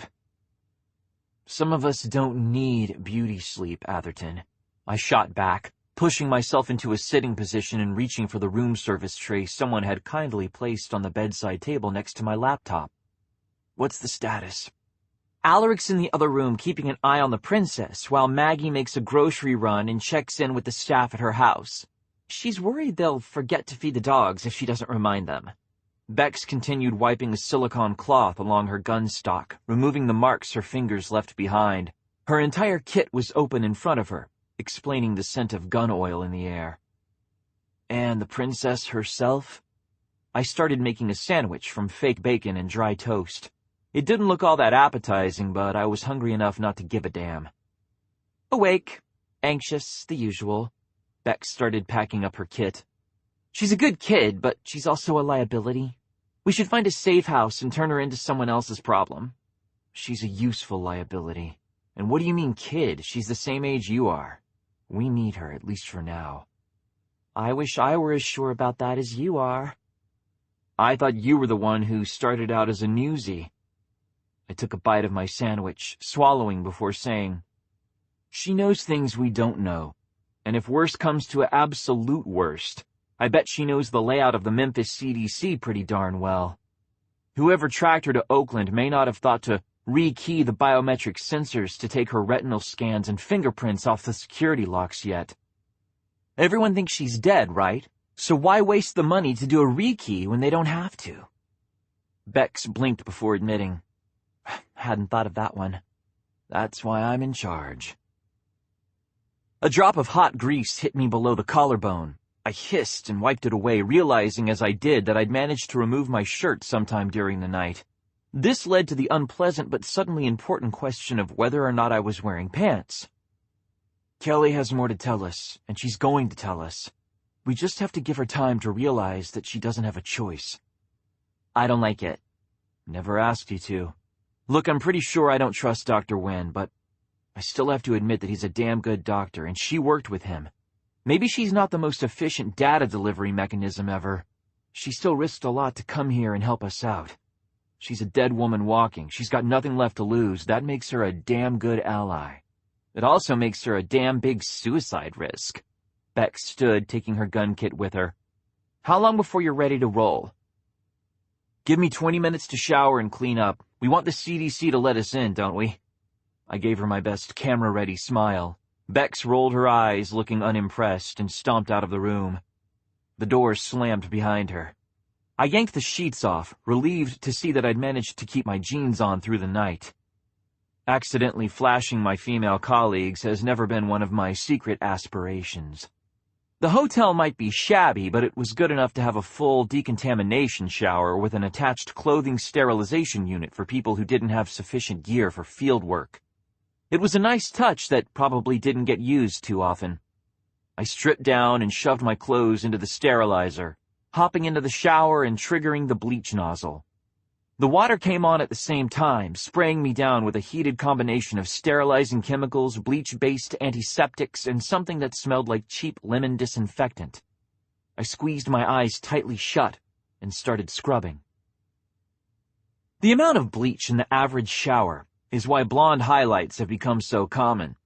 They're almost a badge of safety for some people.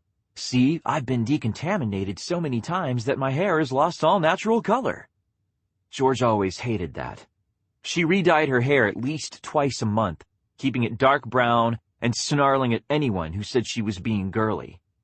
I always liked the way her hair dye smelled, caustic and sweet at the same time. A lot like George. The shower finished running the decontamination cycle a few seconds after the clothing sterilizer beeped to signal that my clothes were once more safe to wear around other humans. I dried off, dressed, and stepped back out into the main room to find Alaric waiting for me in an eerie, unintentional imitation of Bex. "Ready to go?" he asked. "Ready to stay?" I countered. To my surprise, he shook his head and said, "No. Maggie and I were talking, and we want to take the van and the doc back to the house while you're at the CDC." "Why?" I asked, as I moved to shut down my laptop and start packing it to go. "Maggie's starting to get twitchy about being away from home this long, and I'd rather not be in the city when you make your trip," Alaric shrugged. "Maybe I'm being paranoid, but if things go wrong, I don't want Dr. Connolly this close to a CDC installation." "Afraid she'll run for cover?" "Pretty sure that ship has sailed." "Afraid they'll come and take her away from us." I froze in the act of zipping my laptop case. Fuck. I didn't even think of that. Do you really think it's a risk, even after we torched her first ID? It depends on whether she's here to play decoy and hurt us into danger, or whether she really was sent because they're afraid someone's killing CDC researchers. Alaric shrugged. Any institution large enough to have different departments is going to have infighting. I don't think she's here to stab us in the back, and that means she's in danger as long as she's in Portland, and we're in danger as long as we're here with her. Damn, I chuckled, shaking my head as I shoved the laptop case into my bag. I bow before your logic. Yeah, take Maggie and the doc and head for Maggie's place. Bex and I will meet you there after we finish up at the CDC, assuming they don't shoot us on sight. If we haven't checked in by 5 o'clock this afternoon... I paused before finishing. Run. Got it? Got it. Alaric stood, picking up his own laptop as he did. Kinda like old times, huh, boss? What, walking into certain danger with eyes open, one hand on the recorder and one hand on the gun? I flashed him a quick smile. Exactly like old times. I wish... He faltered before finishing lamely. Anyway, you and Bex be careful out there today, okay? I nodded. Do my best. Drive safe. Will do. Maggie, Bex, and Kelly were waiting in the hall. Bex cast a thin smile my way. So you're good with the plan? You guys don't have to conspire against me, you know, I said, shaking my head. It's a good plan. I am good with the good plan. Maggie, I want you messaging Mahir every 20 miles until you get home, you hear me? No problem, she said. Taking Kelly by the elbow, she said, Come on, let's get out of here before somebody gets hurt. Where's the fun in that? Asked Bex, and turned to lead the way down the hall and out of the hotel. Watching the van drive off with Alaric at the wheel left me strangely numb, like somehow their departure meant I would never see them again, like this was some sort of an ending rather than another step along the road to learning why George really died.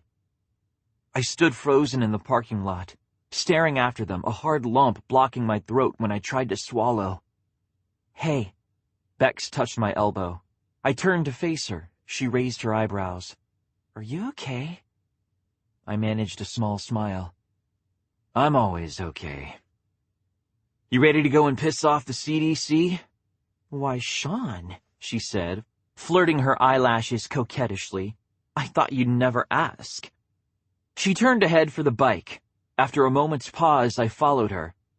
The Portland CDC was located in its own facility, a large, meticulously clean collection of low, white-painted buildings that could easily have been repurposed as a hospital or maybe a medical college. From a distance, it looked friendly and inviting, the sort of place that would make a routine checkup almost enjoyable. That first impression didn't survive getting close enough to see barbed wire topping the fence that circled the entire installation, or the small yellow and black signs indicating that the fence itself was electrified. Pre-rising, they would have used a low wattage and backed it up with guard dogs. Post-rising? Well, let's just say they probably cranked things up to lethal levels at the slightest excuse. Bex kept her arms looped around my waist as I pulled the bike up to the guard station. It was a small, featureless gunmetal booth that gave no indication whether it was occupied or automated. I held up our IDs, careful to keep both of my hands visible, and said, Shaun Mason, after the end times, and Rebecca Atherton, same. Please place your identification in the slot, said a mechanized voice. A slot hissed open in the side of the guard station, right next to the speaker. I dropped our ID cards into the slot, which hissed shut. Please wait. Because I was totally planning to zoom off and leave you with our IDs, I muttered. Shaun, said George warningly. Bex pinched me on the back of the neck. Your identification has been confirmed, announced the guard station. The slot opened again, allowing me to reclaim our cards as the first gate began sliding open.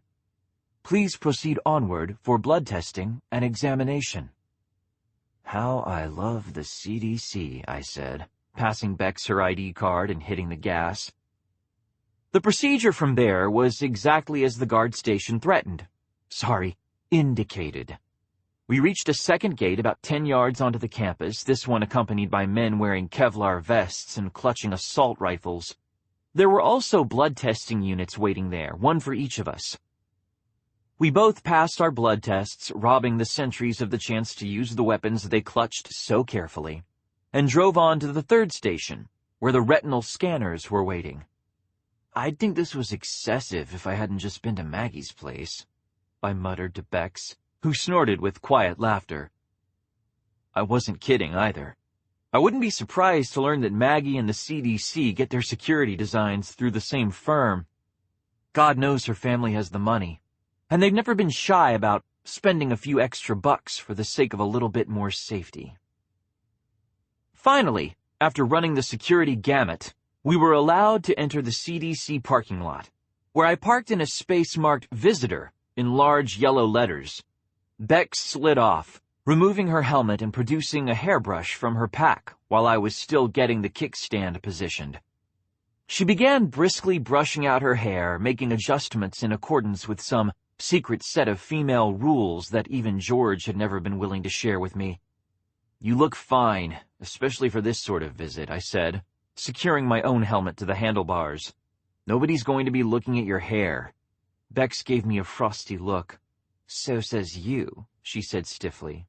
I found that good hair can open many doors for the female investigative reporter.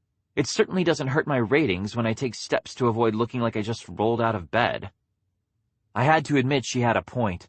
Bex paid more attention to her appearance than any other Irwin I knew, male or female, and her merchandise sales were even higher than mine. She wore her hair longer than was strictly safe for field work, with blonde highlights and dark brown lowlights that made her otherwise medium brown hair seem somehow exotic, especially in the sort of light conditions she was usually filming under. Combined with naturally green eyes and a fondness for wearing tight white tank tops, well, it wasn't a mystery why 80% of her viewers were male. It was more of a mystery that she seemed to want me to approve of it. I was never going to get that one. Let her brush her hair so we can get moving, said George. Fine, I said, digging my equipment out of the bike's saddlebag more briskly than was strictly necessary. What? Asked Bex. Nothing. Right. She shoved the brush back into her bag. There, all done. Really? I lifted my eyebrows, giving her an appraising look. You sure you don't need to touch up your makeup or something before we can go in? Bex flashed me a sunny smile that didn't come close to masking the sarcastic lilt in her voice as she said, Nope. My mascara's designed to stay on for 24 hours in a heavy rainstorm under combat conditions. My eyeshadow practically has to be removed with an acid wash, and this lipstick is so long-lasting that I haven't seen the natural color of my lips since I was 15. I'm totally ready.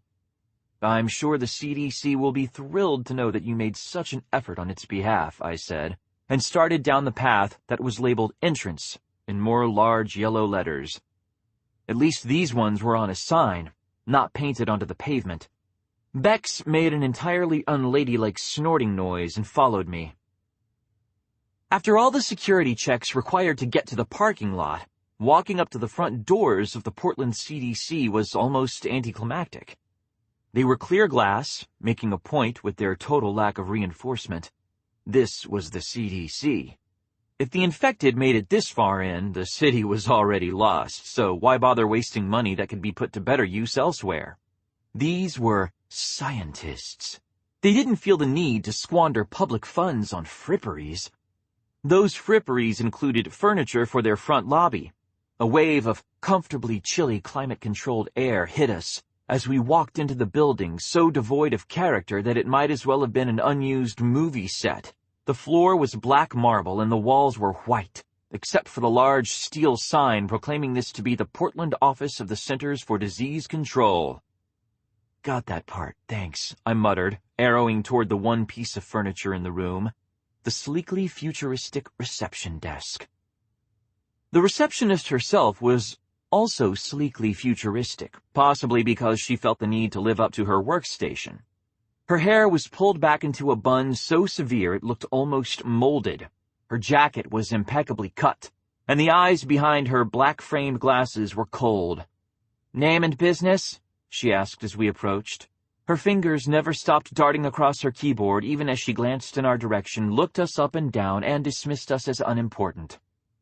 "We're with the After the End Times news site, and we'd like to speak to the director of this installation," I said mildly, leaning against the edge of her desk as I flashed her my ID. Bex did the same, unsmiling. "Don't worry, we can wait if we have to." The receptionist gave us another of those quick, cold up-and-down glances before asking, "The nature of your business, sir?" The "sir" was grudging, purely a formality to check off some internal list marked proper procedure. "That's for us to discuss with the director," said Bex. "I see," the receptionist sniffed. "If you'd like to make an appointment, I'm sure we can fit you in sometime this week. In the meanwhile—" "Sometime this week? Really? That's awesome!" I smacked the edge of the desk for emphasis as I straightened, and was only a little gratified to see the receptionist jump. "Okay, Bex, you start setting up the cameras and I'm going to analyze the light levels in here, see where it's best for us to start shooting." "Excuse me." The receptionist half rose from her seat, revealing a pencil skirt, as precisely tailored as the jacket. I found myself wondering if she starched her underpants to keep them from ruining her mood through excessive softness. "What are you doing?" "Well, this is a government building, right?" I asked guilelessly. "Which means that we, as citizens, are totally entitled to be here whenever and whyever we want, as long as we're not actively disrupting normal business or committing acts of vandalism. No appointments required unless there's an active state of emergency." "Yes, but—" "So we're going to be streaming live from the lobby here until we get in to see your director." "Let the good citizens of Portland, and the world—" Did I mention we're a top-rated global news site? Right, I may have left that little tidbit off when we were making introductions. "See what an awesome job the CDC does responding to visitors." "I think we can set the cameras up right over there," said Bex, stabbing a finger at a random patch along the wall. "You can't do that," said the receptionist. She sounded agitated, poor thing. She'd probably sprain herself if she tried for any real facial expressions with her hair pulled back that tightly. "I'm sorry, there was a little... This is all a misunderstanding. Give me a moment and I'll get Director Swinson for you." "Thanks," I said, flashing a wide grin in her direction. "It's cool, Bex. You can hold off on setting things up." "Check," said Bex. She re-shouldered her pack. We watched as the increasingly anxious-looking receptionist picked up her phone, muttering into it with her palm cupped around the receiver, like that would magically keep us from hearing what she was saying. It worked a little. Most of her side of the conversation was too garbled to understand, although I was pretty sure I caught the words crazy, reporters, and threatening too. As press went, it wasn't bad, and might actually give the director an idea of what he was about to be dealing with.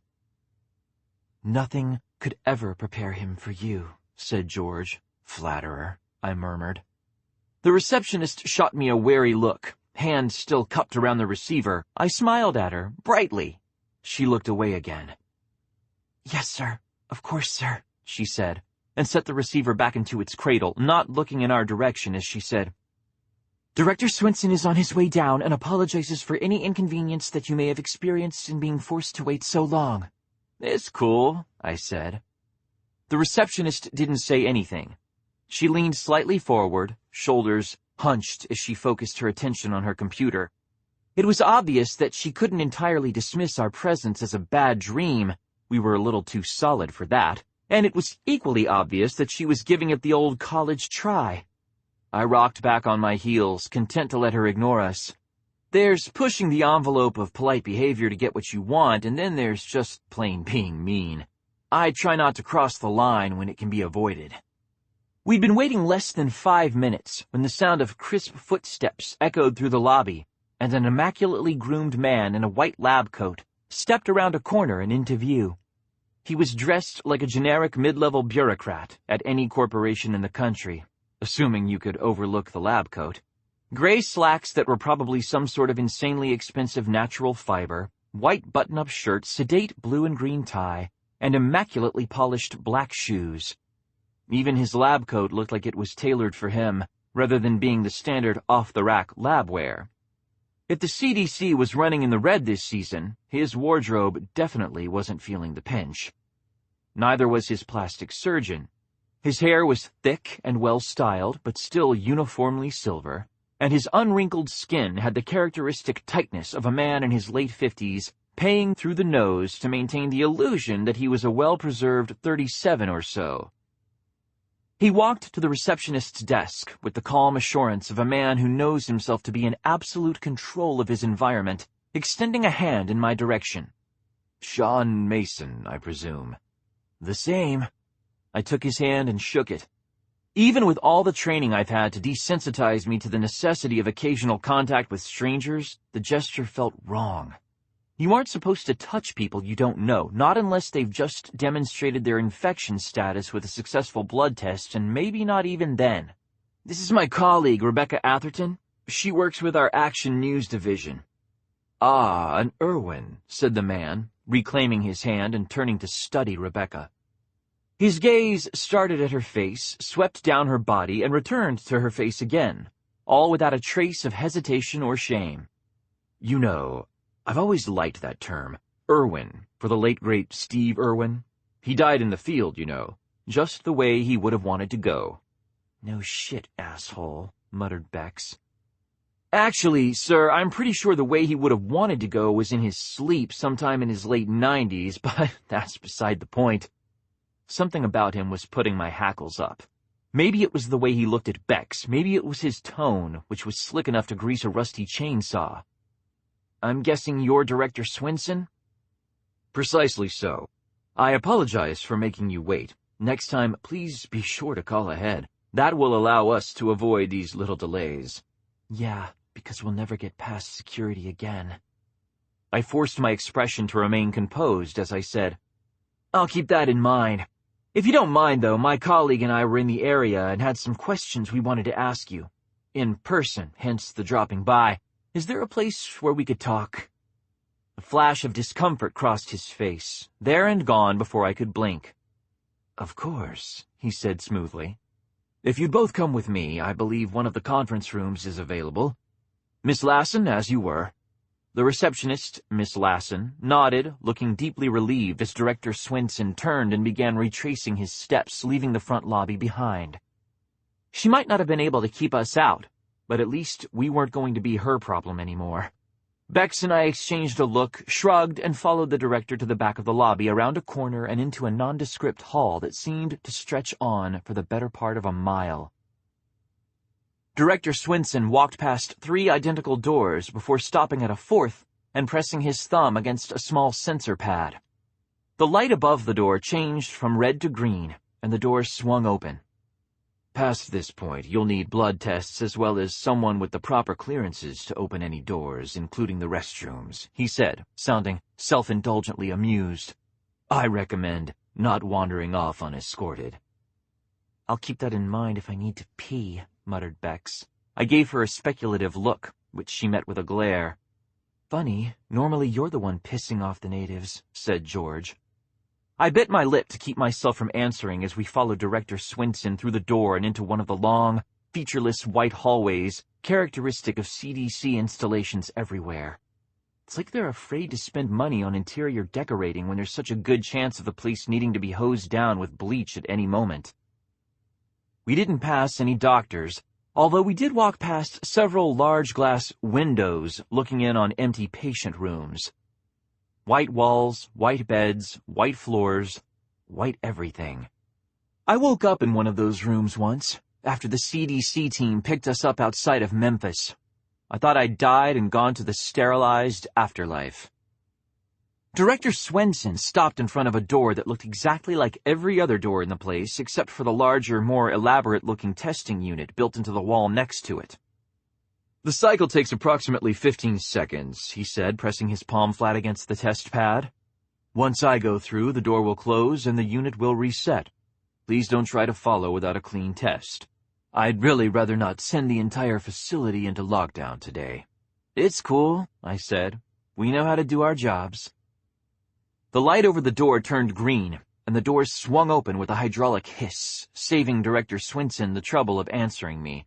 Instead, he raised an eyebrow and stepped through the doorway before the door swung closed again.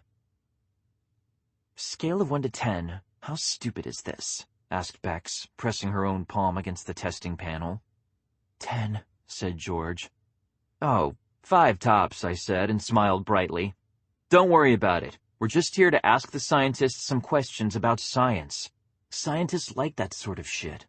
"Right," said Bex dubiously, as the light turned green and the door hissed open again. She stepped through. "Hey, George," I muttered, flattening my hand against the testing panel. "Check this out." From The Kwong Way of Things, the blog of Alaric Kwong, April 16, 2041. When does telling the truth become an act of terrorism? At what point does a lie become an act of mercy? Is it cruel to tell a parent their child will die even if it's true? Is it kind to tell an accident victim they're going to recover even though all evidence says they won't? Where's the line dividing honesty from harm, deceit from decency, and misinformation from malice? I don't know. All the clever wordplay in the world won't somehow grant me that knowledge. I'm sorry. I wish it would. This is what I do know. A lie, however well-intended, can't prepare you for reality or change the world. The accident victim will die whether they're promised recovery or not, but the parent told that their child is dying may have time to prepare and may be able to treasure those final days together even more.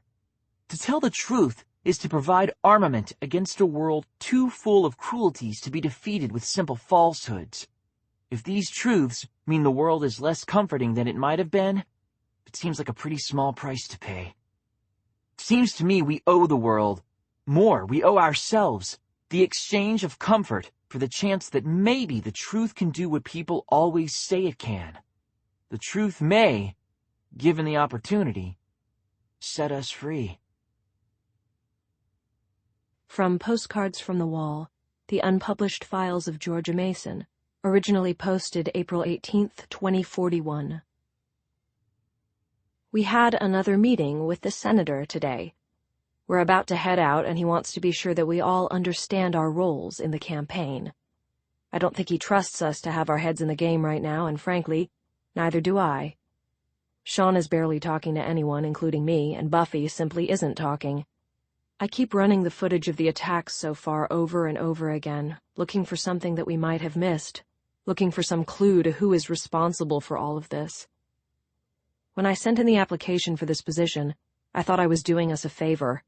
I thought I was giving us the opportunity to make a name for ourselves and that we could change the world by telling the truth. I thought I was doing the right thing. But now I watch Shaun punching the walls, and I wake up as tired as I was when I went to bed, and I just wish that I could take it back. I wish I could take it all back. I'm tired and I want to go home. But, oh God, I'm so afraid that we're not all going to make it home alive. 13. The CDC conference room lived up to the design aesthetic I was coming to expect from them. White on white on white. It was like they'd looked at the uniforms American nurses wore during World War II and said, "Yeah, that's what we're talking about." Maybe they bleached the place on such a regular basis that they didn't want to deal with paying to have all the furnishings re-dyed. Whatever the motivation, the combination of white walls and white carpet with a glass-topped conference table and white faux leather chairs was enough to make me feel grubby and unwashed. CDC employees probably took a lot of showers just to keep themselves from feeling like they were too dirty to be allowed to touch the furniture. Director Swenson walked the full length of the conference table to sit at the head. Alpha male posturing if I'd ever seen it. The gesture was designed to say, "This is mine and I am in charge here." I was sort of surprised he didn't lift his leg and piss on something. Urine's a natural bleaching agent, right? It would explain how they kept everything so damn white.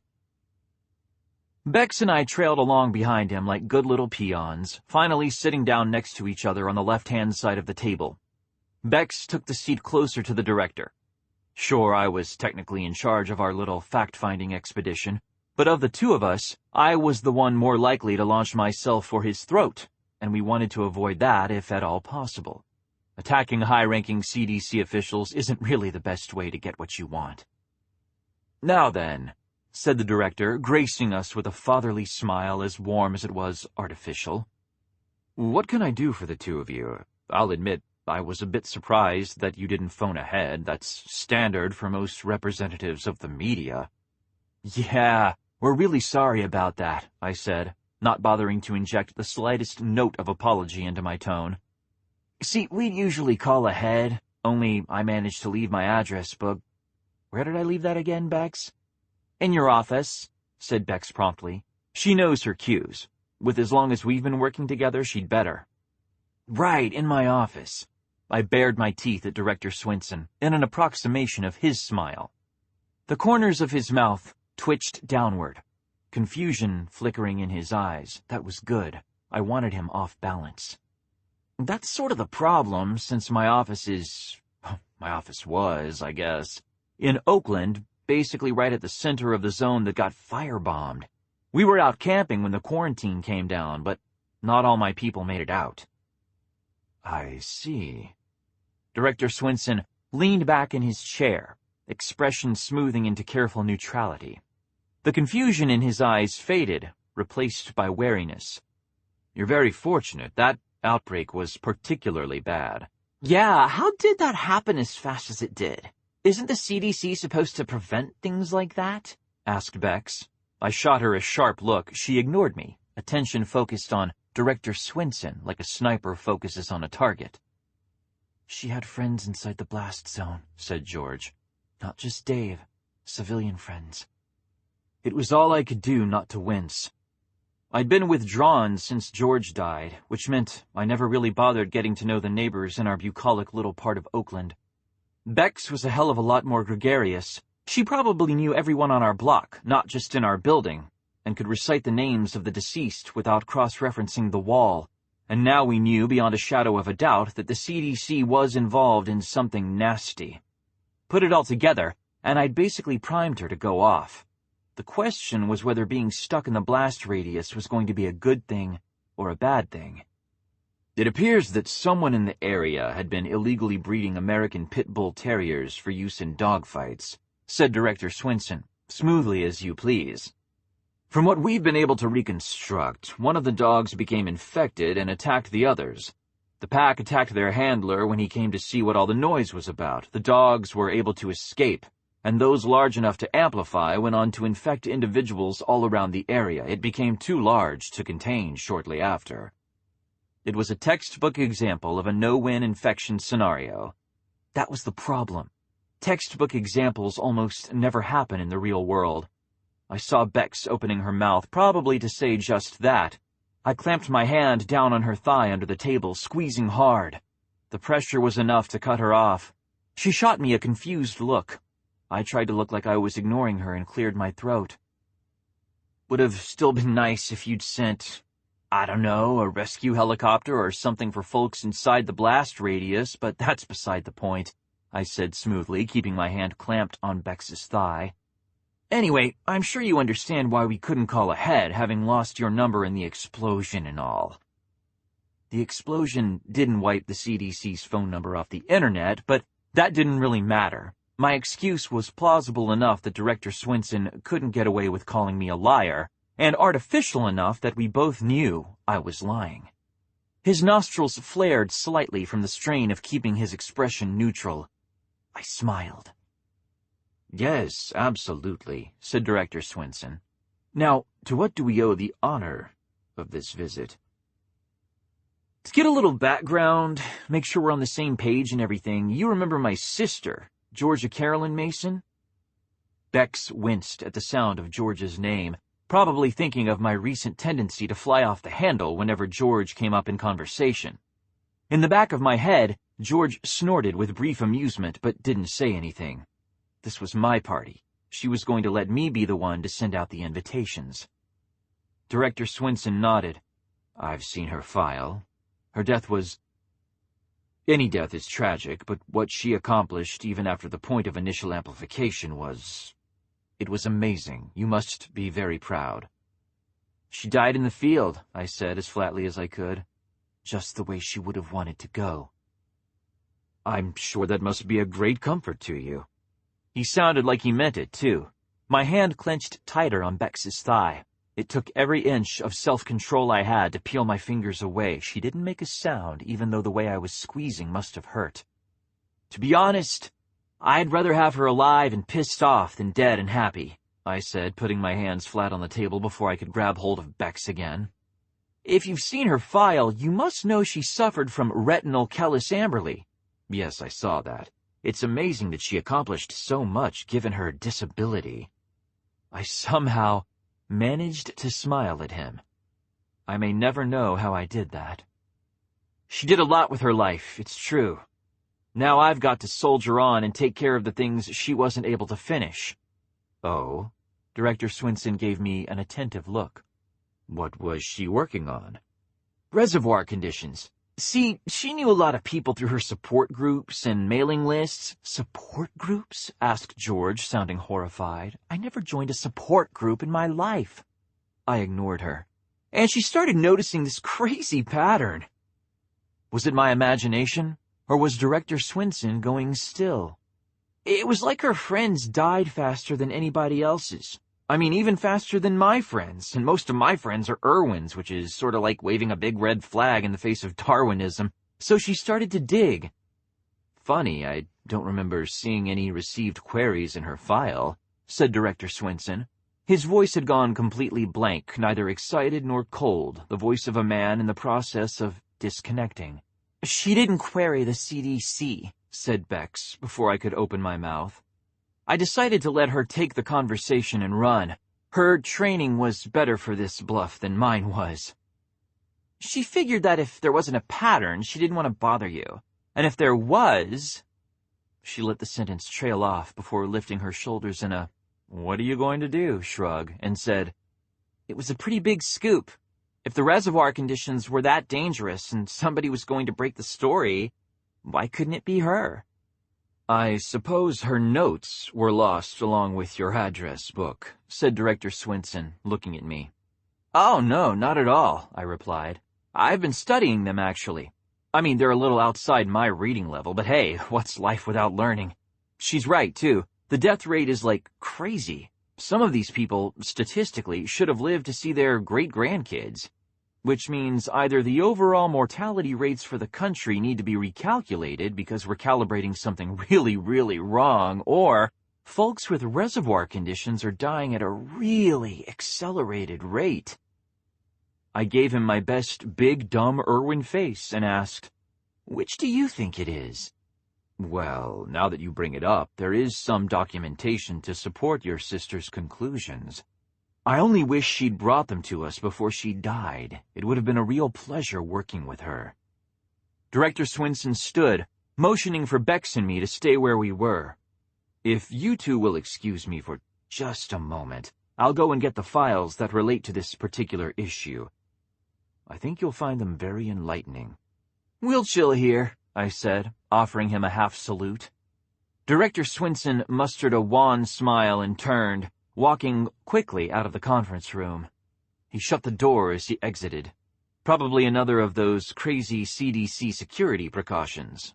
Or he wanted us to think so anyway. Relaxing in my chair, I pulled out my phone and fiddled with it, saying carelessly, "It's cool that he's going to share his research, huh?" As I texted Bex with, "He's up to something. Watch yourself." Bex didn't look even slightly surprised when her phone started buzzing. Unclipping it from her belt, she read the screen and started to key in a reply as she said, "I told you the CDC was the place to go with this. They're going to have files on anything and everything she could have found on her own if she just hadn't been so damn stubborn. You think? That man couldn't have rushed out of here faster if you'd been spurring him on with an electric prod. He's not happy that we're here, and he's really not happy about this line of discussion. You know George, stubborn to the end. At least this confirms that it's more than just Memphis. Did you keep track of escape routes on the way in? It was her best quality. There really aren't any, other than the way we came. These buildings are designed as giant kill chutes. If there's an outbreak, staff is supposed to hole up and stay where they are until help shows up. You can say that again. Isn't that fucking awesome? While Bex keyed in her response, I dipped a hand into my pocket and withdrew one of our increasingly limited supply of Buffy-built bugs. You can buy listening devices from sources both legal and extra-legal all over the world, and mail order makes it possible to make those purchases essentially untraceable. None of them hold a candle to Buffy's work. Hey, you're the one who thought coming here was a good idea. I was following your lead. Do we want to scout while we wait for him to come back and get us? I can't imagine it would be a worse idea than coming here in the first place. I snapped the bug onto the bottom of the table, flattening its edges until they were flush to the frame. The CDC would need to be looking real hard to stand even a chance of finding it. Got it. Bex glanced up from her phone, asking, You think Director Swinson is going to be back soon? I need to tinkle, and he didn't show us where the bathrooms were. I bit my lip to keep from laughing out loud. Everything gets funnier when you're waiting to find out whether you're in mortal danger, and Bex saying tinkle would have been hysterical under the best of conditions. This was, after all, a woman who once pissed off the side of a moving RV while fleeing from a mob of hungry zombies, on camera no less. We got a lot of downloads that day, even with the modesty filters in place. Well, last time we went to a CDC office, they were... Hell with it. He won't mind if I show you, and it'll be faster this way. I stood, sliding my phone back into my pocket. Thanks, Shaun. Bex followed me. She was doing her best to look embarrassed, and she was doing a decent job. I would have believed it if I'd been watching the scene through a security feed and if I hadn't known her so well. It'll only take me a minute. It's cool. Keeps me from getting twitchy while we wait. I hesitated, looking at the door. Something about it was wrong in a way that was so weird that I couldn't figure out what it was. It was like waking up one morning to find that my hair had changed color. Impossible and hence invisible. At least for a little while. Look at the light, advised George. The light above the door. The light that should have been green, signaling that the standard security features were active, and that the door would open after a successful blood test had been run, was glowing a strong and steady yellow. I nodded toward it, watching as Bex followed the direction of the gesture. She went pale. A green light means everything is good, all systems go. A red light means a lockdown. Either there's live viral material in the room with you, or there's live viral material right outside the room where you don't want to go. Either way, if you sit tight, the problem will resolve itself. A yellow light? I wasn't sure what a yellow light could possibly mean, beyond the chilling, this door has not been properly locked. Ignoring the testing panel waiting for my palm, I reached out and gently grasped the doorknob. Nothing shocked or stung me. The light didn't change. I gave a gentle tug. The door swung just as gently inward. There was no hydraulic hiss. The hydraulics were not engaged. I don't think there's a place anywhere on this planet where that's a good thing, said Bex, reaching under her jacket to rest her hand against the grip of her pistol. Suggestions? I suggest we go and find Director Swinson, let him know that he's having some kind of security problem. And I don't mean 2 reporters loose in his building. You're going to have to wait for that tinkle. I can hold it, said Bex gravely. Good. We left the white-on-white confines of the conference room for the white-on-white of the hall we'd come in through. There was no one in sight in either direction, making it seem like we might be the last 2 people on Earth. Something isn't right here, said George. Got that right, I muttered, drawing my own pistol and releasing the safety. Bex was looking at me intently, waiting for me to clarify whether I was talking to George or to her. I gestured down the hall in the direction we'd come from. I think I can get us out if we go this way, but I'll bet you $1 our good director went the other way." "Then that's the way we're going," said Bex, turning to scan the hall ahead of us. "Looks clear from here." I think that's the problem. I started walking, keeping my pistol at a low defensive angle. Technically, it's legal for me to be armed anywhere I want to be, since I've passed my tests and I keep my licenses up to date at all times. Less technically, I'm not sure it's a good idea for anyone, be he blogger, god, or the President of the United States, to go around waving a gun in a government building. Tends to give them the crazy idea that you might shoot, and things tend to get real unpleasant real fast after that happens. The not rightness of the situation became more and more apparent as we walked. We passed labs, break rooms, and more of the one-way windows into rooms intended for patient care. We passed bulletin boards, signs, and even the bathrooms. What we didn't pass was anyone who demanded to see our IDs and asked what we were doing wandering around the building unescorted. Near as I could tell, the Portland CDC had been quietly and effectively deserted.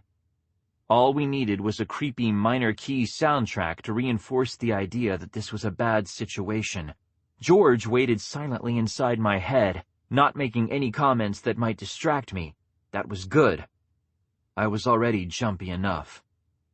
"We should be catching up to the director soon, assuming he hasn't taken a turn we missed," I said.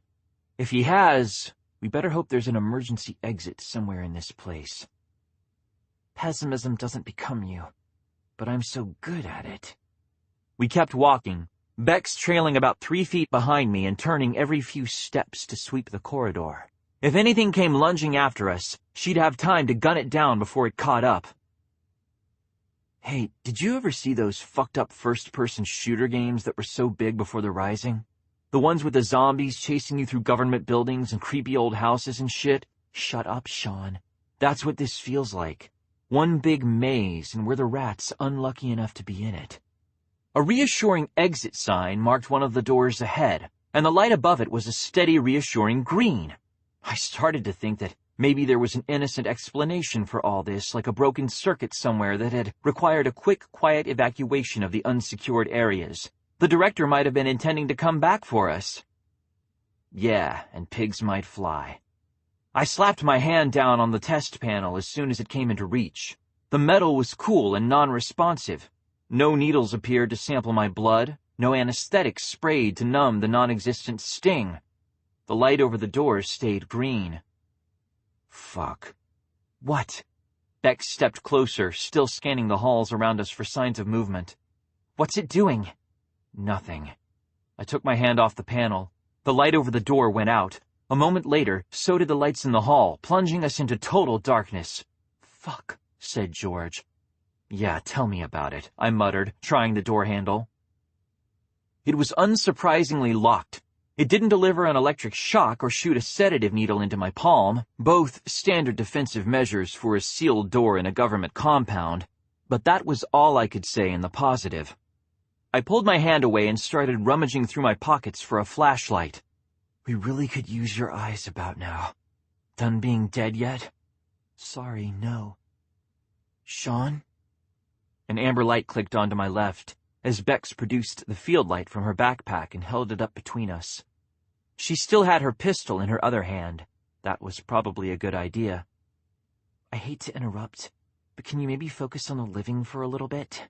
I'd like to keep breathing long enough to get mad at you for this shitty idea." You went along with it. My fingertips grazed the hard metal base of my portable flashlight. I pulled it out and clicked it on, aiming it for the floor.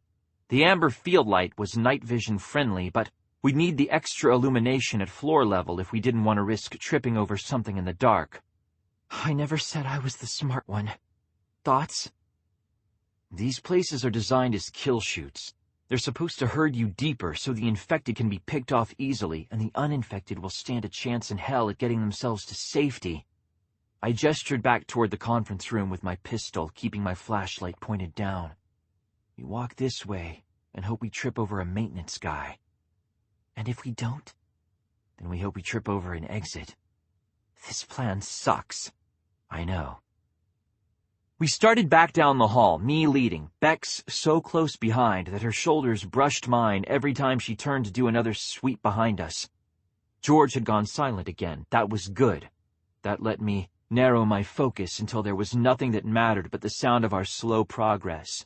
Field training involves learning how to step lightly and breathe slowly so as to reduce your auditory impact on the environment.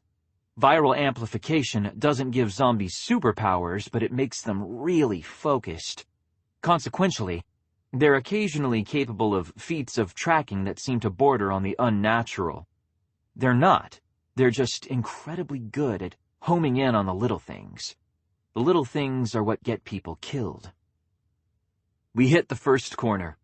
I spun around it, raising my flashlight to light up the entire hallway ahead. What it cost us in night vision was more than balanced by its effectiveness as a defensive weapon. The retinal condition that kept George behind prescription sunglasses for most of her life is universal among the infected. They can adjust to going out during the day, but they always prefer to stay in the dark when possible, and having a flashlight shine directly into their eyes is never fun. An empty hall greeted my sweep. I lowered the flashlight. "Clear," I said, and we walked on, following the gently herding design of the CDC building. We were walking into a kill chute. Sadly, it was the smartest thing we could do. Going the other way would just take us farther from any help that might be waiting for us, assuming there was any help to be had. We repeated the same procedure at the next 3 corners we reached. Each time I spun around to blind any lurking infected with my flashlight, while Bex watched my back and got ready to start shooting. Each time, the light revealed nothing but featureless, utterly empty hallway. The white walls glimmered like ghosts through the dimness as we walked. My skin crawled, claustrophobia and paranoia beginning to speed my heart rate. Not enough to put me in danger of panic, but enough that I could feel it rising. From the way Bex's breath was starting to hitch, just a little every 3rd inhale, she was in a similar state. It's not the action that kills you. It's the waiting. At the very next corner, the waiting ended. It started out like the turns before it. Bex braced to shoot, while I stepped around the corner and swept my flashlight over the hall. Only this time, the hall in front of us extended for only about 5 feet before splitting into a T-junction. And this time, something up ahead and to the left responded to the light with a moan. It was still out of sight around the turn, but that didn't matter. Once you've heard the moaning of the infected, you never forget it. It's the sort of sound that hardwires itself into your primitive monkey brain, and the message it sends is simple. Run. I took a hasty step backward, keeping my flashlight pointed in the direction of the moan. It wouldn't ward off the infected. Nothing stops a hungry zombie once it has an idea of where a free lunch can be found. But the pain would slow them down. Bex? Yeah? Is the other direction clear? I think so. Good. Bex? Yeah? Run. There was no grace or artistry in our flight. Bex was running almost before the word was out of my mouth, waiting only for the confirmation that I didn't have a better idea, and I was only half a heartbeat behind. We ran as fast as we could, our footfalls echoing off the walls around us and making it impossible to tell whether we were running for safety or into the arms of another mob. The moaning started behind us, distant at first, but growing louder with bone-chilling speed. That's one thing the old movies got wrong. Real zombies, especially the freshly infected kind, can run. Call for help. What? I gasped, still running. Bex shot me a look. I shook my head and she returned her attention to the serious business of running for her goddamn life. You have a phone. Think, Shaun! It was hard to focus on running and think about what George was trying to tell me at the same time. She was always the smart one, and that's held true even now that she's nothing but a ghost in my machine. I struggled to make sense of her words, and nearly stumbled as it hit me. Oh, motherfuck, I said, causing Bex to shoot me another sharp look. Bex, I need you to buy us some time. Don't worry about the interest rates. Got it, she said, obedience winning out over confusion. She turned to face the direction of the moaning, still pacing me down the hall. If she tripped, it was all over, but that didn't seem to bother her. Her hands were steady as she pulled a ball-shaped object from her belt. The motion was followed by the distinctive sound of a pin being pulled. and then she flung the grenade in the direction of the moaning. She whipped around as soon as she let go, grabbing me by the arm. It was her turn to haul me down the hall, and she did it with admirable force. "Run!" I ran. The grenade Bex had thrown exploded about 6 seconds later. It wasn't a big enough boom to come with a backdraft, but it was big enough to fill the hall briefly with light. I risked a glance back over my shoulder. The walls were burning. That should be enough to slow the infected for at least a little while. "Cover me," I said. Bex nodded, slowing enough to let me pull a few feet in front of her before speeding up again, holding a position about 1.5 feet behind me. I felt like a total shit putting her between me and the danger we knew, but I needed the breathing space. It might be the one thing that could save us. Fumbling an ear cuff from my jacket pocket without dropping my flashlight wasn't easy, especially not at a dead run. Somehow I managed. I slammed the ear cuff into place, pressing the call button as I snapped. "Secure connection. Command line. Hi, honey, I'm home. Open channel to Alaric Kwong." The ear cuff beeped. For a long, undying moment, the only sounds were footsteps, harsh, exhausted breathing, the distant moans of the infected, and the overstrained beating of my heart. We couldn't run forever. Eventually, the kill chute was going to close, and if we were in the wrong place when that happened... The ear cuff beeped again as Alaric came on the line. "Secure connection confirmed. Please verify your identity before I hang up on you." "Fuck you, Alaric. I don't have the time to remember some stupid code word." That was a lie. Some stupid code word was the current call sign. If the CDC was recording, which they probably were, this might make them think our security wasn't as good as it really was. I could hope anyway. "We're in a little bit of trouble here. Is the doc there?" "Shaun? Why are you breathing like that?" "What? I need you to put the doc on the line right fucking now, Alaric, or you're getting a goddamn field promotion. Am I making myself clear here, or do I need to get footage of the zombies trying to eat our asses?" "I'll get her," said Alaric. The line beeped again, going silent. Bex pulled up almost even with me. Sweat was adding that new penny shine to her cheeks. "What are you doing?" "CDC installs are all built on the same basic floor plan, right?" Another T-junction came into view ahead of us, my flashlight barely illuminating it enough to give us warning before we hit the wall. "Right, but Doc gets us out or we're dead, Bex." The moaning from behind us was still getting louder, and that wall was getting closer. "Keep running." The ear cuff beeped, and Kelly's hesitant voice took the place of the silence, asking, "Shaun, is that really you?" "In a pickle, Doc. Zombies are chasing us through the Portland CDC, and we need out before we're on the menu. There's a T ahead of us. Which way do we go?" I had to give Kelly this. She recovered damn fast to what must have seemed like a totally random question. "Have you already passed the T-junction?" "Yes. We went right." "You went... Damn. Okay, at the T ahead, take the left and try the third door you pass. Is the place in lockdown yet?" "Do you mean, are the lights all fucking out and did half the doors go amber before the power failed? Because then, yeah, we're in lockdown." I grabbed Bex by the wrist, hauling her along as I veered left. "What kind of door?" "Same size as the rest, but it should open when you push it." One door flashed by on our right, followed about 6 feet later by a second door, this one on the left. I slowed to keep from overshooting the third door and grabbed for the knob, all too aware of the advantage I was throwing to our opponents if Kelly was wrong. The zombies weren't going to slow down just to keep the playing field even. The knob turned without any resistance, and the door swung inward, nearly spilling me, and by extension Bex, into a pantry-sized room with glowing amber tubes running all along the edges of the ceiling, like supersized versions of the portable field light. I recovered my balance and stumbled fully into the room, thrusting Bex behind me before slamming the door shut. There were 3 old-fashioned deadbolts on the inside, the kind of things that can never go down, not even in a power failure. I slid all 3 of them into the closed and locked position before I'd even finished processing the impulse to do it. "Shaun?" Kelly's voice was strident enough to make me wince. "Where are you? Are you okay?" "We're in some sort of weird closet." I backed away from the door, keeping my pistol trained just above the knob. If the infected started trying to batter their way inside, I'd make them pay for every inch they gained. "Are the lights red, yellow, or green?" "Yellow." It was close enough to the truth, and closer than either of the other options. Kelly sighed in obvious relief. "That means the security system is engaged, but you're not in one of the sections already locked down." The door is soundproof, scent-proof, and splatter-proof, so as long as everyone inside is clean, you should be okay. As long as we don't mind dying like rats in a cage, you mean. How do we get out of here, Doc? There should be a door directly opposite the one you came in through. The wall was blank and featureless. No door. Touch the wall. What? Just do it. If Kelly was trying to kill us, she wouldn't have given us a bolt hole. I nodded toward the far wall, saying, Doc wants us to touch it. Touch it? Yeah. Anything's better than going back out there. On this philosophical note, Bex slapped her left palm flat against the wall, which immediately wavered and turned translucent, revealing a second wall behind it.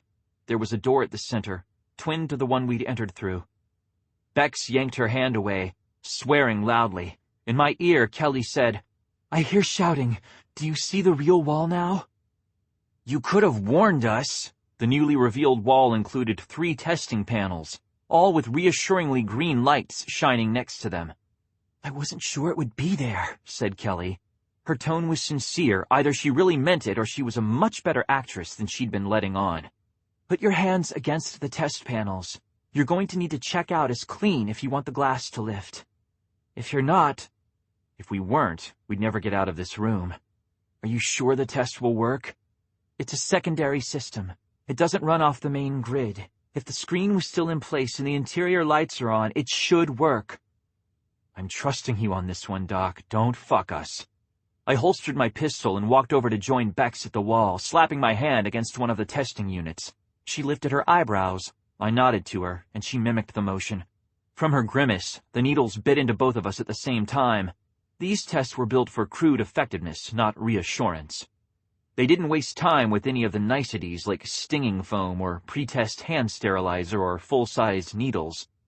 The feeling of the test engaging was like brushing my palm across the surface of a cactus, all tiny pinprick stings that didn't hurt because they didn't last long enough to totally register.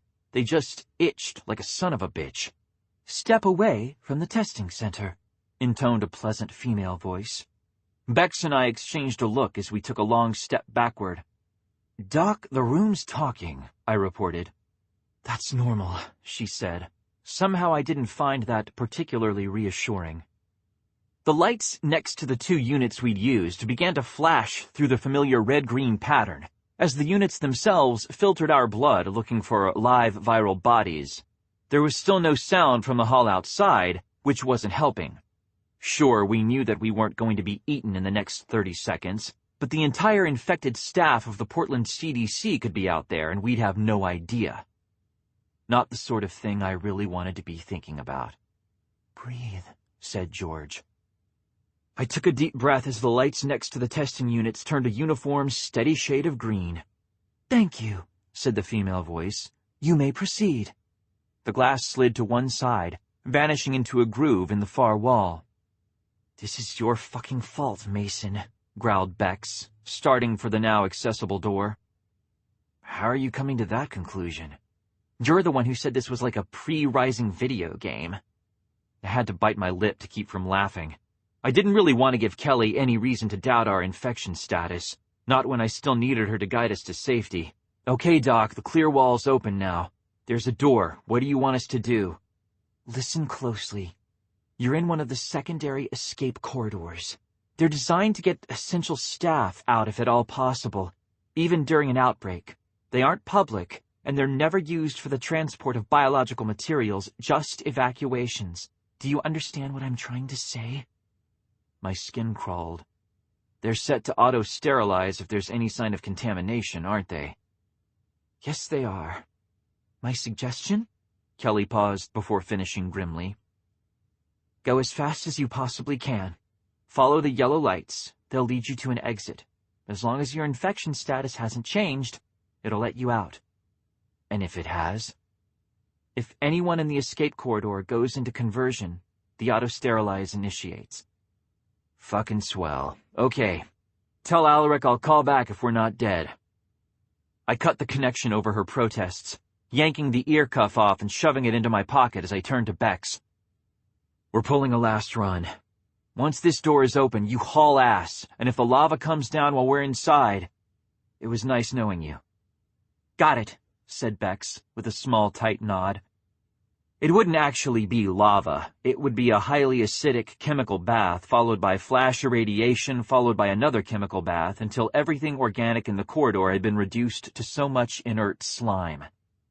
That sort of thing can't really happen in places where humans are expected to be on a regular basis, since it tends to render the environment permanently toxic, but for a rarely used last-ditch exit, it made perfect, if horrible, sense. I hesitated, and then offered her my hand. "It was nice knowing you, Rebecca," I said. "The same, Shaun. Believe me, the same." She laced her fingers into mine and smiled wistfully. "Maybe when we get out of this alive, you and me can go for coffee or something." "Sure," I said. She didn't let go of my hand, and I didn't pull away. Leaving our fingers tangled together like computer cables, I reached for the second door and pulled it open. An amber light clicked on across from us. Bex and I exchanged one final look before stepping through the doorway into the relative darkness on the other side. The door swung shut as soon as we were through, hydraulics engaging with a loud hiss that was almost reassuring. It meant all systems were go. Even if those systems got us dissolved, they'd be doing so while fully operational. Another amber light clicked on to the left of the first one, and another, until a line of tiny, glittering beacons led the way deeper into the dark. There was no other way to go, and Kelly's instructions said to follow the light. We'd trusted her this far. The worst that trusting her the rest of the way could get us was dead. "Come on," I said. We started in the direction indicated by the lights, moving as fast as we dared. Distances always seemed longer in the dark. The greater the darkness, the longer the distance. The amber lights were meant to guide us, not show us where we were going, and even my flashlight wasn't enough to beat back the shadows. We probably traveled no more than a few hundred yards, but it felt like 10 or 12 times that.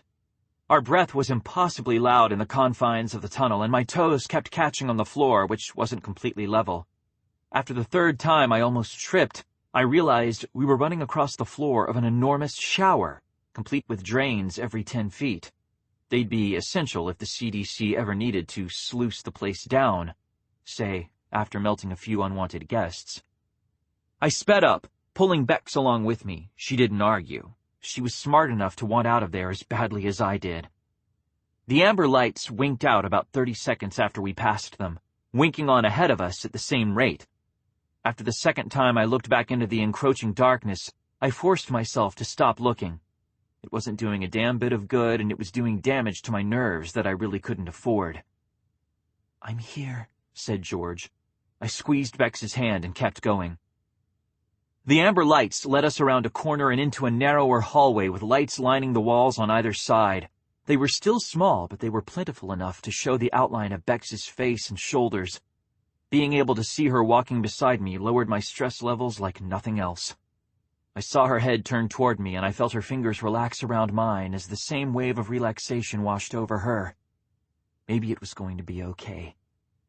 The lights continued lighting up in front of us, finally circling a door frame directly ahead. Bex and I broke into a sprint at the same time, heading for the exit at full speed. I got there half a step before she did, purely by virtue of having longer legs, and I grabbed the door handle with my free hand. Needles stung my palm, biting deep, and then, unlike every other blood test I'd ever taken, staying where they were as the light above the door flashed between red and green. The light stopped on green, and then went out, replaced by a single green bulb off to the left. The needles withdrew. The door didn't open. "Oh, those slick bastards," I muttered, pulling my hand away. "Your turn, Bex. They're not going to let us out of here until we're both clean." "Yippee," she deadpanned, and stepped up to take my place. The lights repeated their flickering dance, and a second green bulb came on next to the first. The latch released, and the door swung inward, knocking us both back a step. Cool air rushed into the hallway like a benediction. I took a deep breath, glorying in the taste of clean air, and let Bex pull me for a change, hauling me into the light. Kelly's emergency exit led out on the edge of the employee parking lot. About a dozen people were already there, most wearing lab coats. And there, off to one side, was Director Swinson. He was standing in a small cluster with two of the people in lab coats and Miss Lassen, the receptionist. She was the first to see us. Her shoulders went stiff as she straightened, whispering something urgently to the director. He turned his head in our direction, and his eyes widened before he could compose himself. Bex squeezed my hand. I hadn't even realized she was still holding it. "Don't," she whispered. "We have what we need. The recorders were running the whole time. This story will end him. That we have everything we need." I nodded curtly as I pulled my hand away, then I smiled. "Director Swenson," I called, raising my arms and waving them overhead like I was signaling a plane to land. "Good to see you made it out. What happened, dude?" "Mr. Mason, Miss Atherton," said the director. He'd managed to compose his face, but there was still a quaver in his voice. The bastard really didn't think we'd make it out. "I'm so glad to see you both. I was so afraid you wouldn't realize what had happened in time to make it to an exit." His eyes flickered toward the door that we'd emerged through. "I had no idea that you knew about the evacuation tunnels." "Which explains why he didn't have them purged while you were still inside," said George. She sounded furious. No one threatened me and got away with it. "We've done our homework," I kept smiling. It was that or punch him in the face, and that seemed a hell of a lot less productive, if a hell of a lot more fun. "So seriously, dude, what happened? Was it pit bulls again? Another illegal breeding program like the one in Oakland?" We're not quite sure yet." Director Swenson's eyes darted toward the door again. He clearly hadn't prepared a cover story. Why should he have bothered? We weren't intended to survive. "There will be a press release as soon as we have a better idea of what went wrong." "Cool. Make sure we get a copy. Oh, and also, that documentation you said you had, the stuff that related to George's research, I'll expect copies since we couldn't, go over it together. I guess if I don't get it, I'm going to have to assume you've got something to hide." I turned, still smiling, and started for the visitor parking area. "Wait, where are you going?" I turned back to Director Swenson long enough to flash him the biggest shit-eating grin I could muster. It felt more like I was baring my teeth. Maybe it looked that way, too. He took an involuntary step backward, eyes going wide. "We're going to do what we're paid to do," I said. "We're going to go and tell everybody the news." I waved to the rest of the survivors of the Portland CDC and kept on walking, with Bex following close behind me. Neither one of us looked back as we got to the bike, stowed our gear, put on our helmets, and drove away. From Adaptive Immunities, the blog of Shaun Mason, April 18, 2041. Unpublished. Fuck you all. If that's the way you want to play things, if that's the way you want things to go, then fuck you all.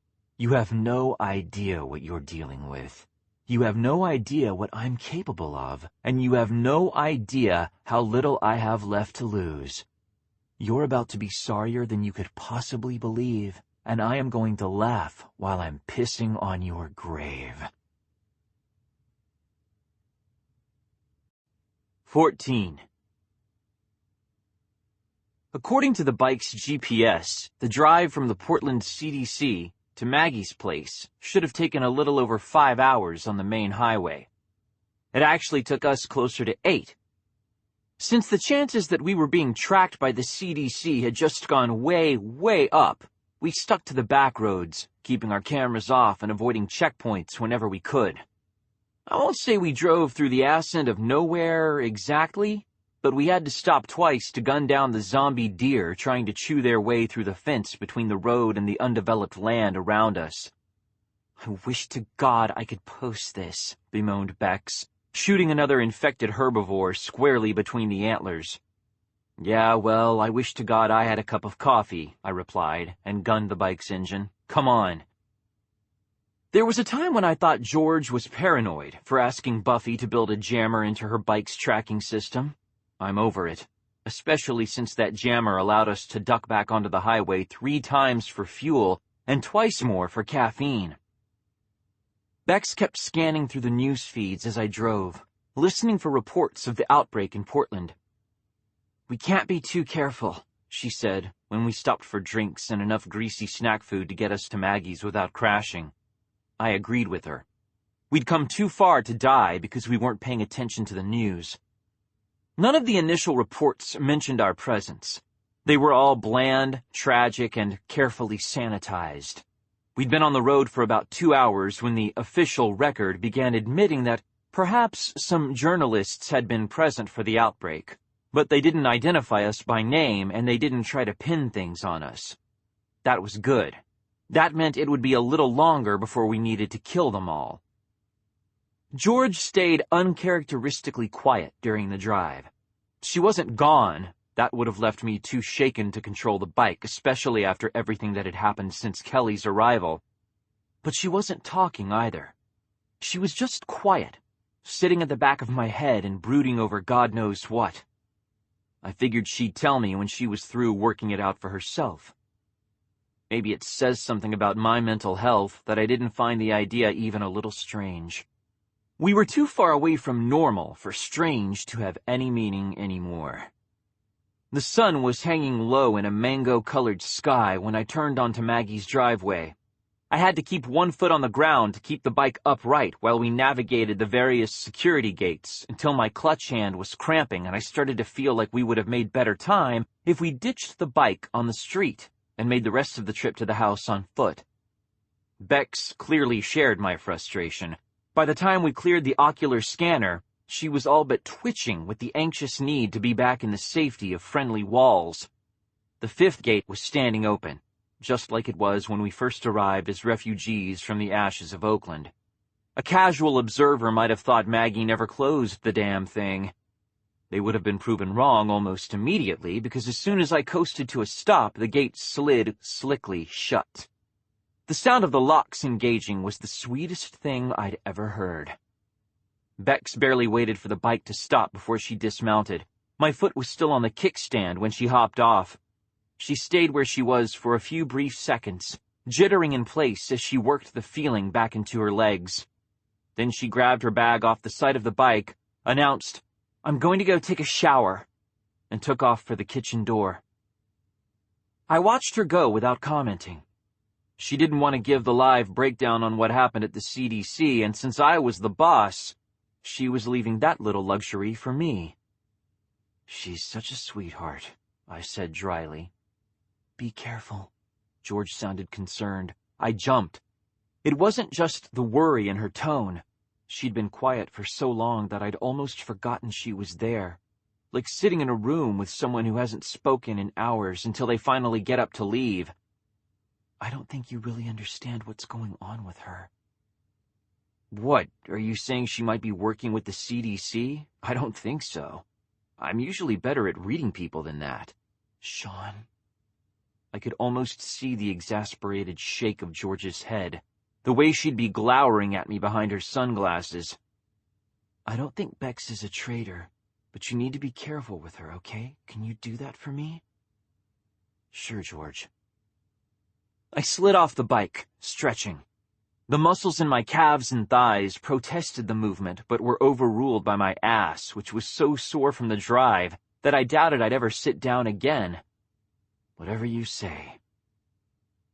One nice thing about working with people who know how crazy I am, Maggie, Alaric, and Kelly were in the kitchen when I stepped inside, all 3 of them in easy view of the window, and not one of them commented on the fact that I'd stopped to talk to myself before following Bex into the house. It's a lot easier to deal with people who are already used to me. "Bex tore through on the way to the shower," said Maggie. She was next to the sink, drying the last of the dinner dishes. The kitchen smelled of savory pastry and fresh-cooked chicken. My stomach rumbled, reminding me that all I'd eaten since leaving Portland was some soy jerky, half a bag of potato chips, and a candy bar. The corner of Maggie's mouth turned up in a smile. "There's a pot pie for each of you in the oven. We left them there so they'd stay warm." "Awesome. Thanks." George was hovering at the back of my mind, casting a veil of anxiety over everything. I walked to the fridge and opened it. Someone had gone to the store while Bex and I were out. There was a 12-pack of Coke on the bottom shelf and what looked like sufficient fresh provisions for us to survive a siege, so long as no one cut the power. I grabbed a can of Coke and swung the door shut, turning toward the table as I popped the tab. "Hey guys," I said as amiably as I could manage. "So, how were things while Bex and I were on location?" Mahir announced the hiring of Barbara Tinney and helped Kelly get her first post up while I monitored the footage you were beaming out of the CDC, said Alaric. Really? Cool. What was it about? The psychological impact of isolationism on the development of human relationships, said Kelly. I looked at her blankly. She amended, cabin fever makes people shitty roommates. I'm sure it's a real ratings grabber, I said after a suitable pause. Alaric? He took the cue with grace, saying, I was able to get about a dozen reports cobbled together after things went south, and we had them online before anyone else picked up on the outbreak. Mahir has every on-duty newsie and about half the Irwins running follow-ups now. The CDC's only comments so far called it an avoidable tragedy, and said they were looking into possible failure of the airlock seals that are supposed to separate the treatment areas from the employee locker room. Which is bullshit, said Kelly. Those airlocks were designed to withstand a nuclear war. There's no way they could just fail. Good to know, I said, sipping my Coke. Ask whether any of the reports include the conference room, said George, with a sudden strange urgency in her tone. Okay, I muttered.